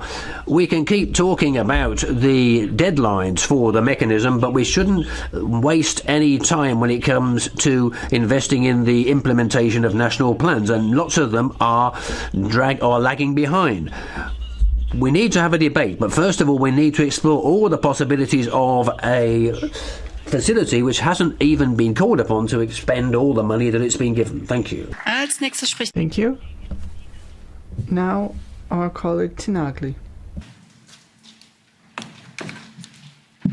Thank you, President. The reality around us, from the Russian aggression to the turbulences on the energy market, confirmed the genuine need of the Recovery Fund. Many of the decisions that we took during the negotiations, from the inception of the European instrument to avoid internal market fragmentation to fostering the renewables in the energy mix, were forward-looking, and the Parliament largely contributed to it. So I think this is something we need to learn from what we've done and be happy about it. But we also believe that further action is needed. Fiscal capacity at the European level is currently missing. That's something that would allow us to cope with external shocks like the Russian aggression, for example. REPowerEU represents a very good opportunity. Absolutely. It's an opportunity to drastically accelerate our energy transition and increase Europe's energy independence. But its swift deployment is possible thanks to previous decisions taken in terms of budget and own resources. What would happen if we had new crises coming up? we wouldn't have new tools, we wouldn't have resources. That's why I think we need to move forward. We need to complete our economic and monetary union, because when we are united and look forward, we are capable of great things. But we just need the tools. Thank you. Thank you very much.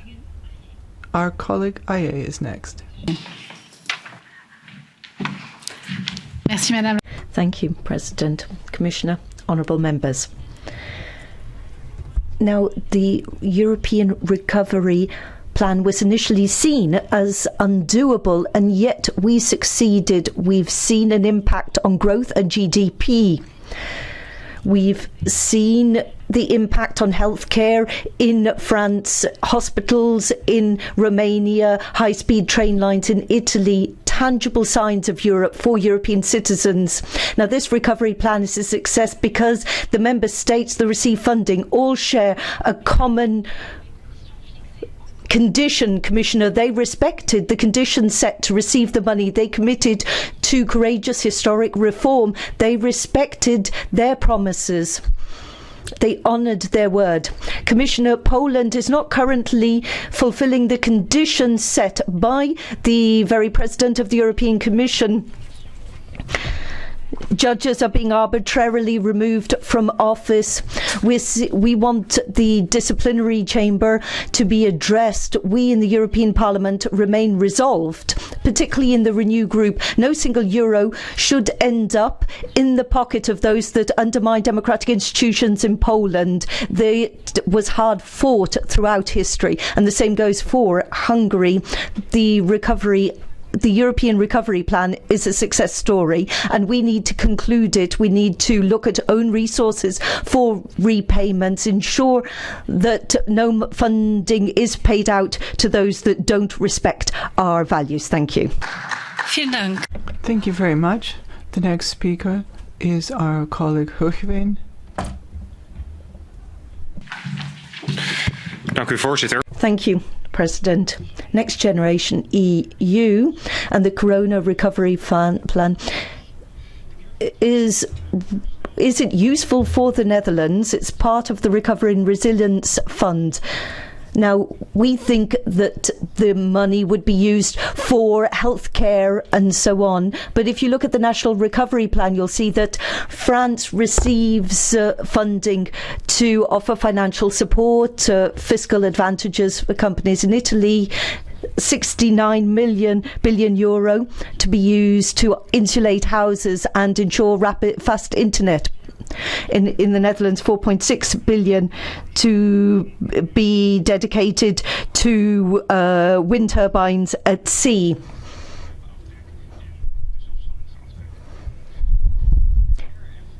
President, the RRF is not a Corona fund. It is a redistribution fund, a part of a transfer union. And we're paying a high price. The Dutch are paying a high price for so-called European solidarity. Thank you. Thank you. The next speaker is our colleague Gusmao. Petition.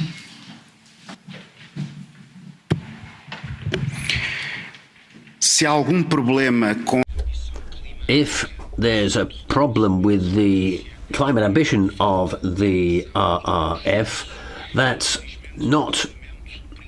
because it doesn't go far enough, because they didn't ban subsidies to fossil fuel companies, and this effect is already being felt in the national RRPs. And it's odd that those who in the past put off all the climate goals in the EU are now pretending that they're being realistic. If we'd done this quicker, we wouldn't be in the situation of energy dependence in which we find ourselves today.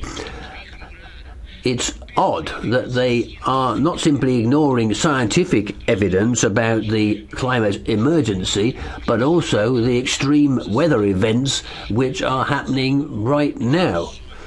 happening in front of our eyes and which these political forces are insisting on ignoring and pretending aren't there. Also, they won't see that the future of the European economy has to go through speeding up the energy and industrial transition of Europe. It certainly isn't going to be achieved by putting off this inevitable transition. Thanks very much. Vielen Dank. Thank you. Next speaker is our colleague Novako. Madam Speaker, dear Commissioner, dear friends, I remember when MFF was initially proposed by the European Commission, we all said that never before in the history of the European Union our regions did not receive more investments than the current proposal. And then the COVID came and we all embraced Next Generation EU. And I think Next Generation EU and RRF are the correct medicine to cure the situation that the Union was back then. But as every good medicine, it has side effects. So one of the side effects that it caused was that the European Commission created an internal competition between RRF and operational programs. In the result of that, RRF is running very well and is achieving good results, but operational program and partnership agreements are not approved and they don't deliver. So what is the solution? In my point of view, first is that the European Commission should promise a no-cut policy to the existing policies that we have, such as cohesion policy, and then the European Parliament should have a say with a discharge on RRF. Thank you so much. Dankeschön. Thank you very much. Our next speaker is Mrs. Plum. Bitteschön.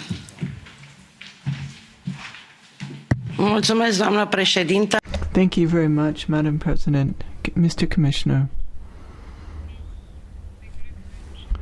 I would like to congratulate the rapporteurs. It's a good report. The RRF is indeed an instrument for investment and reform. It's also a message of solidarity to support the citizens, but also the enterprises as well, so that there are fewer negative impacts from the corona crisis. Moreover, the crisis which followed the attack on the Ukraine.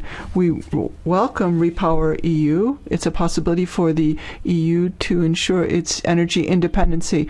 But, Commissioner, I do believe it's important to demonstrate more flexibility on behalf of the Commission. The Member States need the possibility of adjusting their national RRF plans, keeping in mind the current crisis, the inflation, the energy crisis, the prices crisis. Now it's our colleague, Mrs. Mikhailova.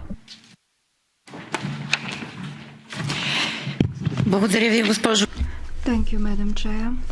Mr. Commissioner, the Recovery and Resilience Facility is an achievement of the EU. It proposes the Member States and the European institution a new mechanism, a new philosophy of solidarity based on recovery and achieving the digital and green transition. This innovativeness should underpin the national recovery and resilience plans. And two things are very important for the effectiveness of the mechanism, and the implementing report emphasizes them. These are partnership and synergy. Partnerships between the administration, the local and regional authorities, the business, the civil society, the interested citizens. This is a key partnership both for the implementation and for the control of implementing the plans. Countries that disregard this partnership are doomed to failure in implementing their plans. Synergy is the second key element. Synergy with the national energy and climate plans, with the operational programs supported by the structural funds and the national budgets. The European Commission should be very strict in monitoring the implementation of these principles. Our colleague Benjumea is next. Thank you, President. Commissioner, in future, the future will judge us by the swift pace and effectiveness of the way we manage these funds. We live in a time of huge economic uncertainty, and we need to seize the opportunity for growth. Now is the time to call on member states to swiftly implement the plan and to disperse the funds so that funds reach companies, SMEs, help families and the middle classes. We need to ensure that reform takes place so that we are more competitive and that we see job creation. We cannot have reform that just helps to shore up governing coalitions. We need also to turn to the Commission and Council and ask them to be exacting in their scrutiny and assessment. That would apply in particular to my country, Spain, a major recipient of funds. We need to ensure that funds reach the economic fabric of society, help autonomous communities and companies.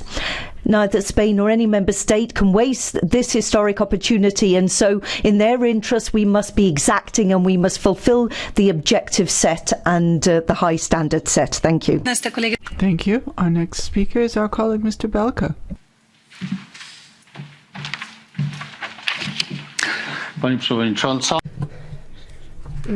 Madam President, Commissioner, national recovery and resilience programs should be an opportunity to the entire member state. A certain percentage should be allocated to digital transformation, and it would seem that this will be a way of leading our communities, our cities, our rural areas into a new era. It would seem to, but, well, I wouldn't want to despair, but the approach of the Law and Justice government is not equitable. We must see the fact that loans have been offered to large cities, but they have not received funding from the fund. Why is that so? Well, the governing party is not really friends with the city authorities, and the policy which is followed hits the big urban centers in particular. So I would like to invite the European Commission to have to look with keen eye on those funds and to make sure that they do not have a political flavor. Next is colleague Che. Thank you, dear colleagues, Commissioner. The Recovery Funds regulation forces the EU to finally confront democratic backsliding after 1 decade of inaction. And in case of the Orban government in Hungary, the conditions could not be clearer. Address the fact that the chief prosecutor is a party loyalist. Joining the EPPO could be a good first step for here. Reform the public procurement system. Let journalists access public information. The conditions are very clear, and the tools are there. Now, all we need is credible enforcement. And sadly, it is not the Commission's strongest suit. Intransparent backroom deals will not get us results, as the Polish case very clearly shows. So this begs the question, why aren't the Commission's negotiations public? Why aren't local governments or civil society involved more? More transparency would go a long, long way to actually achieve results. Hungarians suffer under a terrible cost of living crisis. Our currency exchange rate is in free fall. Hungarians need these funds, but they also need them to get to struggling schools, hospitals and businesses. Thank you very much. Thank you. The next speaker is our colleague Christoforu.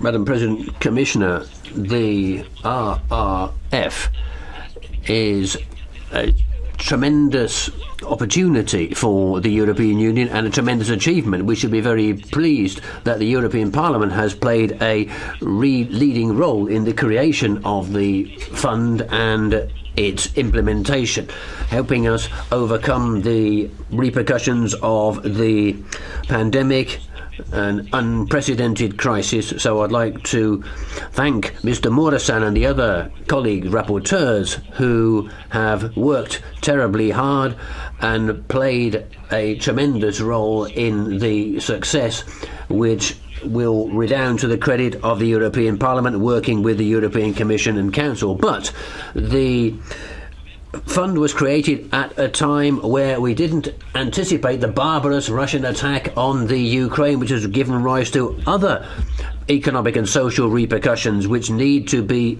addressed, because added to the previous crisis, we've now got an inflation crisis, a fuel crisis. We need a new fund, a new facility to deal with these new problems.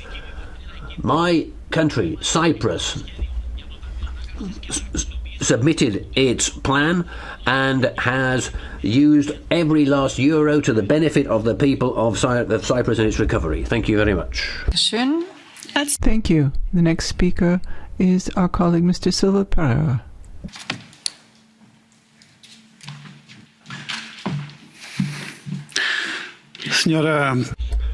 Madam President, Commissioner, flexibility.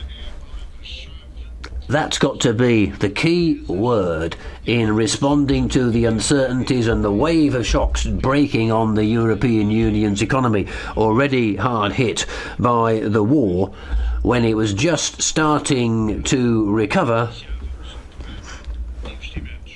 and begin its investment programme. We need flexibility in monetary policy. When the European Central Bank responded after the first signs of instability in the sovereign debt market as part of its measures to combat inflation. And also, we need flexibility in discussing the national recovery plans to respond to the new situation created by galloping inflation. The world has changed, and the increases in inflation have radically changed the economic and financial conditions when the plans were put together. That means we should also change goals and change timetables. Let's not fail in its recovery and resilience plan because of a lack of flexibility, please. Thank you very much. Next speaker is Mrs. Asimakopoulos. Kopoulo, says the speaker.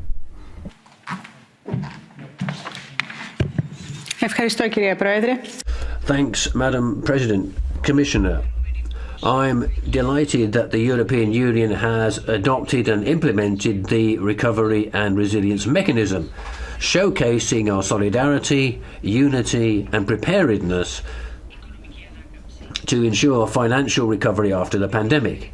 I'm proud that the Greek Prime Minister, Kyriakos Mitsotakis, was at the forefront of proposing the mechanism, and that Greece is one of the first countries to submit a national plan for which we have already received approval.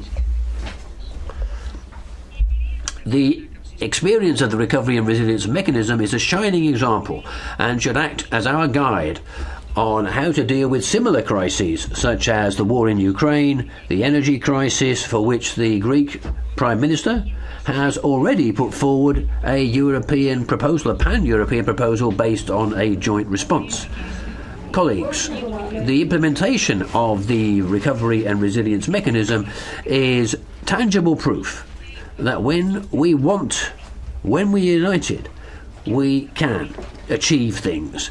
Let that be our guide for the future. Thank you very much. Dankeschön. Thank you very much. Next speaker is Mrs. Marques.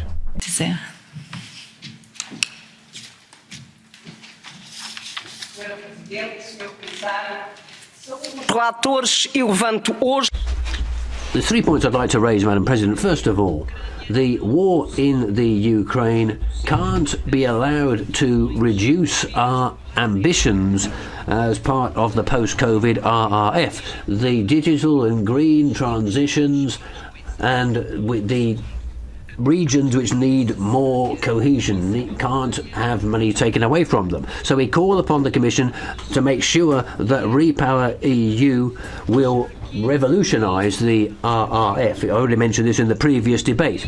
We need, therefore, to set new goals.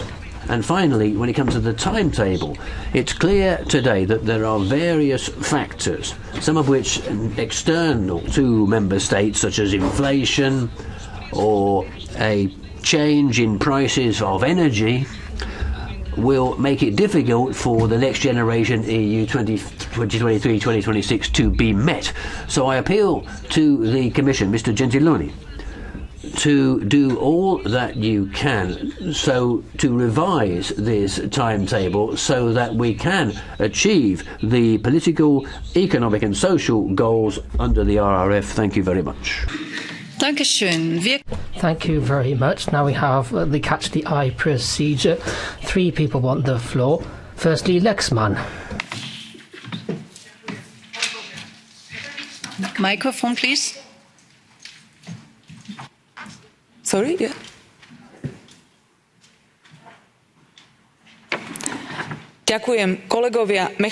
Thank you, colleagues. A mechanism on the implementation of Recovery and Resilience Facility is important to diminish the social impact of pandemic, but also to face other challenges. Therefore, it's crucial for us to use this money in the most efficient way and for them to be available fast without too much administrative burden. Commission should give the member states clear instructions how to deal with this money. Also, I'd like to appeal to the fact that the Commission needs to be understanding when it comes to changes in the national plans. There are various challenges connected to the war in Ukraine, but also other impacts of current crisis, inflation and so on and so forth. So the member states need to have sufficient flexibility to introduce changes that are adapted to their needs. The accelerated processes certainly are key for us to make sure that this mechanism is really a success. Thank you. Dankeschön. Thank you. Next up, Negrescu. Mr. Commissioner, dear colleagues, these crises that we are going through and the volatility of the economic environment make these resilience programs that were adopted last year outdated, whether we're talking about agriculture or health, pensions or social benefits. The list of priorities has changed for many EU member states, such as the case of Romania, where we had a very quickly put together plan, millions of euros for a consultancy, and priorities that negatively affect the country. This is why the EU needs to give us more flexibility based on our needs, but also a fair distribution of funds between investments and beneficiaries. And I've always asked for more funds for education and lifelong learning, and I've tabled a new amendment where I called for a minimum of 10% of funds for this, and I'm happy to see that most member states accepted our recommendations and that this proposal was taken on board by the Parliament. Thank you very much. Thank you. Finally, Pimenta Lopes. Thank you very much. Whatever you say, this mechanism is not a catch-all solution. Long-term funding is not enough to buffer the effects of the pandemic, and there's also the impact of the war and its sanctions. This does not really go far enough to relaunch and modernise the member states' economies. A substantial part of this is loans, which member states will be contracting debt by. We reject this approach because this undermines the EU budget and the cohesion policies, which should in fact be beefed up by the national contributions of member states from their GNP. The the mechanism is meant to kindle investment, but the macroeconomic governance instruments, such as the European semester, mean there are strings attached which should be gotten rid of. The designers should have kept their feet on the ground and looked at the needs of the countries. There is ongoing pressure from the Commission, and there are delays in making the funds available, but we need an urgent response to create employment and kindle investment and improve production capacity in Member States. Thank you. Commissioner Gentiloni.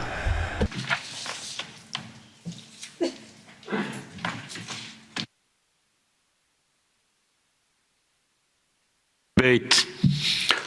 I heard a sense of pride in this debate, and I think that we, the Parliament, the Commission, the European institution, we should be proud of what we were able to decide in the circumstances of the pandemic crisis. Is this plan for the previous crisis and not so useful for the situation we are in? I think this would be a big mistake that we should avoid. We are in a moment of low growth.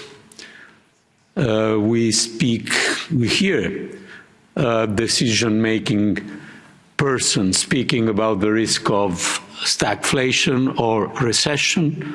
We can avoid these risks. But this plan, reforms and investments, not digging holes and filling holes, but reforms and investments coordinated with common goals, is essential if we want to address the situation we are in now.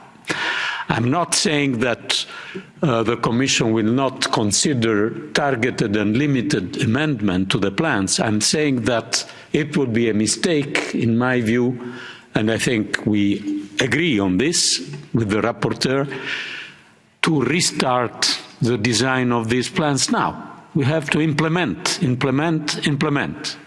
with necessary amendments, but implementing what we decided in the last 1 year and a half. And of course, respecting milestones. Milestones should be respected.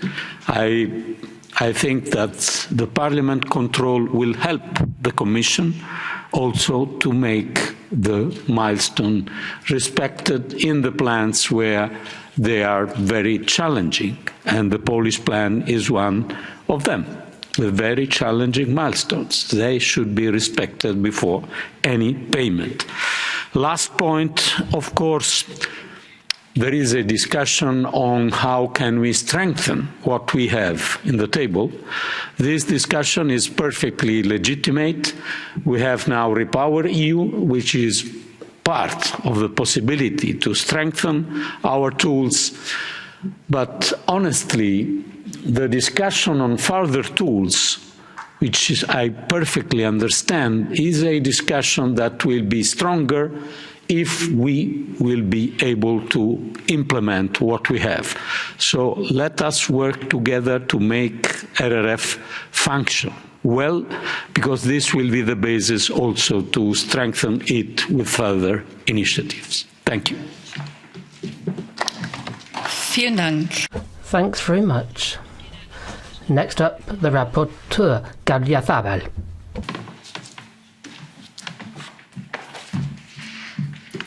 Muchas gracias. Thank you very much, President. Commissioner, I understand the pride that the Commission, the Parliament and the Council feel to have given the green light to the RRF, and there has been unanimous approval and a very positive assessment of the impact that this has had. And in this debate, we have also heard that the European Parliament is committed to implementing the RR plans and to sound the alarm bells if we feel that we are straying from our objectives. But as many have said today, we have to be aware that the situation between when we negotiated the RRF and now with the Ukraine crisis in the meantime means that we have to look at these plans with some flexibility. We cannot completely overlook the backdrop and what is going on. So I think that we need to have a debate, and I agree with what the Commissioner said, but I think it's important to explore the possibility that this facility that was linked to the specific situation also becomes something structural. I know we have to work on it, but the will is there, and I'm very much in favour. Thank you. Dankeschön. Thank you. Next up is the rapporteur, Mr. Muresan. Thank you, Madam President. Dear colleagues, thank you very much for this positive and constructive spirit during this debate. This was also the spirit, an inclusive spirit. This was the spirit through which Ada Gardiazabal Dragos Puslaru and myself tried to work, and I'm confident that when we will be adopting this report tomorrow, it will be supported by a large majority of colleagues. We, when adopting it, will want to make sure that money reaches beneficiaries, it reaches the people in need, it reaches the people it was intended for, and it was well spent. Now we will need to work all together to make the Recovery and Resilience Facility a success up to the end of its implementation. European Parliament, the Commission and the government of Member States. We expect the Commission to make sure that the regulation is applied properly. We intend to make sure that the governments absorb the funds without delays, and the Parliament will of course ensure the democratic accountability and the supervision. We shall all work together on this. And Commissioner, you have asked us for the opinion on Repower EU. We as a European Parliament want to make sure that the money which was not yet accessed by Member States from their loan component from the Recovery and Resilience Facility will be accessed, will be made good use of, particularly in the area of energy efficiency. We believe Repower EU is the right proposal to incentivize the absorption of those funds. Money should be used where it is needed, but it should not be taken away from where it is needed as well. This is why we will be working together with our experts, our colleagues from the Agriculture, from the Regional Development Committee, to make sure that money is not transferred away from other priorities which are already in the plans where it is needed.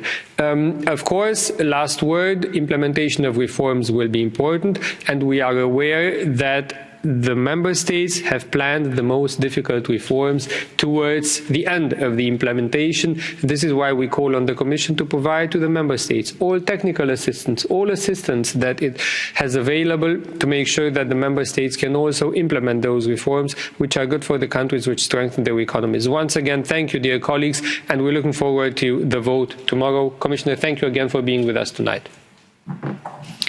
Dankeschön. Thank you. The last speaker is colleague Puslaru. Madam President, Commissioner, I have listened very carefully at these late hours of the evening, your concerns, your ideas. I'm sure that the Commission will put all the efforts in ensuring that this facility will be properly implemented. But its success, to be very honest, relies mainly on the Member States. And it can only happen through more transparency, better involvement of stakeholders and strong monitoring tools. Rest assured, the Parliament will continue its oversight. We will not stop the activity of our working group. We will soon start our work to ensure that the Repower EU, as you have mentioned, is properly introducing the objectives of this facility. And it is indeed an important appeal that goes towards the Commission, and thank you very much for your openness on that. We truly hope that you will fully take into account the views adopted today in the upcoming review report on the implementation of the RRF, which you soon present to us. One last word related to how the RRF is seen outside the EU. It is an exercise of economic governance, of accountability, of legitimacy, of it's very, and even more important, an exercise in which we would like to give a model worldwide. I've been attending 2 high-level conferences at United Nations level. And it's very important to say that the international community looks at the RRF as an important model to deal with crisis and to boost resilience. the Sendai framework that relates to the disaster risk reduction and all the other things that are done right now, and we had earlier a debate on SDGs, are very much linked to how successful we will be with the RRF. So the European Union, of course, needs the RRF for its internal development, but it's also very important to give a model worldwide that will put the EU leadership again in the right place at the global level. Thank you very much. I would like to thank my co-rapporteurs, Iker Mureşan, Eder Gardiazabal, all the shadows, the Commission, and all the people that have worked towards the adoption and preparation of this report. Thank you so much, and have a nice evening. Herzlichen Dank. Thank you very much. That is now concluded. The vote will take place tomorrow.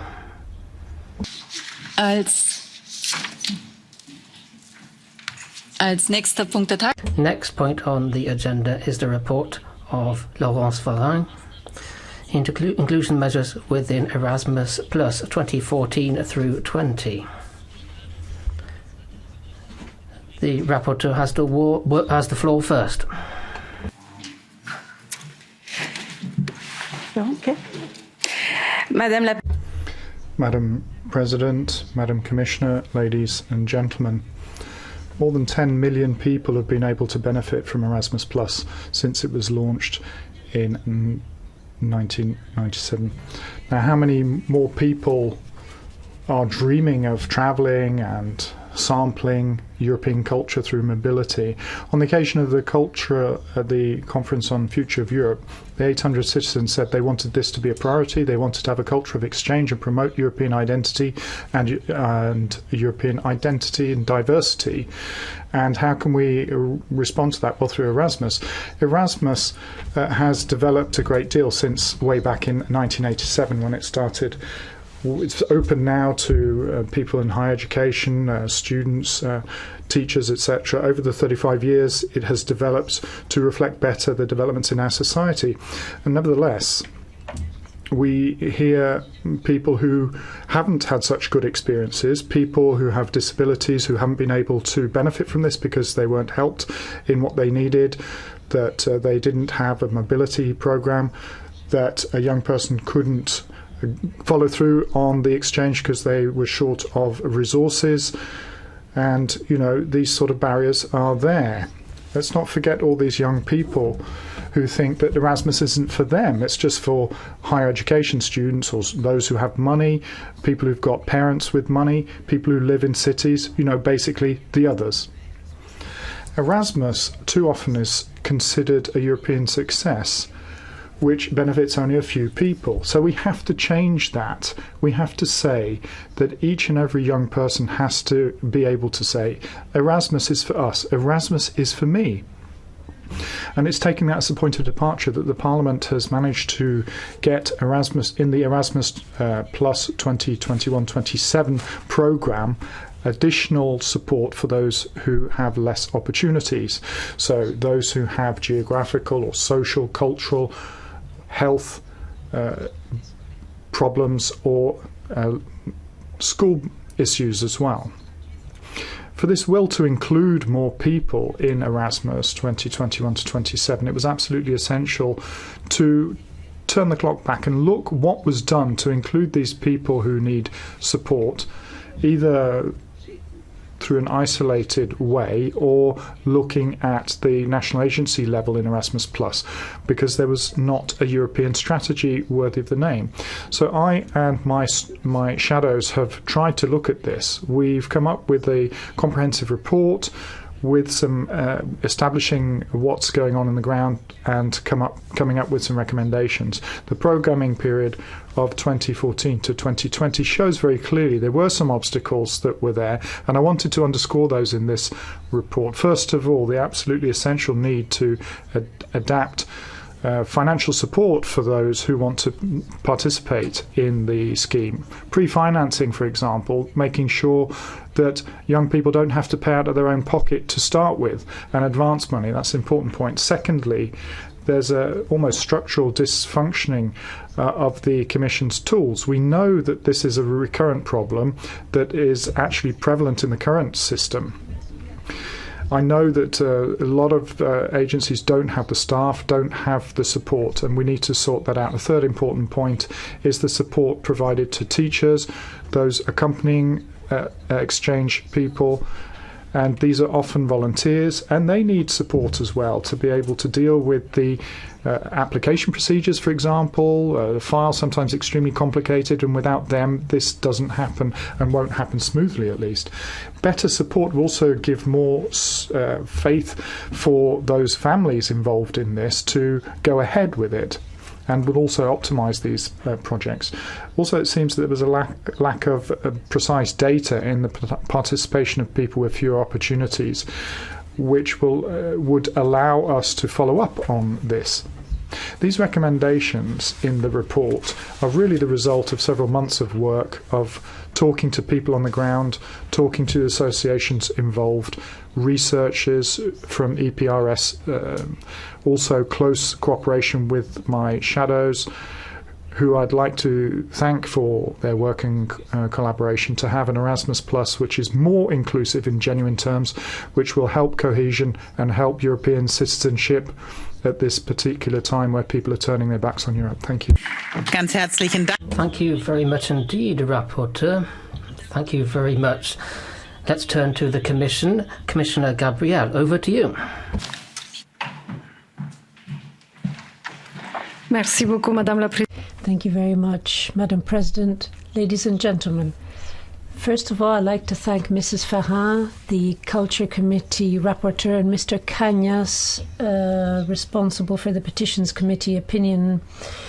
Now, I would like to thank the chair of the Culture Committee, Mrs. Verheyen, and all the shadow rapporteurs for the hard work on this very important report. I know that the Parliament has always given its wholehearted support to Erasmus. It's been around for 35 years now, and I really appreciate your devotion and your critical spirit and the ideas that have been put forward. This covers 2014 to 2020, the previous program. I'm very happy to see that you think that the inclusion measures have developed in a positive way, and the program managed to reach out to people who are more disadvantaged and promote inclusion across all activities. In the previous program, there has been positive experience with the use of the diversity inclusion strategy for young people as a practical way of helping associations and making sure that the actions are inclusive. And then there was also a centre of resources for diversity active in the youth sector. Your report, however, has pinpointed some gaps and shortcomings in the previous programme, and I agree with your findings. It is possible to do more in order to reach out to even more people who are up against obstacles to access the program, and we can also improve mechanisms that implement inclusion. And at this point, I would really like to focus on what you've raised, Madam Rapporteur Laurence.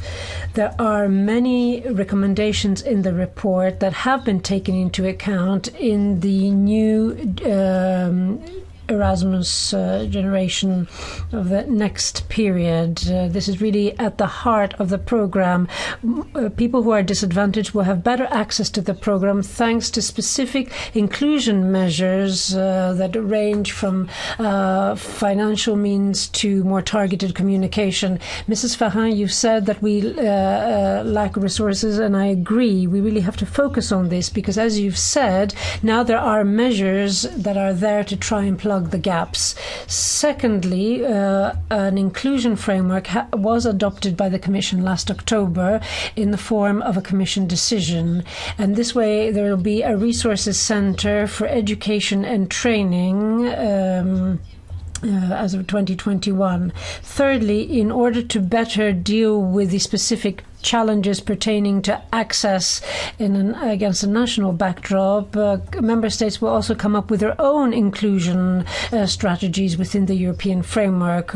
Also, inclusion and diversity officers within the national agencies will be working on this in order to improve access. Fourthly, we have specific inclusion measures that range from financial schemes to targeted communications in order to make sure that more people can get this educational experience abroad. And we really want to reach out to disadvantaged individuals.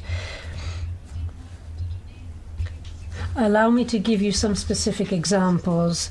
First of all, we have the new accreditation system, a specific unit in order to give support to those who try and reach out to the more disadvantaged individuals. More flexibility when it comes to the duration. Now, when it comes to Discover EU, we're really trying to target disadvantaged young people and to get them to take part in this initiative in order to learn more about the EU by traveling to different EU countries. And these participants are given support by associations on the ground and can get more targeted funding and support. As I just said, inclusion is a cross-cutting priority. It has been mainstreamed into the program.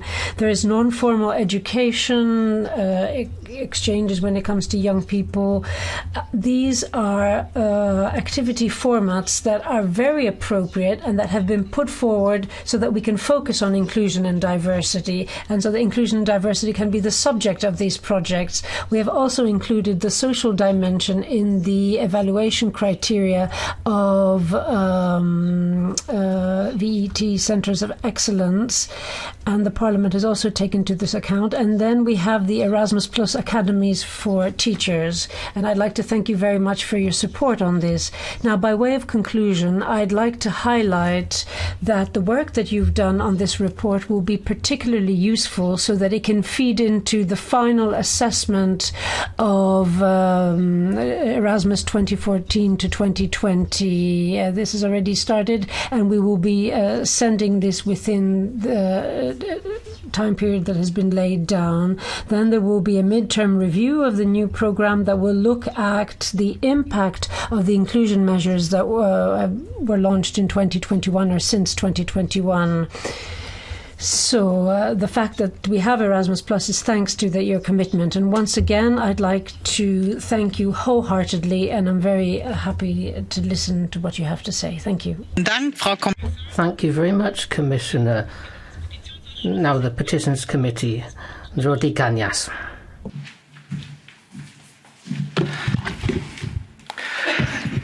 Gracias, Presidente.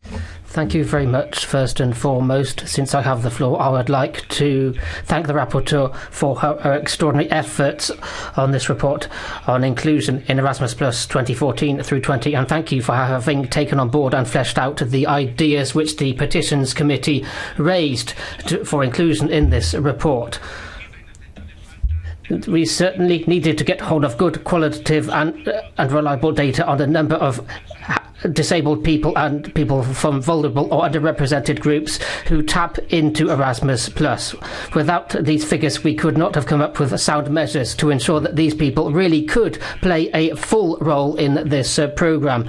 Secondly, thank you for supporting the ditching of physical, psychological and social economic, linguistic and digital obstacles, restricting the educational mobility of the most vulnerable group, preventing them from taking part in Erasmus+. Thirdly, thank you for encouraging the national management agencies for Erasmus+, asking them to appoint specific officers to help those with special needs or with fewer opportunities. The idea being that nobody, whatever, would be left by the wayside. In summary, more data, less hindrances, more support means greater opportunities for one and all. So the next Erasmus Plus will mean really more Erasmus for everybody. Thank you, Mr. Cañas. The first round of the groups for the EPP, Zovko. Dear President, Madam President, dear Commissioner, This year we celebrate the 35th anniversary of Erasmus+. More than 12 million European citizens have participated in this exchange program. The program has evolved over time and has offered life-changing experiences from students to young professionals, from higher education to vocational training. Despite its great success, the program still can be improved and increase its accessibility to more participants. The report that we will vote tomorrow assesses the inclusivity of the program and recommends measures to widen the audience even more. We want to provide chances to those citizens with fewer opportunities and to people living in more remote areas, such as peripheral regions and islands. Based on the EPP proposal, the report calls for more cooperation with countries in the Western Balkans and the Eastern and Southern neighbourhood. I would like to thank the rapporteur for including all our suggestions as well. In addition, we call for more assistance to Ukrainian students and more support to be provided to sustain Ukraine's higher education and academic community. In the report, we also call to lower the administrative burden, to better access to impact of actions by national agencies, and to facilitate participation of people with specific needs and disabilities. Erasmus Plus is not a privilege. It must be available to all, and I hope that this report will serve as a guideline for the Commission as well to make it happen. Thank you. Ganz herzlichen Dank, Frau Zoff. Thank you very much, Ms. Sovko. Now, on behalf of the Alliance of Socialists and Democrats, Mr. Agius Saliba. Grazie, Chair. Thank you, Chair. These are difficult times, very difficult times for our young people. The pandemic has hit them greatly, not only where they have ended up without work, but also negatively in their mental health. Their situation has continued deteriorating because of an increase in inflation, increase in prices, economic and social negative effects of the war that we are living through at the moment. Millions of young people and children are running away escaping from the conflict in Ukraine. They are facing poverty, isolation and uncertainty. Erasmus is one of the European projects which had greatest success, which helped millions of young people to benefit from learning, mobility and work opportunities. The new program is more relevant here because it focuses on inclusivity and focuses as well on diversity. Erasmus is and should be accessible to all, but most particularly to those young people who have no opportunities, those young people who are facing mental problems, health problems, economic problems, difficulties in learning, difficulties and social difficulties in gender, in their sexual orientation and others. It's therefore very important that we continue strengthening this program to ensure that it will be implemented in the best way possible and it shall be accessible to all wherever you are. Thank you. Thank you very much. Kollege Botosch, bitte schön, Sie haben das Wort. Vielen Dank, Frau Vorsitzende, Frau Kommissarin, liebe Kollegen. Thank you very much, Madam President, Madam Commissioner. Erasmus has opened the door for European integration for many people. We have the basis for a common educational culture now, but we have to regard it as a first step. We need to make progress in helping young people. We need to make sure that disadvantaged regions can provide people who can participate in these schemes.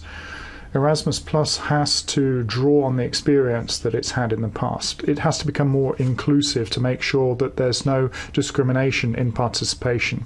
At the same time, we have to ensure that teachers are encouraged to get involved as well and help pupils in integration. Erasmus Plus is a program that we have to promote amongst young people so that they can see what the European Union means, what brings us together, what links us, and it's a practical way of combating Euroscepticism. Ganz herzlich. Thank you very much. The next speaker for the Green Group is Mr. Frantz. You have the floor, sir. Sehr geehrte Frau Präsidentin. Dear colleagues, our European flagship programme Erasmus Plus is a pioneering European project. Nevertheless, there are some young people who have never even heard of it. This is something we need to improve on. Inclusion measures are the key to a successful Erasmus Plus programme. All young people within the EU, regardless of their affiliation, whether they, particularly if they come from marginalised groups such as Roma, need to enjoy access to this programme so that they can play a full part in it. Small organisations play an important role here because they have direct contact with young people, and that's very useful. In addition, these organisations require further funding and also streamlined administration. The report does address the previous programming period, but we need to take stock of the shortcomings to see what we can hone in the future. Thank you. Dankeschön. Und als nächstes hat Thank you very much. Now, on behalf of the ID group, Ms. Anderson has the floor. Thank you.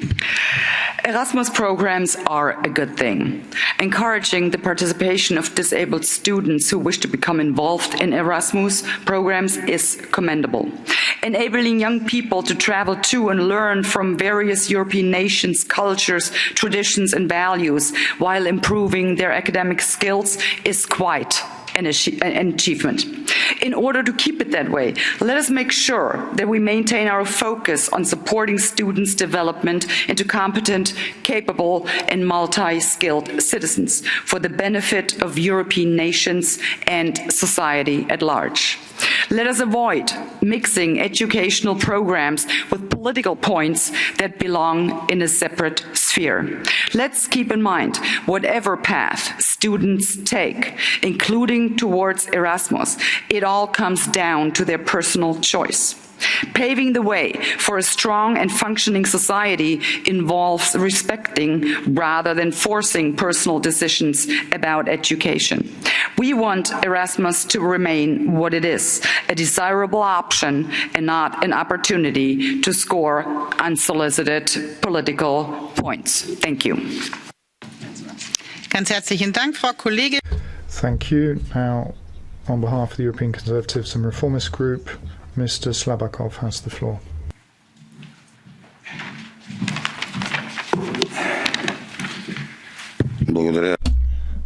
Thank you, Mrs. Chairwoman. I'm very happy to see Mrs. Gabriel here. Me personally, I support this program, Erasmus Plus, and all the opportunities it offers. Of course, we need to pay special attention to the people that are among us, but who face real obstacles. I'm talking about people with disabilities, people from faraway regions, people from poor regions. Of course, we need to direct all our efforts there. Unfortunately, however, from time to time, we hear some strange things which have no bearing whatsoever to the access to Erasmus, but on the other hand, lead to discrimination. I've never heard that in Erasmus we should select someone just because a certain person has a certain sexual orientation or it has a certain political affiliation. This seems to me like fiction. This is yet another attempt to interfere with the national educational system, and this is yet another attempt to install some strange identity, and I don't understand this. What about sexual diversity? All of this, you say, should be subject to the attention of some officers that work towards the inclusion of people. This is wasted money. I think Erasmus should be directed to the people that suffered the most from all the crises we're witnessing. Thank you. Thank you very much. Now for the left group, Mr. Kizilurek. You have the floor, sir. Frau Präsidentin, Madam Commissioner, if there is a single European program that is immediately recognizable by the youth, it is no doubt that of Erasmus. Since its formation back in 1987, when only 3,244 students participated in the program, Erasmus has been growing and growing. Growing not only in numbers, but also in terms of visibility, and we created friendships. Of course, we want this important program to be accessible to everyone. In 2014, Erasmus Plus Youth Inclusion and Diversity Strategy was introduced to ensure this aim. With this report, we underline that we should do everything possible to help people with less opportunities or from disadvantaged backgrounds to participate in the program. We need to remove all possible barriers. The necessary steps towards further improving Erasmus Plus could be increasing funding and less bureaucracy, as well as recognizing the role of staff and youth organizations. I would end my words in thanking Madame Laurence Farang for her excellent work and the perfect cooperation in preparation of this important report. Ganz herzlichen Dank. Thank you very much. The next speaker is Ms. Boxcore. You have the floor, madam. Thank you, Madam Chair. Erasmus Plus is one of the most successful mobility programs in the EU. During its history of over 30 years, it has had a positive impact in the lives of millions of young Europeans. It helps them improve their linguistic skills and acquire interesting experience abroad. Hungarians have always taken part in the program happily, and I'm happy to see that people with a disability or with learning difficulties or in a disadvantaged situation are now going to have an easier time accessing the Erasmus program. I also like the fact that the program focuses on countries in the Eastern Partnership. We have done a lot to simplify procedures within Erasmus+, but there are still some difficulties. Young people belonging to ethnic and linguistic minorities are still at a disadvantage. Erasmus cannot become a weapon for ideological and political purposes. We cannot brainwash young people under the pressure of the LGBTI community. This is for the parents to decide. Let the Erasmus focus on education and training. That's what it's all about. Herzlichen Dank, Frau Kollegin. Thank you very much. I'm just looking in the chamber. Mr. Frankowski, I don't see him, so move on to Mr. Smerillo. You have the floor, sir. President, Commissioner Gabriel, Erasmus Plus is the longest-lived European program that better represents key values in Europe and that promotes cultural exchange among young people and its empowerment. However, if it's to be a genuine success, Erasmus Plus has to reflect progressive values from inclusion to diversity. It has to be open to everyone, regardless of physical, economical, social, geographical, or other obstacles. This implementation report has allowed us to assess the impact that the inclusion measures have had in the previous program. Even though in 2014 the program has included an inclusion and diversity strategy, it has to be harmonized among member states and it has to become mandatory because we have to look at the impact now. Often the grants are not generous enough for students not to be excluded, and we have to make sure that the 2023 budget has more money, and we have to make sure that the member states implement the inclusion measures so that inclusion and equality can become a reality. Thank you. Ms. Šojdrová is the next speaker.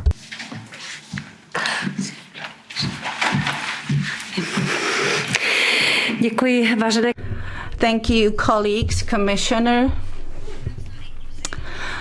Focusing on inclusion in education and mobility is very important at the time when we experience impacts of COVID-19 on the young people, because COVID also deepened differences among groups of young people in education and results, and we have a lot of catching up to do.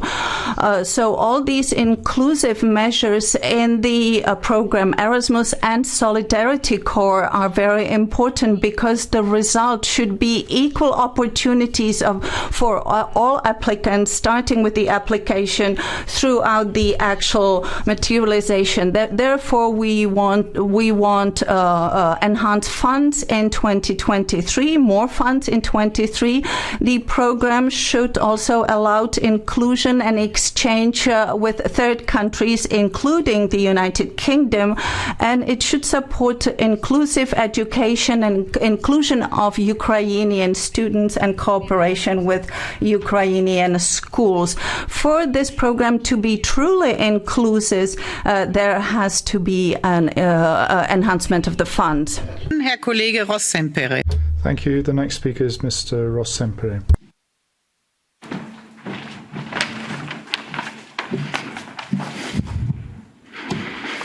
Gracias, President. Thank you, President and Commission. Education opens doors which our young people will pass through to spend the rest of their lives. For many of us, this is a bed of roses. For those who lack funds, it's a tortuous and winding path. The Erasmus Plus programme is an excellent tool to whittle down the differences between people, to inculcate values, to remove barriers and create European citizenship. But we must see to it that all young people can tap into the programme, and mobility grants are the right way of going about this. Families with less money cannot afford to take part just with a grant. There must be a financial supplement to the grants to allow for the inclusion of students who are less well off in Erasmus. It's a pity that in communities like mine, the regional government in Murcia offers only an extra €30 a month. What good is that in Milan or Berlin? We must have an affordable Erasmus which allows people to enjoy self-development, even if they are not very well off. Thank you very much. The next speaker is Ms. Evra. You have the floor, madam. Merci, Madame la Présidente. Thank you very much, Madam President, Madam Commissioner. Now, this year we're celebrating 35 years of the Erasmus programme. Let us undertake a commitment. Let us finally get rid of the last hampering factors that stop those less well-off people from benefiting from this symbolic mobilisation programme. For 35 years now, there have been some fantastic advances, but there's still obstacles such as economic ones, cultural ones, linked to health, disability, geographic isolation, the language barrier, difficulties in learning, or quite simply being unaware of the programme. We need to deal with this.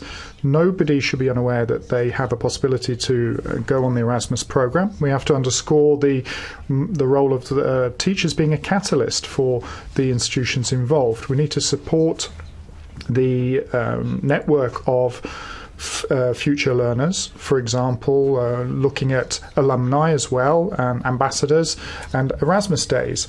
The level of grants is often seen as being too low. It's very important that we make sure that the cost of living is covered in the host countries. And finally, we need to simplify the administration. We need to look at the European student card, for example. So let's continue our pressure. Thank you. Ganz herzlichen Dank. Und damit kommen wir. Thank you very much. That brings us on to the Catch the Eye procedure. There are two people who've caught my eye. First of all, Miss Walsh. Thank you very much, Commissioner, colleagues. I very much welcome the findings of this report, particularly in the areas of outreach and inclusion. However, while the inclusion measures in the Erasmus Plus programme 2014 to 2020 were much improved, considerable challenges and shortcomings continue to persist.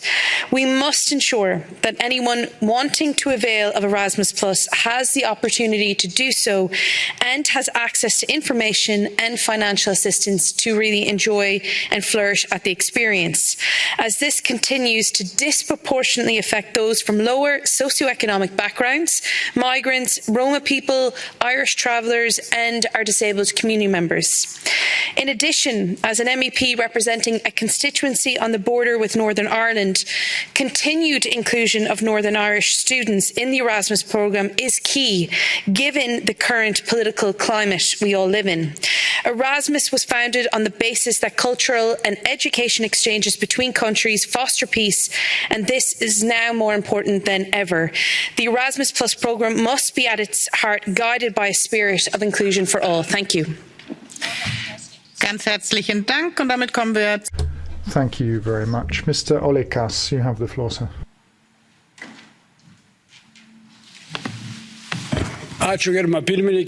Thank you, Madam Chair, Madam Commissioner. We should be celebrating the results of the Erasmus Plus program, since it has opened the doors to exchanges among young people, the doors to education elsewhere. But we cannot stop and be happy with what we have achieved. We should be striving for more concerted work. We have expressed support to Ukraine's and Georgia's candidate status. Therefore, we should allocate more funds to young people from these countries to benefit from this program. It will open up the doors to knowledge about culture and history of European countries. I support the idea expressed by the colleague who spoke earlier about the alumni networks. They could be ambassadors. Thank you. Thank you very much. Now to reply, Ms. Gabriel for the Commission. Merci beaucoup, Madame. Thank you very much, Madam President. Ladies and gentlemen, thank you very much for this excellent debate on something that is obviously very close to our hearts. I'd like to thank Mrs. Farang, the rapporteur, once again, and all those members who took the floor, including the members of the Culture Committee. I'd like to thank them for their relevant comments. And I agree with the fact that national agencies play a key role because they're responsible for implementing Erasmus Plus with the objective of extending this to people who are disadvantaged. They are in the best position to know which groups they need to target and to make an effort and concentrate on these groups. But I would like to say today that for the first time there was a meeting bringing together all the national agency directors and the commissioner responsible for Erasmus+. This meeting took place last week, and I was very interested to hear their very impressive activities relating to this. There was one presentation, for example, on the inclusion strategy that the agency has, and it was actually the Romanian agency that presented what they've been doing. Now, this year, the Croatian agency has also set up something new, and there's something similar in Belgium. Another recommendation is that the other agencies should follow in their footsteps and should have an inclusion strategy that helps them better communicate and better target those who perhaps have obstacles, are not convinced about it, and to bring them into the fold. I truly believe that when it comes to IT tools, Madam Rapporteur, we're aware of what's going on, and we'll make sure that I'll make sure that my team focuses on this and that the speed picks up. We've been focusing on this since the beginning of the year, but we really have to redouble our efforts. So I'm going to continue working hand in hand with you in order to boost the inclusion dimension of Erasmus+. I firmly believe that we will deliver results and this will pay off, and we will soon see that Erasmus+ will become an even more more visible and appreciated reference point when it comes to inclusion, when it comes to youth education, training and sport. So thank you once again for the very specific proposals. I'm at your disposal and so is my team, and we're counting on excellent cooperation. Thank you. Commissar. Thank you very much, Commissioner. Now to conclude, once again, the rapporteur, Ms. Farrell. You have the floor, madam. Merci beaucoup. Thank you very much. I would generally like to thank everybody who's taken the floor during this debate. I'd like to thank the rapporteur as well for having responded to our proposals. By way of conclusion, I'd like to thank the Commission for having issued the guidelines on inclusion for Erasmus and the European Solidarity Corps, which are included in together with these recommendations in our report, I think will improve inclusion for Erasmus+. We're learning from the past through this report. Now we have to grasp the opportunities with the current programme period to make sure that we continue to consolidate and bolster all possibilities to push for inclusion of people who are learning, being able to develop all sorts of possibilities to pick up on the youngest people, because it's as of that young age that the openness to Europe starts, and getting used to the abroad, if you like, is something that is irreplaceable. All of these measures have to be followed up, of course. So another issue is the budget. I have to admit that the budget that I've seen for 2023 is a reason for worry, actually. We would expect an increase of a more radical nature each year. The budget is also part of the inclusion measures for Erasmus, so we do expect a great deal, and my colleague mentioned this earlier. So there you have it. This report is to allow us to learn from the past, to prepare a future for Erasmus that will be more inclusive. And I certainly hope, obviously, that this report, which will be put to the vote, will garner a very broad-ranging, unanimous support in our chamber and send out a very important signal to all the young Europeans and less young as well. Thank you. Ganz herzlichen Dank, Frau Thank you very much, Rapporteur. That brings this debate to a close. The vote will take place tomorrow. The next item on our agenda is the report by Mr. Pizzula. It is the 2021 report on Montenegro. The first speaker is the rapporteur, Mr. Pizzula. You have the floor.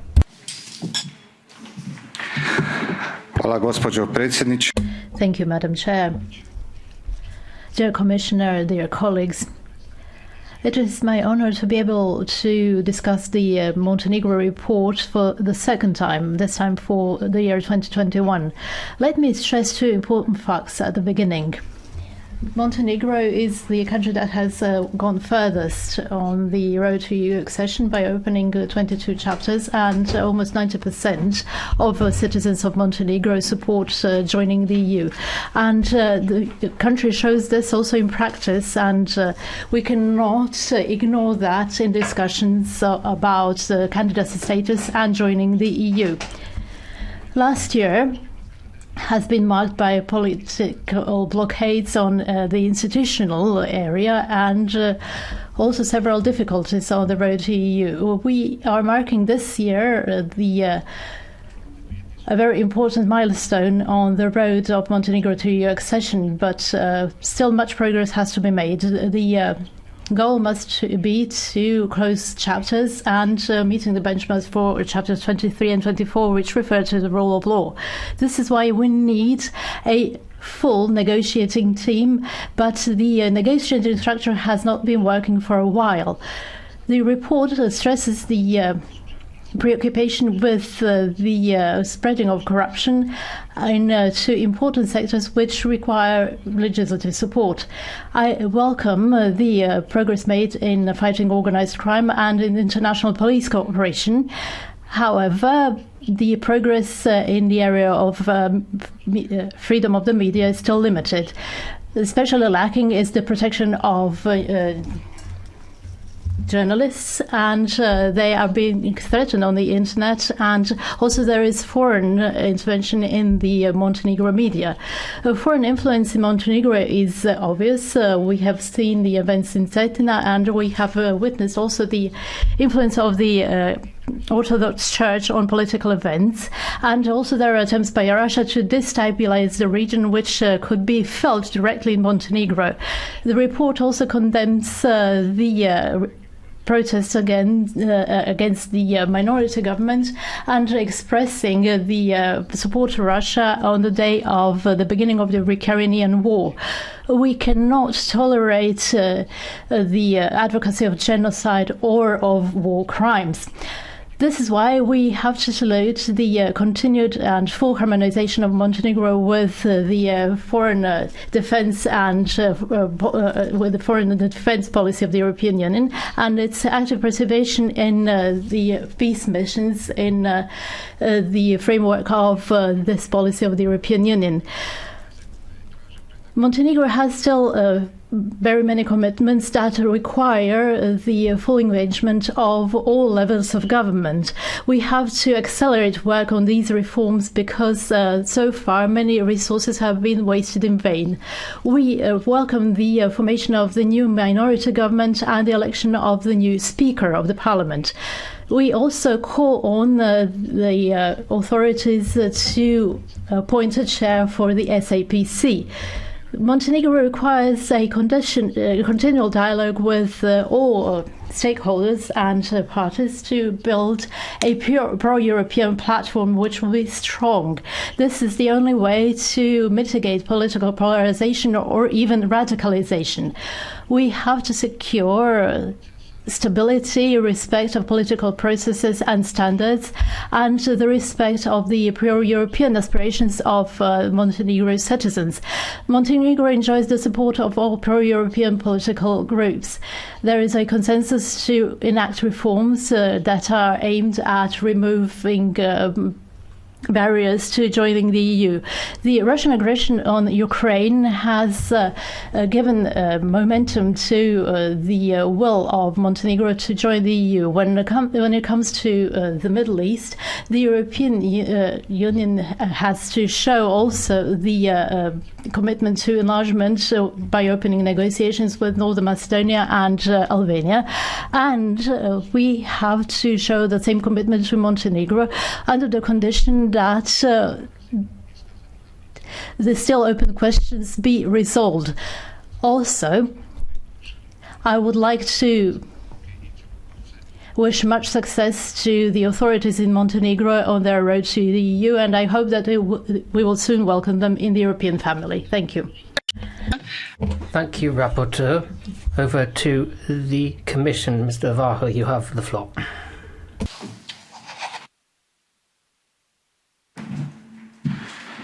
Dear Madam President, dear Rapporteur Pitsula, good evening, honorable members.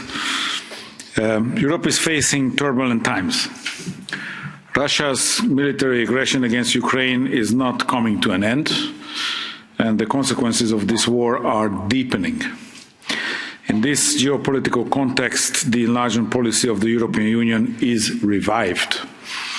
3 months ago, 3 of our partner countries, Ukraine, Moldova and Georgia, have decided to send a strong signal to the European Union and to the world when they decided to apply for EU membership. For them, clearly, the EU membership is the most important and most reliable tool for their long-term peace, stability and prosperity. In this changing geopolitical context, when we are tightening our regional partnerships and cooperation, our priority remains the Western Balkans. We are committed more than ever to bring the entire region closer and within the European Union. Because Europe does not end in Zagreb or Budapest, the Western Balkans naturally belong here too. It is more important now than ever to work on that not only fast, but with full commitment and will by all the institutions. I thank this honourable House for its continued strong support for the European perspective of the whole of the Western Balkans. Let me now turn towards Montenegro and the progress report on 2021. First, I want to thank the rapporteur, Mr. Picula, for his work and the commitment, as well as for the very balanced report that we see today. I agree with him that our common interest is to speed up the enlargement process. We have no time to lose. The process continues to be built on strict but fair conditionality and the principle of own merits. This means that the pace of negotiations depends first and foremost on the progress in the fundamental reforms. In the current context, there is a window of opportunity for those countries willing to speed up the pace of their reforms and clearly demonstrating their EU commitment, not only in words, but also in deeds. This is clearly the case that Montenegro will have to face. The new coalition government's strategic priority is to accelerate the country's EU accession negotiations. This paves the way to move forward on Montenegro's EU path. We have encouraged all political actors and institutions to take forward EU-related reforms in a constructive spirit and in line with the expectation of the Montenegrin citizens.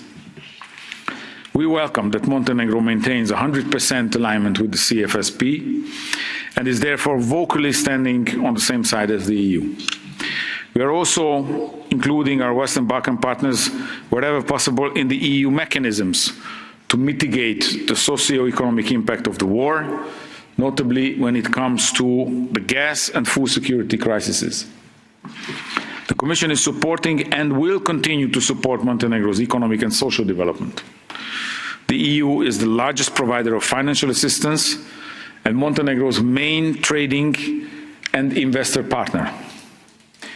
Our economic and investment plan for the Western Balkans offer a platform to support the socio-economic recovery from the COVID-19 pandemic and the country's longer-term resilience and prosperity. To fully grasp the benefits, we are encouraging Montenegro to prepare mature and strategic long-term progress urgently. Unfortunately, for the moment, Montenegro is lagging when it comes to these EU-funded projects. Therefore, a much stronger focus should be put on having in place enhanced national administrative structures to prepare these programs and these projects. Retaining and expanding EU expertise in the Montenegrin public administration will be key to address these challenges. Also, regional cooperation is essential.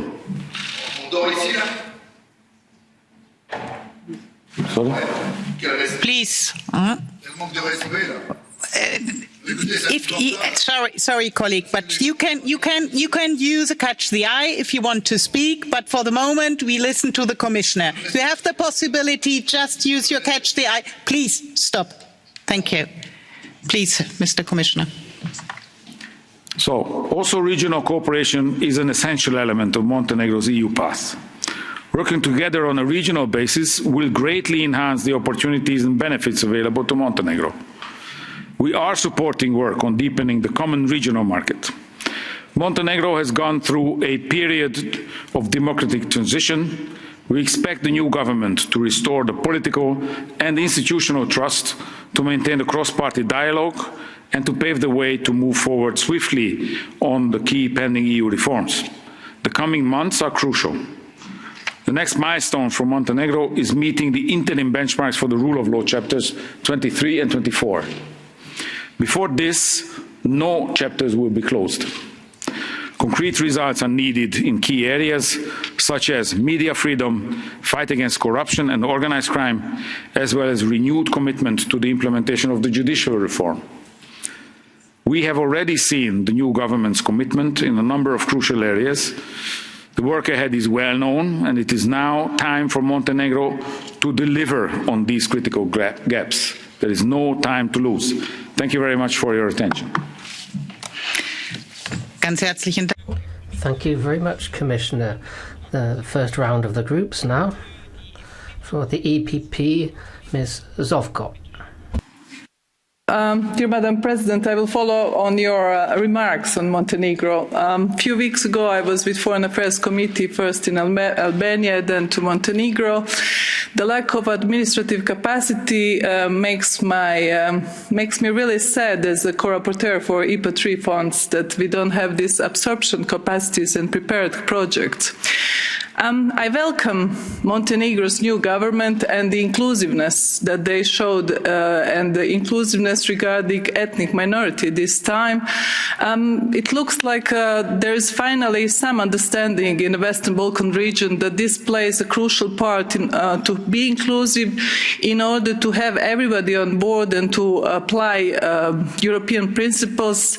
But still, there is work to be done regarding Croatian cultural heritage in Bay of Kotor and respect for the language. So I'm watching with a great interest for what Montenegrin government will continue doing in the future. We are a greatest advocate for Montenegro because we need a success story in Western Balkan, and we will follow with all the support that we can from our side. It's unfortunate that we are discussing all this issue tonight so late with the empty room. That shows the respect for Western Balkan, and I hope that in the future we will have more attention, we will have success stories, and we will have successful summit as well for these countries that really deserve it. Because for what's happening with Western Balkan, if we don't deal with it, tomorrow it will be in France, it will be in Germany, it will be somewhere else. The borders are not ending just on Croatian side. Thank you. Ganz herzlich. Thank you very much. Stick a little bit to your time. So, als nächstes hat... Next up, Thijs Ruiten for the S&D. Thank you, President, Commissioner. Thanks to the rapporteur for this very good report. The Western Balkans deserve our real, genuine commitment, and Montenegro demonstrates why. A year ago, on this same annual report, I called on Montenegro's leadership to set political differences aside and make the right choices for all Montenegrins. And I commend Montenegro's new government for their support to Ukrainian refugees, aligning with the sanctions, thus fully embracing our shared European values, and for pursuing the necessary reforms. The report also clearly indicates remaining and very important shortcomings, but Montenegro is in pole position, an opportunity to write history which should not be wasted, a sign of hope for the region and the European Union. This is the moment to maintain political unity and go the extra mile.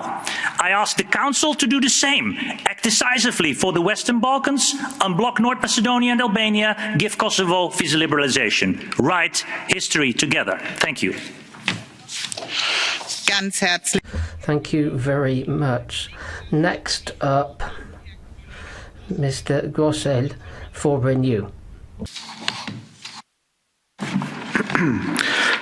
Spoštovani, Črna Gora je po politični krizi, ki je nastopila z odstopom prejšnje vlade. Dear members, Montenegro is in a political crisis. It's facing an important decision. A minority government has tried to solve the political and democratic crisis within the constitutional framework.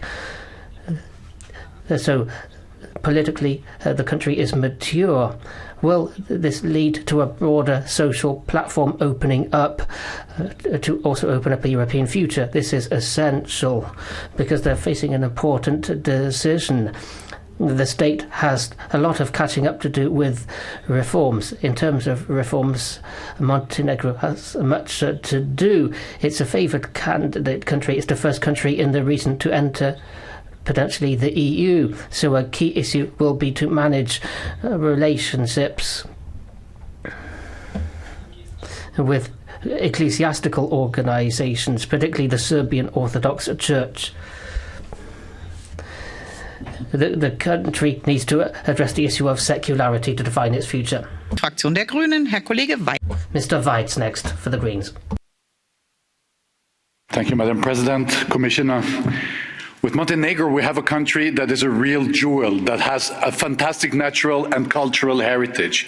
And we have a country that has a minority government, and this in Balkan regions. I think this is very exceptional. But having a minority government that is counting on such a broad support in the Skupština, so in the local parliament, is really exceptional. And what is keeping that government running is the unified and united will to join the European Union as fast as possible. And if we look at our role in the Balkan region, European Union has unfortunately lost a lot of credibility through not meeting up the promises or at least the hopes that we were creating in the region. And if there's one country of Western Balkans where we can show that there is a path into the European Union, that there is a light at the end of a tunnel, yes, if you do your homeworks, if you meet the criteria, if you do your job well, if there is one country, this is Montenegro. And with Montenegro, we should accelerate our efforts now to talk about accession, to close chapters. And I see a big willingness on the Montenegrin side, but they're also counting on our support, also to support them to rebuild capacities which have been lost in the past to negotiate. And it will be also on our side to do our utmost to accelerate the talks, to accelerate the negotiations. I'm convinced that we can finalize all the chapters within 2 years and have Montenegro joining as the 28th member of the European Union, giving the country, honoring the country for its merits they are given, but also showing the whole Western Balkan regions, if you do your homeworks, there is a perspective and you will join us on the European family in the European Union. Thank you very much. Thanks very much, Mr. Weitz. Next up for ID, Mr. Lacapelle. Maintenant, vous avez la possibilité d'adresser Monsieur le Commissaire. Now you can address the Commissioner. It's according to the rules. Thank you very much. If I say 20th in the world ranking, you'd think that this is some sports ranking. No, according to The Independent, a British newspaper, this is the level of fortune of the former Montenegrin president. So he's we're talking about 10 million in personal fortune, and we know that part of this comes from international trafficking. But because of the whole issue of hegemony in Europe and affairs, and you want at all price to include Montenegro. Your hypocrisy knows no limits. So you talk about foreigners meddling in Montenegro, but you don't talk about EU meddling to change their ideology, because there's a Serbian minority. They're taking to the streets, but you're turning a blind eye to what is happening. Now, you're also saying that the Montenegrins want to join the EU, but you don't take into account the fact that European citizens might not want them to join. Now, we have this federalist expansionism, and we're against this. We're against EU enlargement. We know this is all about dissolving the peoples and nations. Thank you. Merci beaucoup. Thank you likewise. Next up, Mr. Sokol. Over to you for just 1 minute. Poštovana potpredsjednice. Chair, Commissioner, colleagues. On its European path, Montenegro made a lot of progress. And from recently, they have a pro-European oriented government who works on the respect of rule of law and minority rights. It is a good sign that the Croatian minority now has its own representative in the executive. This is very important because Croatian in Montenegro are autochthonous minorities and they preserve their rich cultural heritage. However, the problems that Montenegro still has is the activities of foreign forces. These unacceptable ideas that come from Belgrade, and that they are greatly supported by Russia as well. This is why it is very important that the Montenegrin government resists this perspective from Serbia and enjoys the European perspective. Thank you. Next to Mr. Nemec. Just 1 minute. Spoštovani, kot zelo pomembno. Ladies and gentlemen, I consider it very important that in my first address to the Assembly that I draw attention to the extreme importance of enlargement policy. The progress report for Montenegro has been drafted. We'd like to welcome them in our fold, but it's also important that we see the rule of law, consistent implementation of judicial reforms and the active fight against organised crime and corruption, otherwise progress will be hampered. I hope that the country will soon be able to close open chapters and that its status as a leading state within the enlargement process be maintained. The new minority government of Montenegro is something that I think gives rise to optimism. However, at the same time, we do need a strong pro-European attitude amongst the leading political proponents so that the pace of enlargement or accession will be accelerated. So we're welcoming the advances made. Thank you. Next up, catch the eye. Just one punter, Mr. Olekas. 1 minute.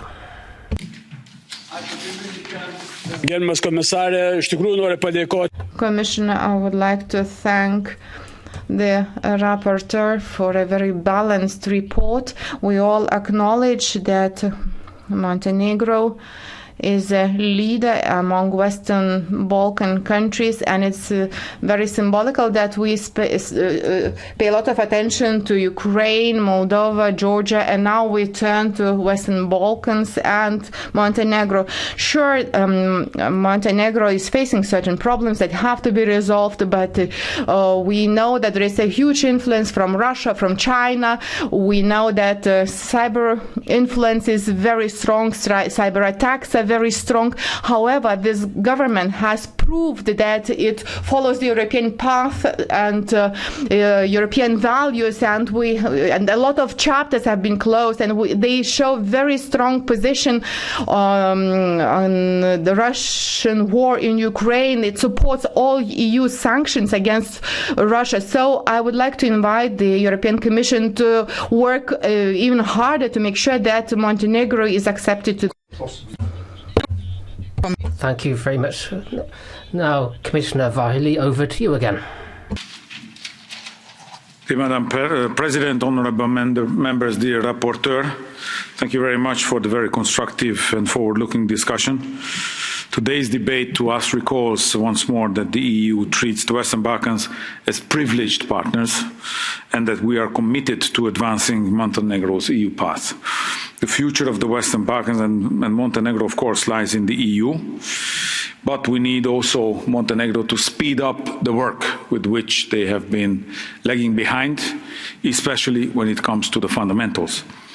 We will continue to be Montenegro's first political, trade and economic partner, and we think that Montenegro, although it is in a good track, but it needs to do more and faster. Thank you. Ganz herzlichen Dank, Herr. Thank you, Commissioner. By way of conclusion, we have Mr. Pizzula, the rapporteur. Thank you, Madam President. I would like to thank all colleagues for tonight's debate, but above to all my colleagues, shadow rapporteurs, for their great contribution to this report and for excellent cooperation. Tonight, the European Parliament once again showed its full support for the European future of Montenegro. I am more than convinced that Montenegro has the capacity to overcome the current problems outlined in the report.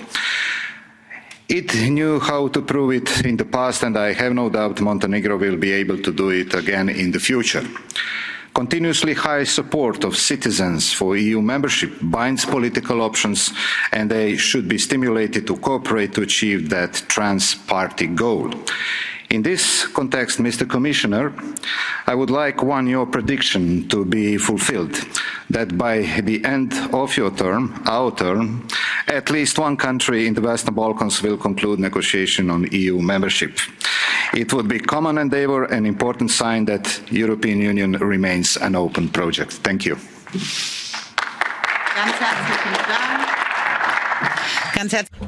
Thank you very much, Mr. Pizzula. That debate is now closed. The vote will take place tomorrow.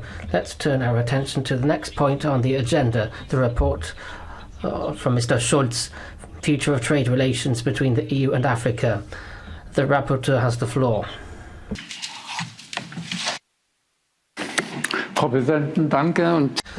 President, Commissioner, thank you very much. Dear colleagues, firstly, I would like to warmly thank the shadow rapporteurs. We had an extremely productive level of cooperation, and I am very proud of our shared outcome. We had intensive cooperation with prominent African experts. We held a hearing and a number of workshops in which we lent a keen ear to their view of future economic cooperation of our two world regions. With this report, we are endowing the EU and the African Union and its member states with a clear stance from the EP. We are in favour of an equal partnership, directly linking in to the conclusions of the February summit. So our priorities will be steered together. Our policies, particularly trade policy, must fulfil our common challenges, fulfilling the SDGs by 2030 in particular, overcoming poverty, kindling prosperity in Africa. That's in the interest of the EU itself. So we must make efforts to have common value chains created in Africa. We want to have modern and environmentally friendly technology rolled out. The vision of the African Union of harmonised industrial development in the continent must be supported by us. Our report emphasises that we must nurture trade within Africa. This priority means we must support the development of infrastructure there. Intra-African trade requires transport infrastructure, refrigeration chains, warehouses, communication networks and data highways.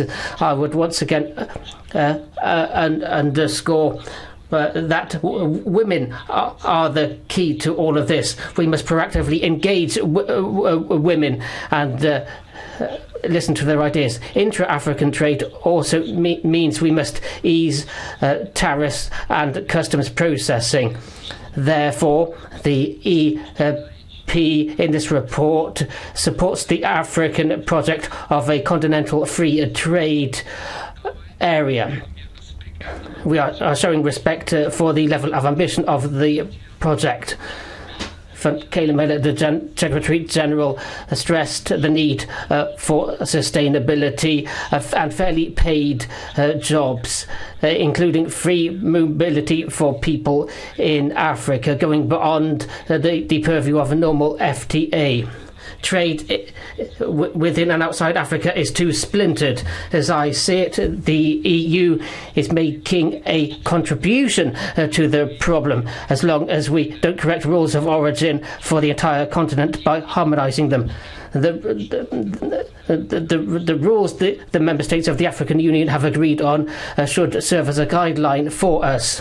So we, as the EP, are calling upon the Commission to look at the EPAS and really scrutinise it, so that this existing free trade agreement serves serves the interests of the Africans rather than hindering them.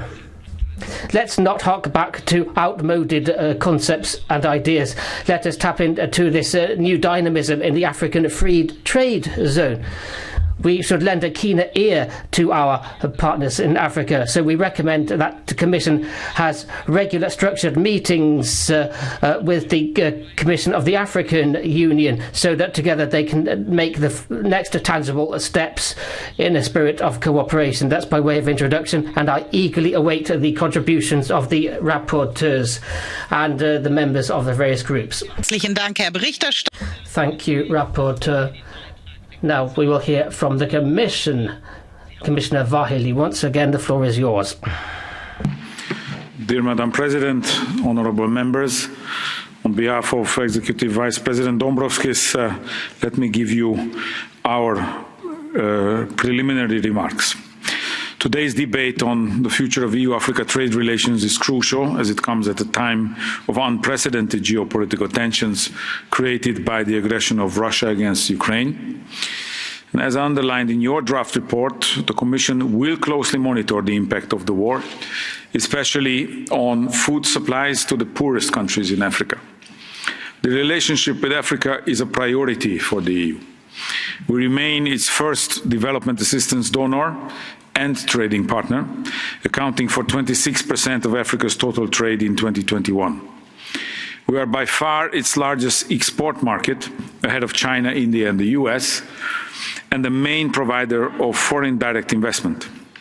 Africa is a dynamic continent in demographic and economic terms, and rich in natural resources. In 2021, the African Development Bank noted that Africa's economy was quick to rebound following the pandemic, and its real GDP growth was near to 7%.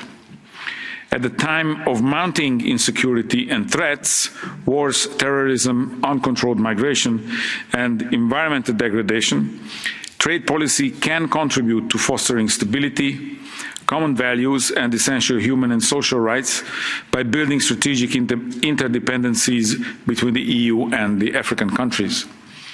Our strengthened partnership with Africa will help to foster economic diversification and inclusive growth.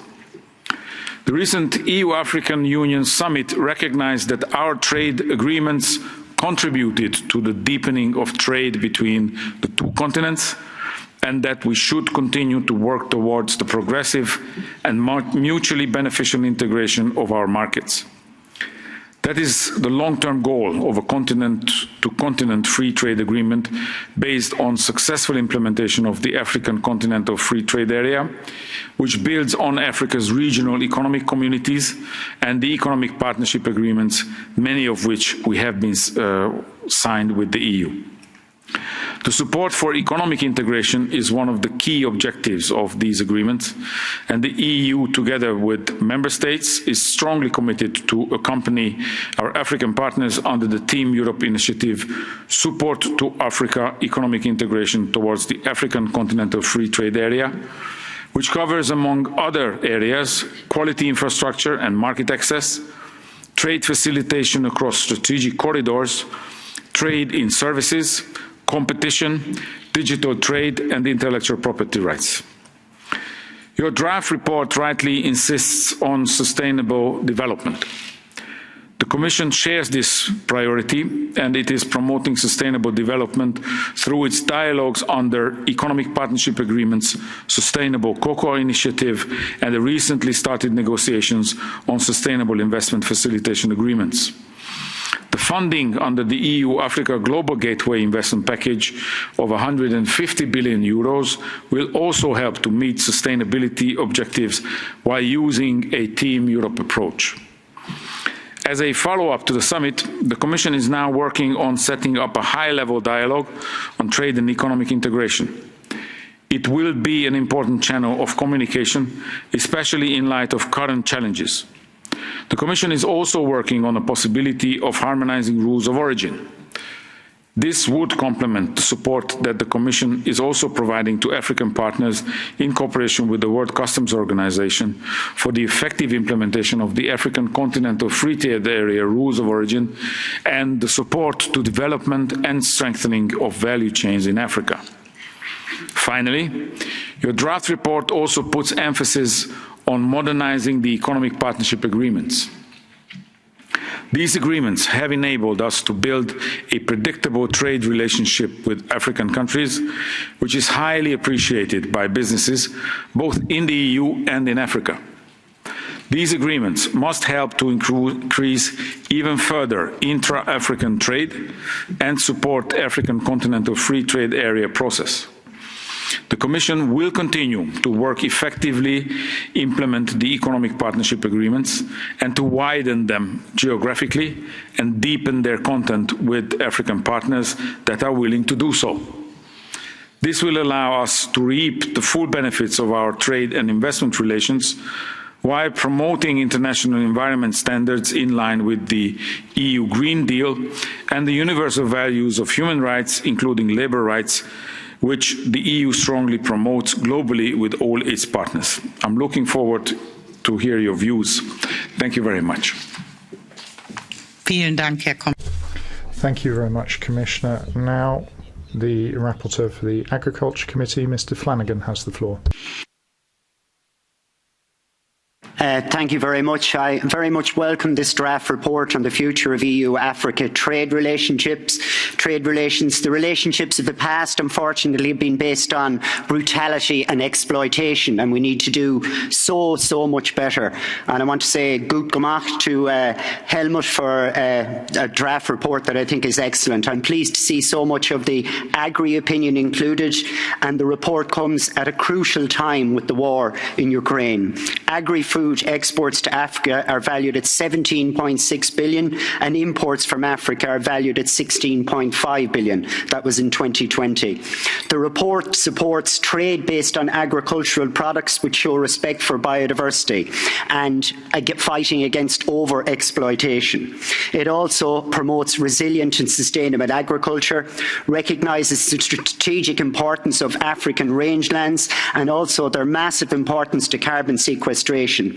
It also looks for a reduction in pesticides and, very importantly, highlights the inconsistencies of exporting products banned in the EU. This must stop. It also supports a stronger policy coherence at EU level in agri-food trade. All of these words are very good, but we've actually got to do it. We can't just be talking about it. This is important. We've got to put words into action. Thank you very much. Ganz herzlichen Dank. Thank you very much. That brings us to the first round of group speakers on behalf of the EPP. Mr. Mato has the floor. Thank you very much, Madam President. Commissioner, first of all, I'd like to congratulate the rapporteur for the work done. Africa should be a priority continent for the EU. We're all aware of the enormous potential of its markets and its complex reality and diversity. It has natural resources and there's demographic growth. It's interested in trade. It's got a roadmap for reforms and more stable institutions, and there's more security. But it has to make an effort to lay the political groundwork for development. European businesses, and more specifically SMEs, cannot be overlooked in these business opportunities. We have to boost trilateral PPPs and to make sure that we get a handle on migratory flows. Now, of course, the Russian invasion of Ukraine and China vying for power here should further our conviction that we mustn't waver in when it comes to our commitment to Africa for their sake and our sake. Thank you. Thank you very much. Now, on behalf of the Progressive Alliance of Socialists and Democrats, Mr. Schuster, you have the floor, sir. Frau Präsidentin, Herr Madam President, Commissioner, ladies and gentlemen, the COVID pandemic, the war in Ukraine, and the geopolitical changes that have become obvious make sure that we understand there are new challenges here between us and Africa and our relations. So we have to establish a new foundation. We know that the European Partnership Agreements, Economic Partnership Agreements, don't do that. We need to have something on an equal basis that takes the Africa states seriously. Point of departure should be what has been decided on by the Africans in terms of the African Continental Free Trade Agreement. And this is a free trade agreement to try and establish value chains to be generated in an African fashion to make sure that the African economy should be supported in a comprehensive way.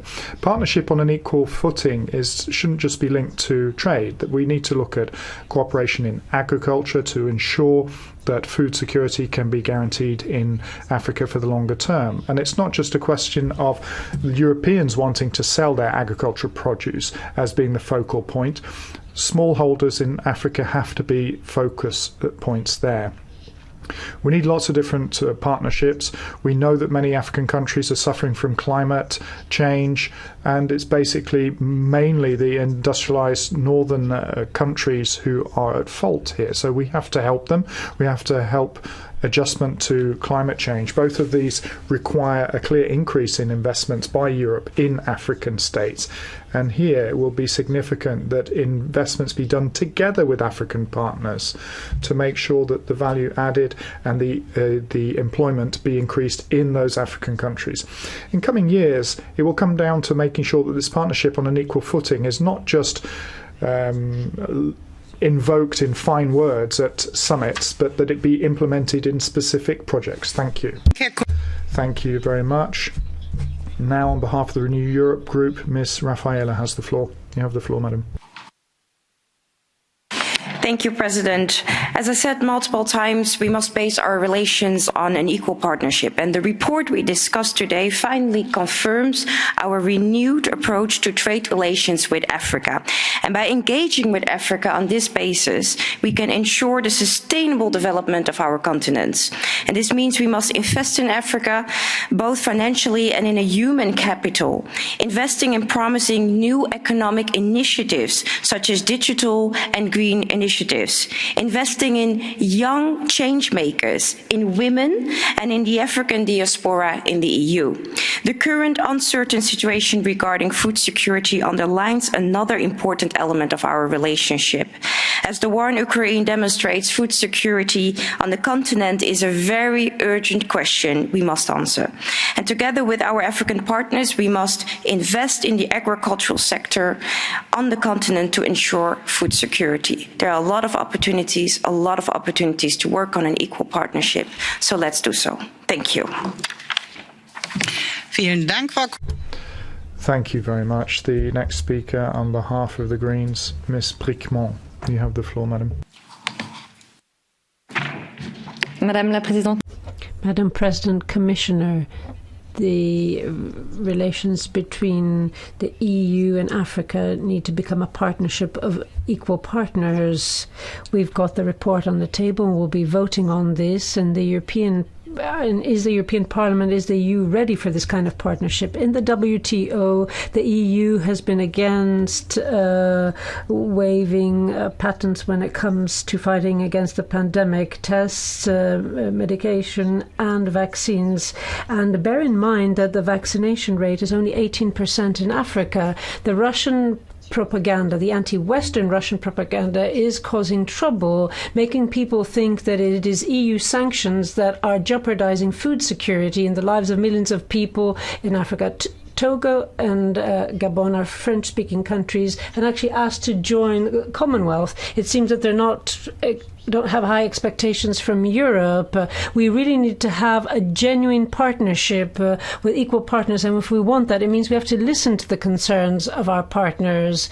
We have to be careful with the colonial approach, and we have to put an end to the colonial approach of companies that are still exploiting the people and making them suffer. We want an economic partnership that takes into account the local economy, regional integration, economic diversification, and above all, the Sustainable Development Goals. Thank you.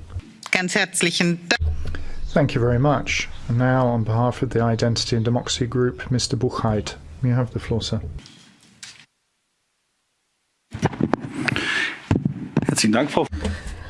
Thank you. Good evening, ladies and gentlemen. The current proposal is being flogged as a possible instrument to combat Turkey, Russia and China, our global competitors. As we've just heard, regardless of any colonial or neo-colonial connotations, previous absolutely terrible colonial masters swung their clubs. But now weapons are still being deployed in Africa. There's another threat. There could be a boomerang effect on us. This could be to the detriment of the EU. Mass migration. Well, the floodgates are being open to mass migration, and there are no penalties for incoming migrants. It's no good having good intentions, however good they may be. Next up, Mr. Soffo for the ECR. La crisi ucraina ha fatto finalmente scoprire. Now, Ukraine has finally made the EU discover how important our relations are with Africa. 24% of agricultural area in the world, huge energy deposits and resources, and a huge population. But it seems that while we were sleeping, China and other countries have taken away our role of privileged partner, taking over the whole issue of debt and taking control of strategic assets and natural resources, and even making Chinese taught in schools. I think we have to make sure that we have a development plan that will help Africans get their right back to live in their own land, a geopolitical approach that will make sure that the EU and Africa are the only protagonists of stability in Africa and Mediterranean. But instead, you have economic partnership agreements which have clauses on gender equality, digital reality, and so on, that don't seem to reflect the needs of the continent, and which clearly shows that it is ideology and a lack of reality that characterize the EU.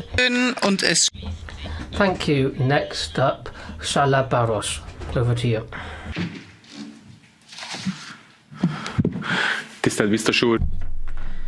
Thank you, Madam Chair. Commissioner, the political, economic and cultural ties between the EU and Africa are significant, and they go back a long time. There is no doubt that our economic approach cannot treat this continent as merely the beneficiary of humanitarian aid. Africa is the EU's economic partner. It is just as important for the EU to support Africa in raising living standards, to avoid people wanting to leave the continent in masses. One of the most damaging impacts of measures taken so far have been the constantly strengthening waves of migration towards Europe. It is high time to change. It is high time that the EU focuses on creating the conditions for people to stay in their home countries. We need to ensure that conditions in Africa allow people to live in dignity in their homelands and contribute to local development. Keeping mutual benefits in mind, Africa could become a market for European products, services and knowledge-based economy. Thank you for your attention. Ganz herzlichen Dank, Herr. Thank you. Next up, Martuscello. Over to you for 1 minute. Non ci potrà mai essere una vera. There will never be able to be a proper trade partnership with Africa if we don't eliminate certain sanctions, and if we don't clearly decide to deal with certain issues. There have been attacks in Tanzania, and there have been problems. Despite sending troops to deal with jihadists, it's extremely important to fight against this, and we have to really be very clear when talking about this. Zimbabwe, among other countries, have decided to fight against jihadism and make this a flagship project. And Elmar Brok, our colleague, will be going to Zimbabwe in order to examine the situation, given that there will be presidential elections soon. 12.5 million euro will be given in local loans. But the time has come to talk about the legitimacy of the sanctions against this country, which have thrown a spanner in the economy. So the most important challenge is fighting against jihadism, and we must make sure that the situation doesn't degenerate. Thank you. Mr. Zorrinho is the next speaker. You have the floor, sir. Senhora Presidente. President, Commissioner, today's initiative report on the future of trade relations between us and Africa represents a tremendous opportunity. Our peoples can only stand to benefit from an equal partnership which affirms a multilateral cooperation strategy where the trade dimension is one of the essential pillars. The EU and the African Union stated various times they are firmly committed to a joint vision for 2030 based on a strategy based on a new sustainable and inclusive strategy. Our relations have to bear in mind the new geopolitical context in which strategic autonomy is the necessary foundation to make it feasible to have sound economic and political cooperation and have trade links. Both parties have said that's what they want. The entry into force of the Continental Free Trade Zone boosts the potential for cooperation between us and Africa. And here we have programmes such as Global Europe and Europe Gateway, which are being launched. There are exhaustive recommendations in this report, which are a contribution to buffer the fallout from the ongoing war in Ukraine, affecting sustainable development, creation of wealth, and the well-being of peoples. Thank you very much. The next speaker is Mr. Andrews. You have 1 minute. President, Commissioner, I agree with the comments earlier of MEPs Brickmont and Rafaela that we are embarked on a new era of partnership between the EU and Africa, and it's truly welcome. However, I just want to address my comments very briefly on the trade aspects of the immediate food security issue. We've heard, I think all of us, from the World Food Programme and FAO, who've outlined many times proposals about how to avert famine and whether that can happen.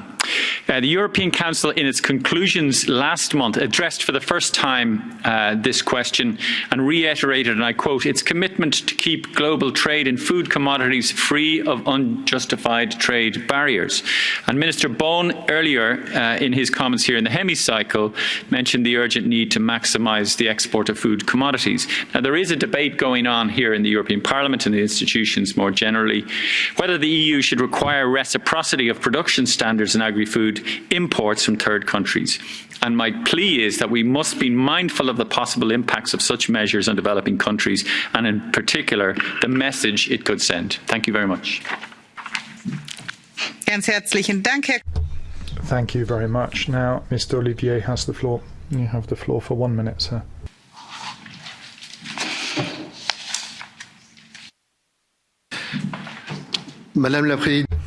Madam President, ladies and gentlemen, if we share the will expressed in the report to combat poverty and famine and having respectful relations and useful relations with Africa, then we have to look at the ideological side of things, because you're talking about world change as being the solution. In developing local supply chains really is what we should be looking at, localism if you like. We need to link research and cooperation here and the rights of people to benefit from the soil they live on. And if you want them to sign up to your globalization model, which is polluting, destroys local chains and destroys local economies as well, and then you necessarily link free movement of people and goods to allow trade to be linked with mass immigration and the submersion of Europe. It is time that you discard this idea of not having any borders and the free circulation as you seem to embrace it as a theology. And you should look at what this is doing on both sides of the Mediterranean. Thank you very much. The next speaker is Ms. Karlsbro. You have the floor, madam.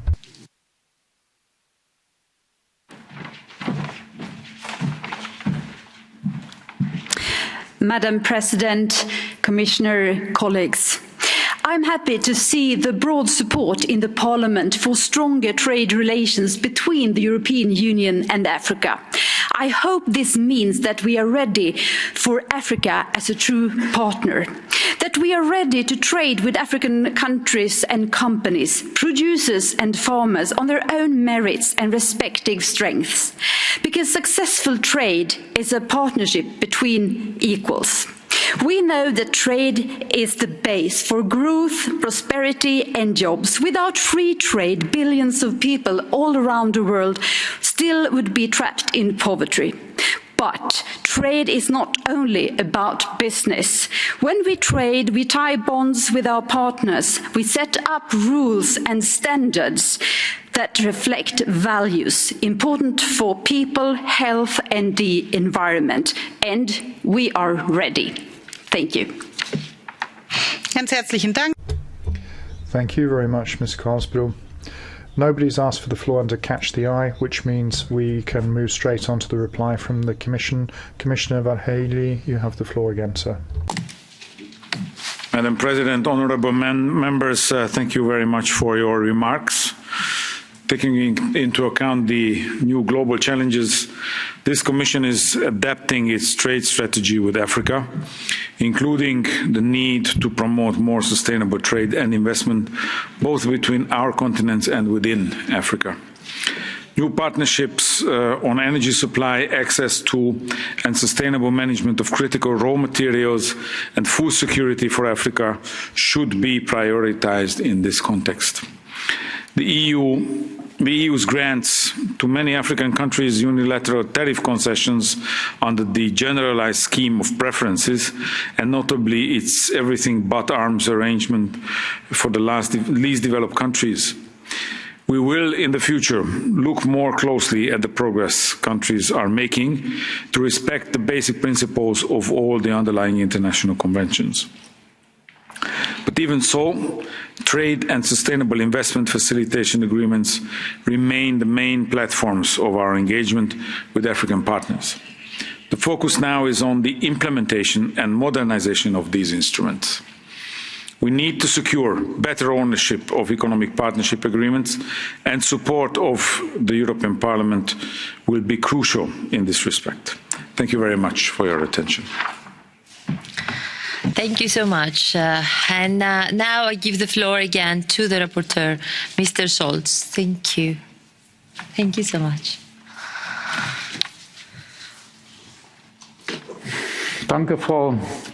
Thank you very much, President. Thank you, Commissioner. Thank you likewise to the various colleagues who've chipped into the discussion in various ways. I agree with some colleagues, but not with others. Just to underscore this once more, our report has its eyes wide open to the problem of hunger in Africa. The aggression of Russia against Ukraine has cranked up the situation, but there's a real danger of hunger and poverty in Africa. We've known this for a long time. This is due to speculation. That's why food prices have shot up. So families no longer can afford food. More than 18 million people in East Africa are threatened with famine. What about climate change, destruction of the environment, the ongoing war in West Africa? That's another factor. Farmers in Mali aren't able to plough their fields due to the conflict. It's hard to make food available in the short term. And what about the medium term? And this is mentioned in our report. How can we ensure a sustainable life for farmers in Africa? Our recommendation is that there be agrarian reforms to ensure fair prices. There should be no dumping of animal meal or milk from Europe. Right now, we must act to prevent climate change and the destruction of biodiversity. We must do our utmost to prevent a loss of biodiversity. And what about the next generation of people in Africa? How will they be affected by our policies and cooperation and trade policies? Cooperation is key here. In a quarter of a century's time, 2.5 billion people will live in Africa. The investments of the EU, you mentioned a global gateway, all of this requires a relationship among partners and decision makers. Decision makers should be on an equal footing, be these decision makers at national or regional level. Africa is a continent representing hope. Africa is a continent full of young people. Europe needs to tap into the opportunities for cooperation with Africa by continuing to invest and pursuing consistent policies which we have forged together and will pursue together.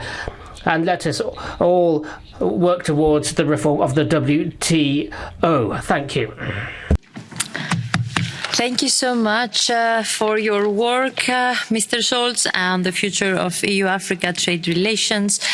Now the debate is closed. The vote will be held tomorrow. And we can proceed to the short presentations. We have the next item on the agenda of the report by Ms. Cavazzini Anna on the future of EU international investment policy. I can now give the floor to the rapporteur for 4 minutes. Thank you.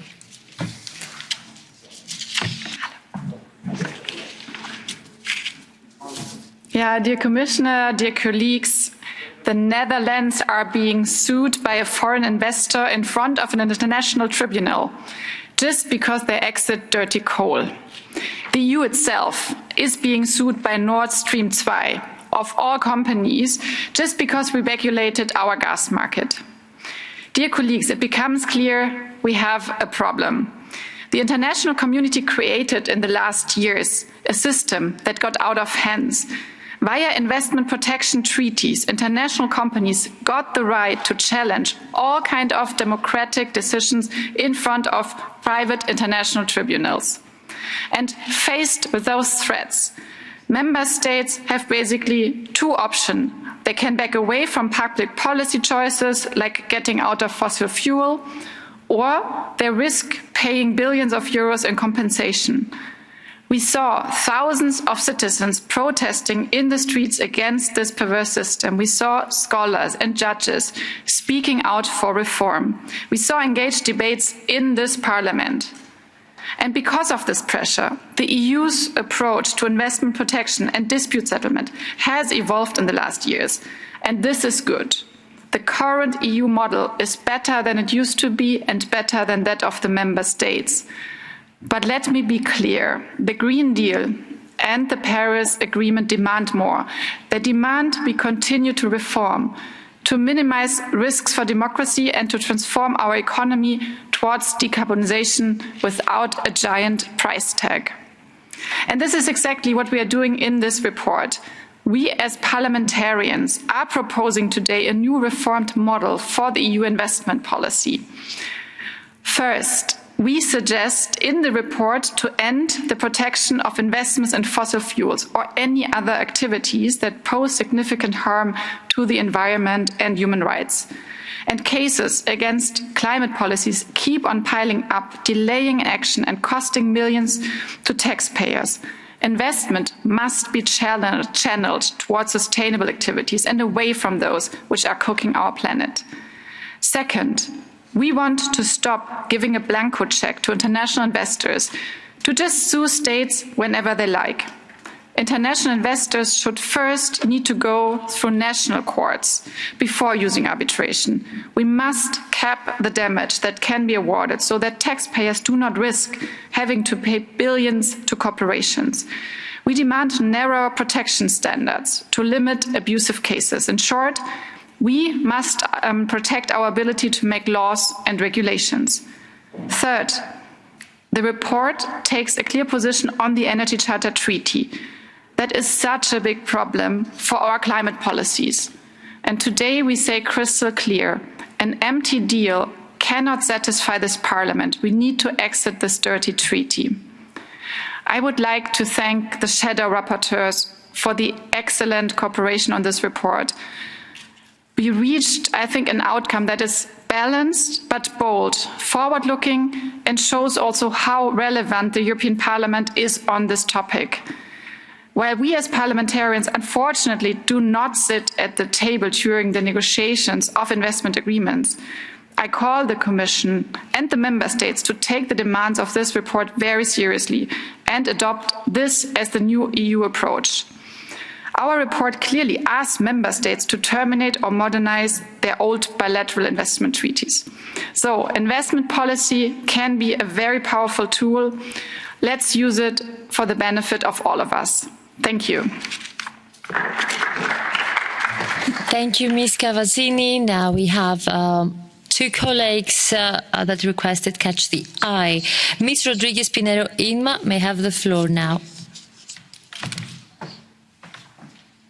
Presidenta, ¿cuánto tiempo tengo? How much time do I have?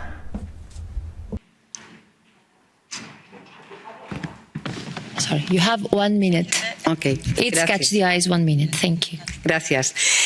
Thanks. Firstly, I'd like to congratulate the rapporteur for the report.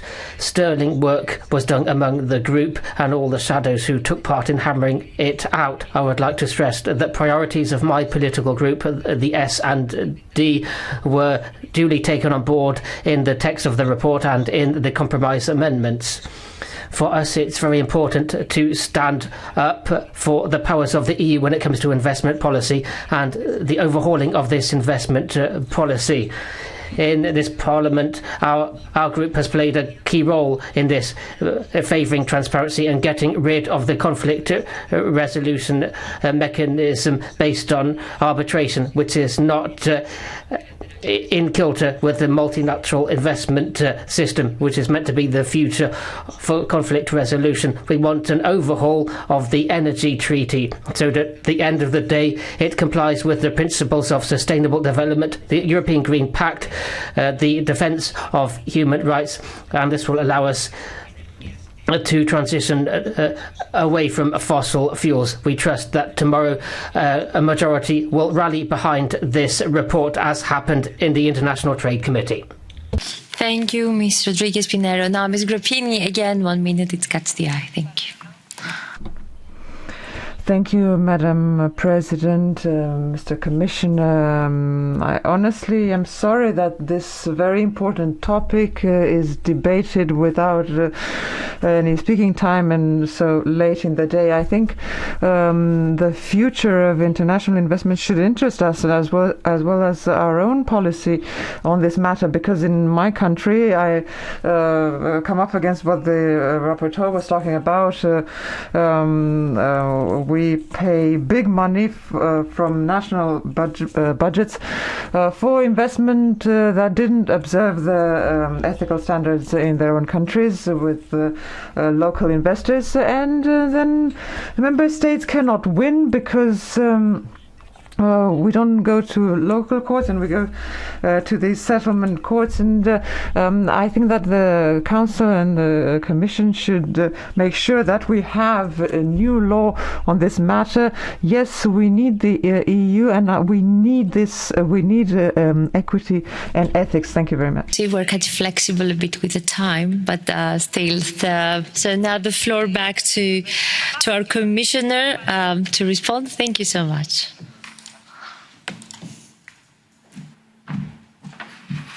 Madam President, honourable members, on behalf of Executive Vice President Dombrovskis, let me give you our statement. Today's debate comes at a moment where investments more than ever are crucial for the EU's recovery. Foreign direct investment also plays a key role in achieving our open strategic autonomy and our access to essential inputs such as energy. The EU remains the first outward investor in the world and a major destination for foreign direct investments. The EU offers a very attractive and open market to foreign investments, and through our investment facilitation, liberalisation and protection agreements, we ensure that EU companies also operate on a level playing field in third countries. EU investors, more than any other foreign investors, are decisively contribute to sustainable development of the host countries, notably in the EU neighbourhood and Africa. I would like to thank the rapporteur, Mrs. Anna Cavazzini, and the shadow rapporteurs for this draft resolution. As you acknowledged, the EU investment policy has significantly adapted and expanded to address concerns faced by EU investors and to take into account EU policy priorities. Our investment policy is also adapting to new political realities and challenges. But the draft resolution is mainly forward-looking. In particular, the draft resolution encourages the Commission to continue negotiating investment liberalisation commitments to ensure the best possible market access conditions for prospective and existing EU investors. The draft resolution also supports the negotiations on investment facilitation for development in the World Trade Organization, so as to help developing countries attract and retain investment. The Commission is playing a proactive role in those negotiations. On investment protection, the EU fundamentally reformed its approach to ensure the highest standards of legitimacy, transparency and balance in its treaty practice. That reform covered both the investment protection standards and the dispute settlement mechanisms. The draft resolution welcomes the EU reformed approach on investment protection, but also calls for further adjustments to address new challenges, in particular climate change. This includes considerations on the sectoral coverage of our agreements, on the role of stakeholders beyond investors, or on how to calculate compensations. While the EU investment policy is constantly evolving to match the EU policy priorities, the Commission considers that EU-level investment agreements are fully compatible with the Green Deal and the green transition. Notably, our investment agreements include commitments on sustainable development taken by both parties, for instance on matters such as responsible business conduct and the respect of environmental, human rights and labour standards. They are also explicit about the right of governments to pursue legitimate public policy objectives, including the fight against climate. Finally, the draft resolution also points to the existence of unreformed bilateral investment treaties by member states. Those agreements contain certain incompatibilities with EU law and inconsistencies with the EU investment policy. The Commission supports the renegotiation efforts by these member states. As long as those treaties are not renegotiated or replaced by EU-level agreements, they will remain in place. In that respect, the Parliament has done its part in terms of ratification of the CETA, Singapore and Vietnam investment protection agreements, but we also need parliaments of the member states to do their part of the work. Again, it is important to highlight that the EU reformed approach on investment protection is largely the outcome of a strong call from the European Parliament. This is what led the Commission to propose the more balanced and transparent investment court system, but also to calibrate the standards of investment protection so as to avoid unwanted interpretation of EU agreements. The Commission takes note of the recommendations for further actions and will carefully examine each of them. Honourable members, it remains necessary to negotiate and implement disciplines on international investments. EU investors face difficulties when investing abroad, and investment is necessary to reach the Sustainable Development Goals as well as for the EU's open strategic autonomy. EU investment agreements do not confer more rights to foreign investors than what is granted under domestic law. The scope of protection in EU agreements corresponds to the minimum treatment afforded to any company in the EU under the rule of law. Finally, the Commission thanks for your support to our reformed approach and to the evolution of the EU investment policy. It is clear that the EU investment policy is not static and needs to take into account the citizens' concerns and priorities. Thank you very much, Madam President. Thank you, honourable members. Thank you, Mr. Commissioner, and thank you to the rapporteur for introducing such an interesting topic and the colleagues that are here for the future of EU international investments. Now the debate is closed. The vote will be held tomorrow. And the next short presentation is of the report by Mr. Ressler. It's the draft amending budget for the financing reception costs of people fleeing Ukraine. I can give the floor now to the rapporteur for 4 minutes. Thank you.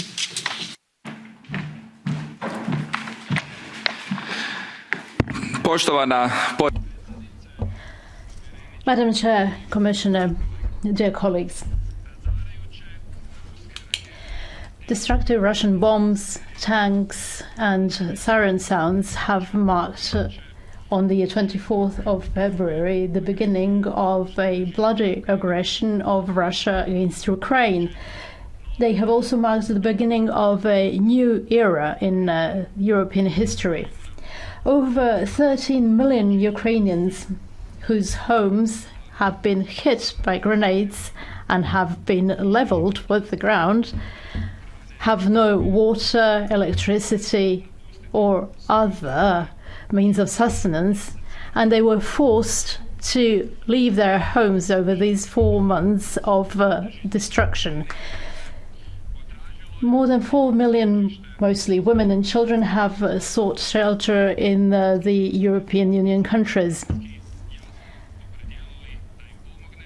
It is our priority to help them, and this is our main goal. And this is the goal of the report that I present today. With these amendments of the budget, we can secure the main part of 400 million euros for the reception and the registration of Ukrainian refugees. This is concrete solidarity, financial, logistical and humanitarian aid. As any other form of aid, this is also offered to the Ukrainian people who are fighting for their freedom and their survival, and this is our moral imperative.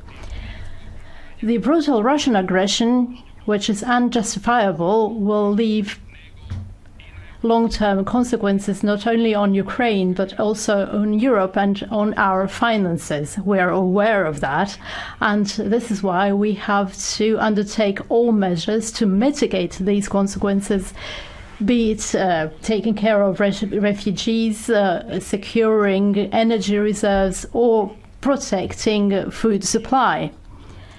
The chief measure that the European Parliament already stressed is that we must secure new and appropriate financial means.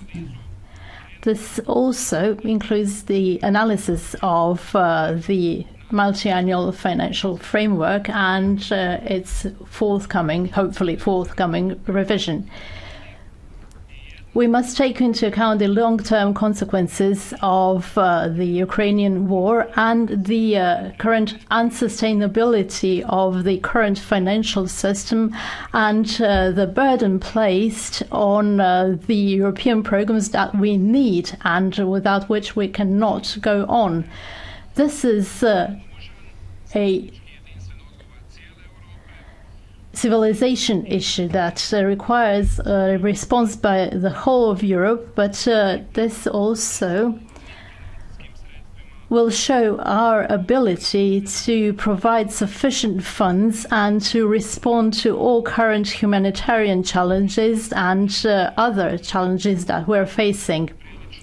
It is no secret that it is obvious that months ahead will be very difficult, and this will also have an impact on our finances. Ukraine now needs much more than these 400 million euros, which is a great step and which will help to take care of Ukrainian refugees, but we also need our support to the European aspirations of the Ukrainian people that we expect at tomorrow's Council's meeting. Thank you for your attention, dear colleagues, and I think that this is a good step and also strong help to Ukrainian refugees. And I hope that these 400 million euros will help us to receive and also to register Ukrainian refugees. Thank you. Catch the eye. Mr. Christoforou Lefteris may have the floor for 1 minute. Thank you.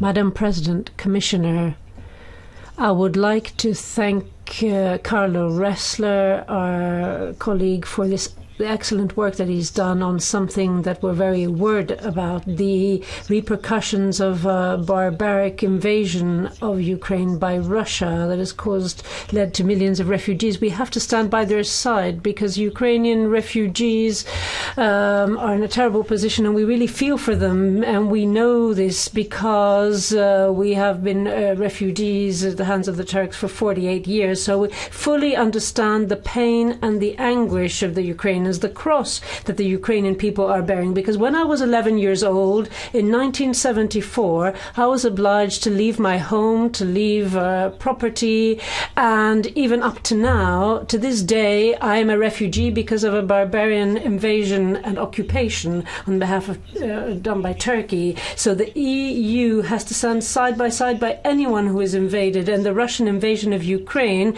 created this terrible humanitarian disaster. It is the EU's duty to support them with all their efforts. So I would like to urge the EU to also support the Greek Cypriot refugees that still are refugees and didn't get any economic support. We support the Ukrainian people with all our efforts, and we will do so up to the end in order to make sure that this terrible injustice is rectified. Now, Mr. Tomak Eugen has the floor for 1 minute.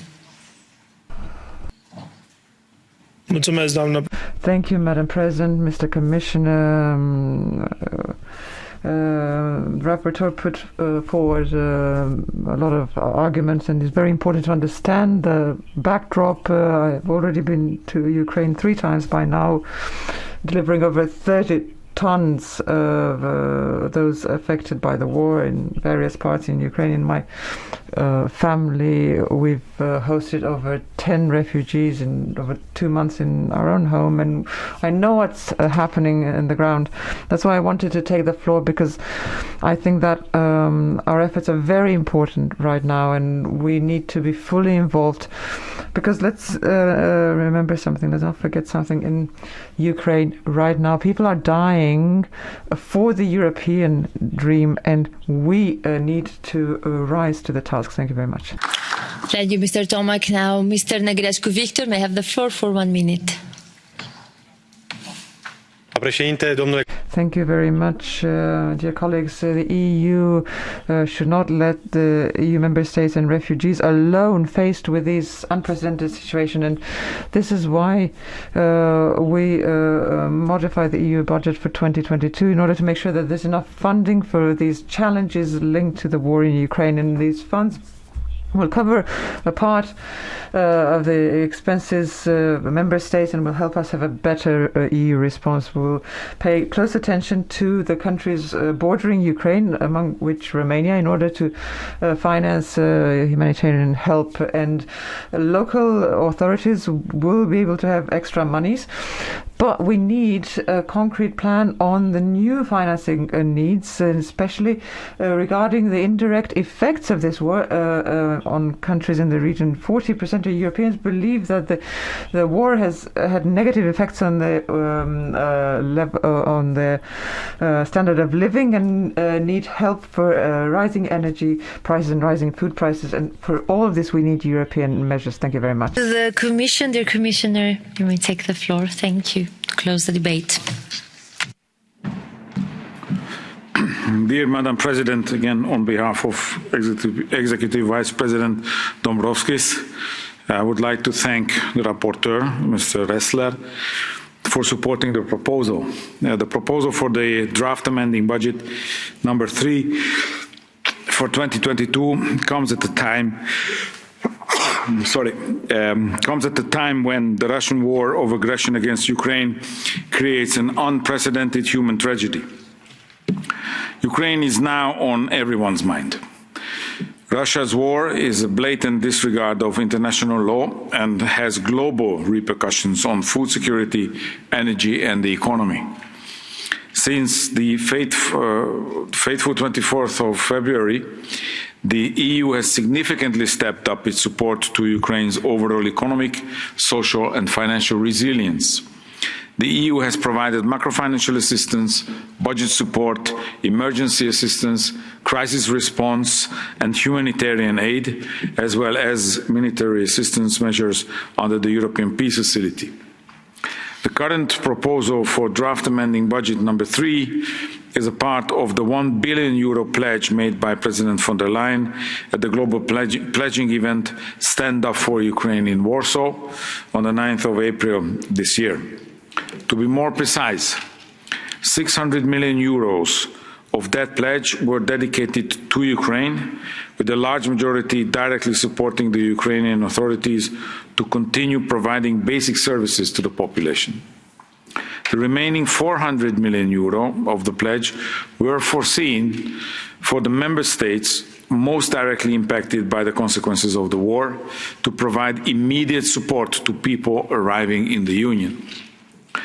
The Commission proposed that the EU budget provides €400 million for the first reception and registration costs under the Asylum, Migration and Integration Fund, AMIF, and the Border Management and Visa Instrument, BMVI, of which €100 million will become available after the adoption of the draft amending budget. The other parts of the package have already been approved, so this is the final piece. The support to the first reception and registration systems of the most affected member states under the AMIF aims to ensure that people fleeing Ukraine can benefit from adequate first reception, food, shelter, sanitation, clothing, medicine, family tracing, legal and translation assistance, psychosocial and other specialized services leading to their registration in one of the member states.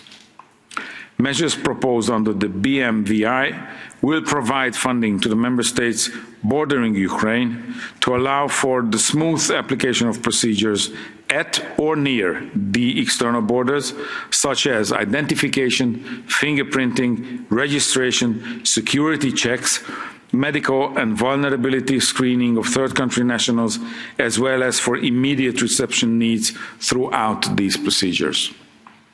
We ask the Parliament to support this proposal. It will make the necessary funds available to address some of the immediate needs and consequences of Russia's unprovoked and unjustified war of aggression against Ukraine. This is, however, not the end. The situation keeps evolving day by day, and the future is still unclear. The Commission will keep this House fully informed about the possible further proposals as soon as they are finalised. Thank you very much for your attention. Thank you, Commissioner. Now the debate is closed and the vote will be held tomorrow. And we can proceed to the next item on the agenda. It's the 1-minute speeches. I would like to inform you also that you're invited to take the floor from where you sit, and I can immediately start by giving the floor to Mr. Christoforou Lefteris first on the ever-growing Turkish aggression and Turkey being further away from the EU.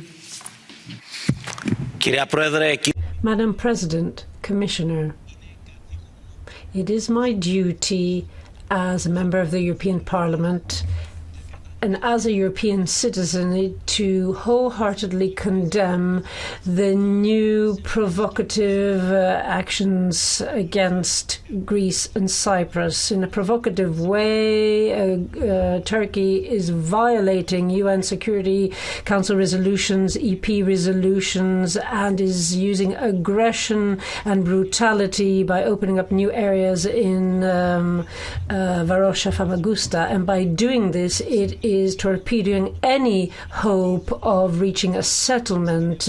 We have the Russian invasion, there's instability in Europe, and Turkey is trying to create and provoke even more of a crisis in the Eastern Mediterranean. It is even threatening to invade Greek islands that have been Greek for centuries. They are calling into question these islands and their ownership and are creating grey zones. So Turkey is following in the footsteps of Russian aggression. And if the EU doesn't want to have similar situations as with Russia, it needs to step in. It has to step in. It cannot just look the other way and not impose sanctions on Turkey. Turkey is engaging in criminal behavior similar to what Russia is doing in Ukraine, and it cannot continue without imposing sanctions, and you cannot continue providing weapons to Attila in Cyprus. I think the time has come for the EU to take the same position, the same firm position as it took when Russia invaded Ukraine. The time has come to face the aggression of Turkey in Eastern Mediterranean in the same way. Thank you. Thank you, Mr. Christoforou. Now I can give the floor to Mr. Tomak Eugen for 1 minute. Thank you.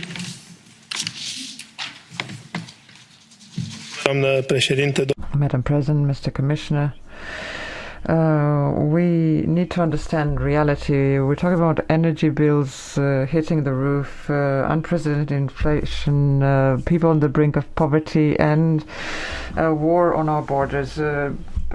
Winter will be rough. Putin will stop the gas tap, and we don't have a lot of solutions. There's no need to put a smile on our faces. We need to be realistic and take action. This is a last-ditch effort. We need to try to be energetically independent next winter. We need more natural gas stocks. We need to still keep using coal and restart coal plants. We need to give people financial help, especially those in need, that heat with wood. We need to do everything we can now. Before we drop fossil, we actually need viable alternatives. Thank you very much. Thank you. Now, for 1 minute, I give the floor to Ms. Grappini Maria. Madam President, Mr. Commissioner, dear colleagues, tonight I want to talk about the right of goods transporters, transport operators in the EU. We've received so many petitions, and I've recently visited France with the TRAN committee to see if our mobility pack has positive effects. And just like I said in previous debates, we don't have secure parkings. Last year, a Romanian lorry driver was murdered, was killed in a parking lot, and not much has been done since, and the investigation is still not over. There's excessive controls. That's what lorry drivers are telling us. And I've written to the Commission, and I'm asking for statistics on the frequency of controls on lorries, on heavy-duty vehicles, depending on the country of origin, because we have petitions about this. In France, they always control heavy-duty vehicles, lorries from Romania, from Bulgaria, from Eastern countries. We need to have these numbers, these statistics. There should be no discrimination, and we need to have equality in terms of transport.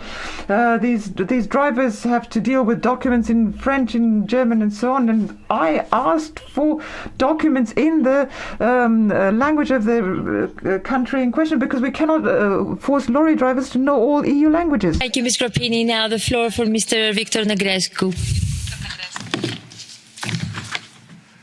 Mr. Commissioner, dear colleagues, the Republic of Moldova should be granted the status of candidate country. It's a very clear status and clearly defined status. Now, especially when we're faced with the danger of Russia, we should not speak in uncertain terms. And in the context of war in Ukraine, we need to support Moldova and its population because they've shown solidarity, and this shows how committed they are to EU values and to the way we see the world. This is why representatives of all the political groups, and especially Romanian politicians, said that Moldova needs to be granted this status with Ukraine and with Georgia. It won't be easy. Reforms will be necessary, but also EU funding will be helpful.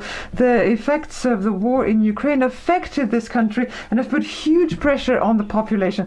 This is why our financial commitments in the EU and internationally need to bear fruit, and by doing this will be a historic event for us and for the Republic of Moldova. Thank you. Mr. Botos Vlad Marius may take the floor for 1 minute.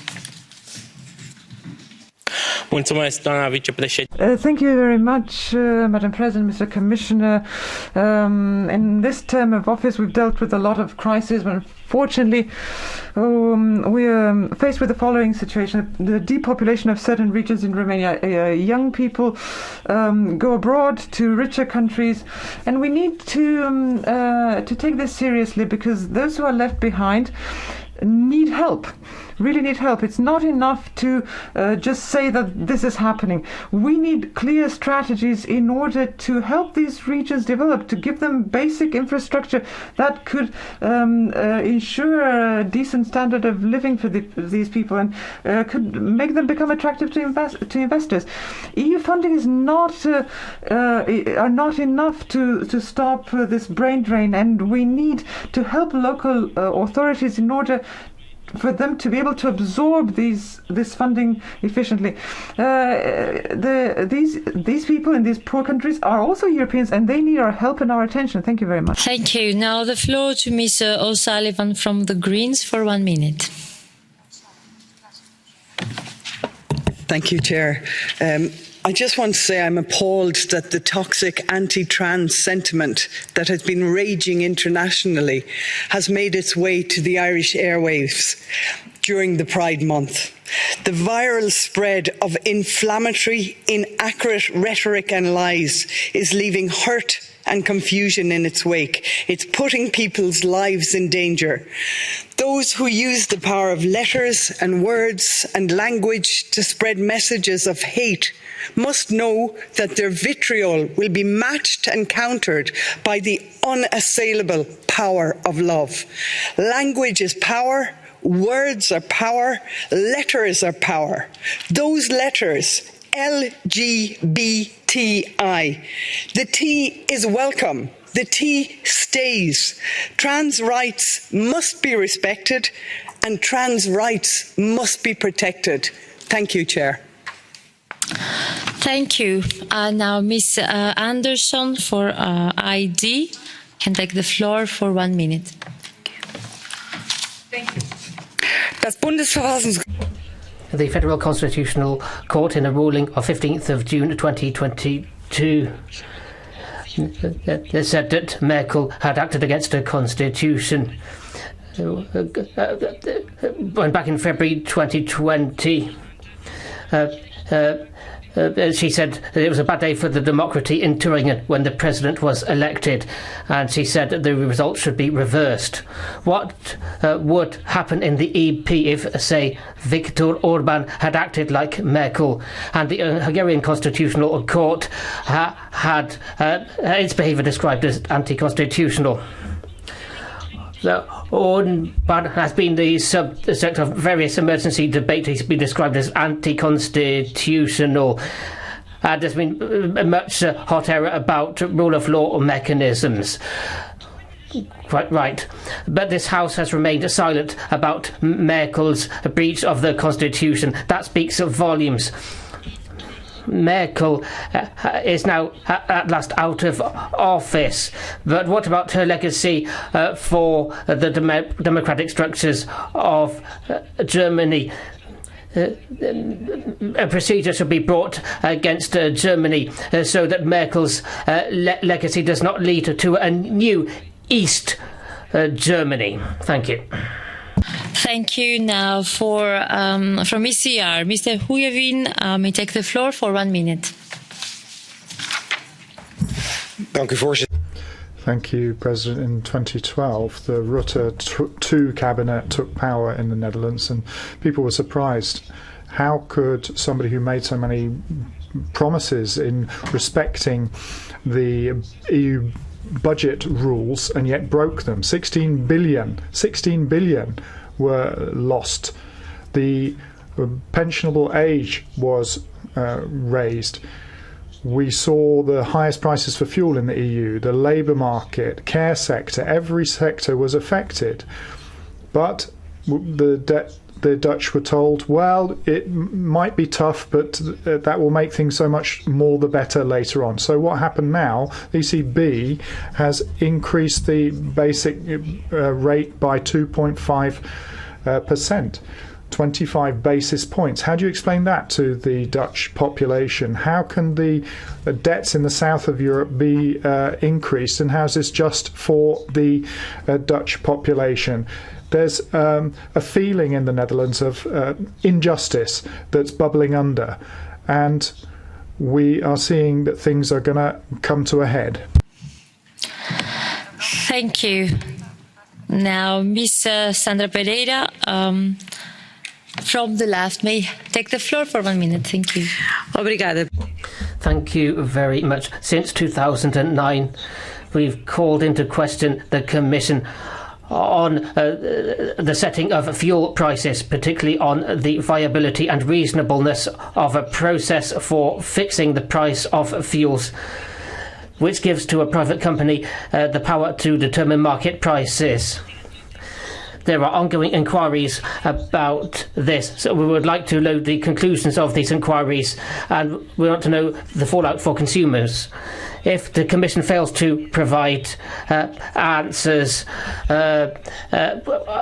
when it comes to price formation, what good is DG Competition and the Commissioner to check on the contracts and policies of member states? They do a lot. When it comes to counteracting multinationals, they are lazy. Given the evidence of opportunistic speculation by oil companies in fixing international prices of fossil fuels, the Commission is sitting on its backside. Who is footing the bill for this, after all? Thank you. And now Ms. Tatiana Zdanoka may take the floor for 1 minute.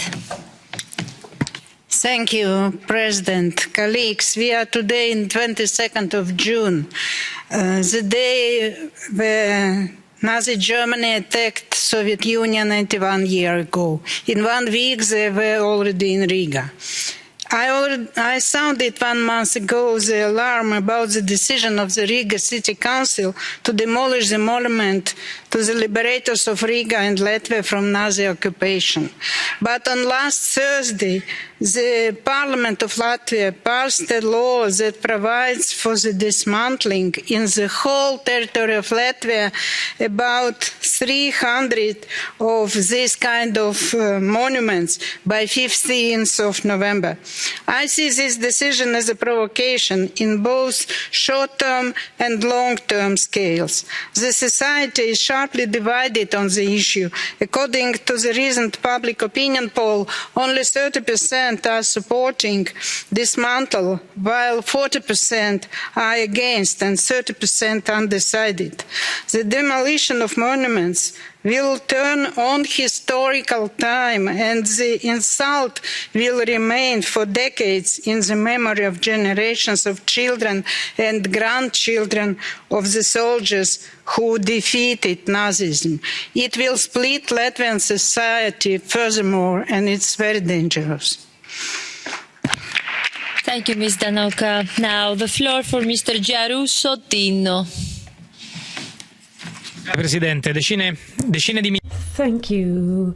Tens of millions of hectares in Sardinia are being invaded by locusts that are devouring 250 tons of crops per day. We're talking one of the worst infestations in the last 3 decades, and the causes are desertification because of abandoned land and climate change. So once again, it is clear that we have to rethink the incentives for agriculture and reward those who work the land rather than just providing money on the basis of property, because we see what is happening with these locusts now.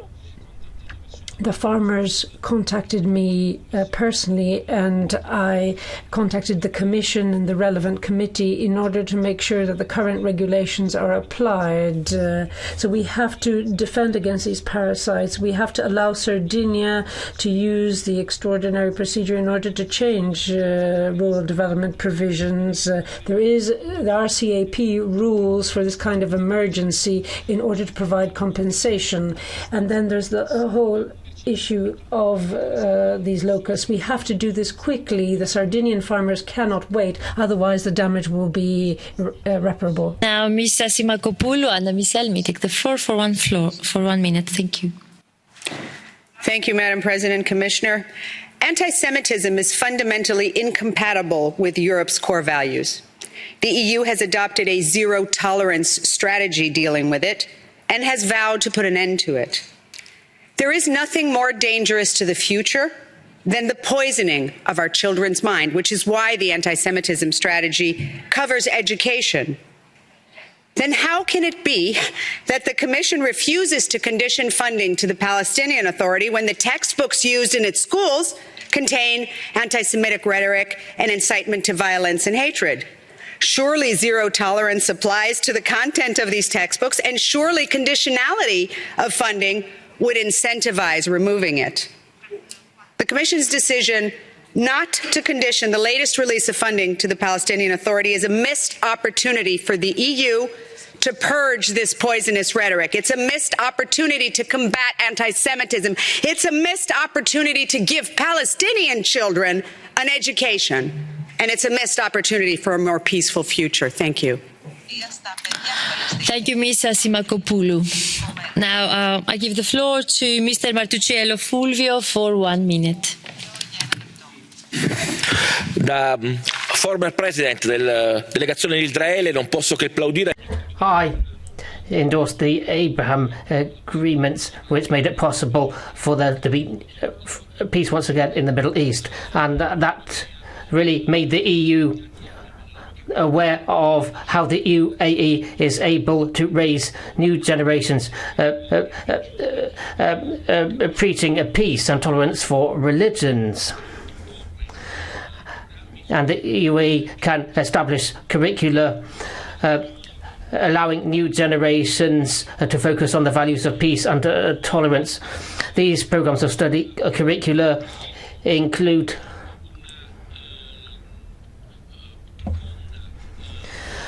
interesting content, promoting respect for other religions, and these curricula are pioneering and form a foundation for this historical Abraham agreements. The EU should look into this agreement and see whether new peace could not be brought to the Middle East by dint of these agreements.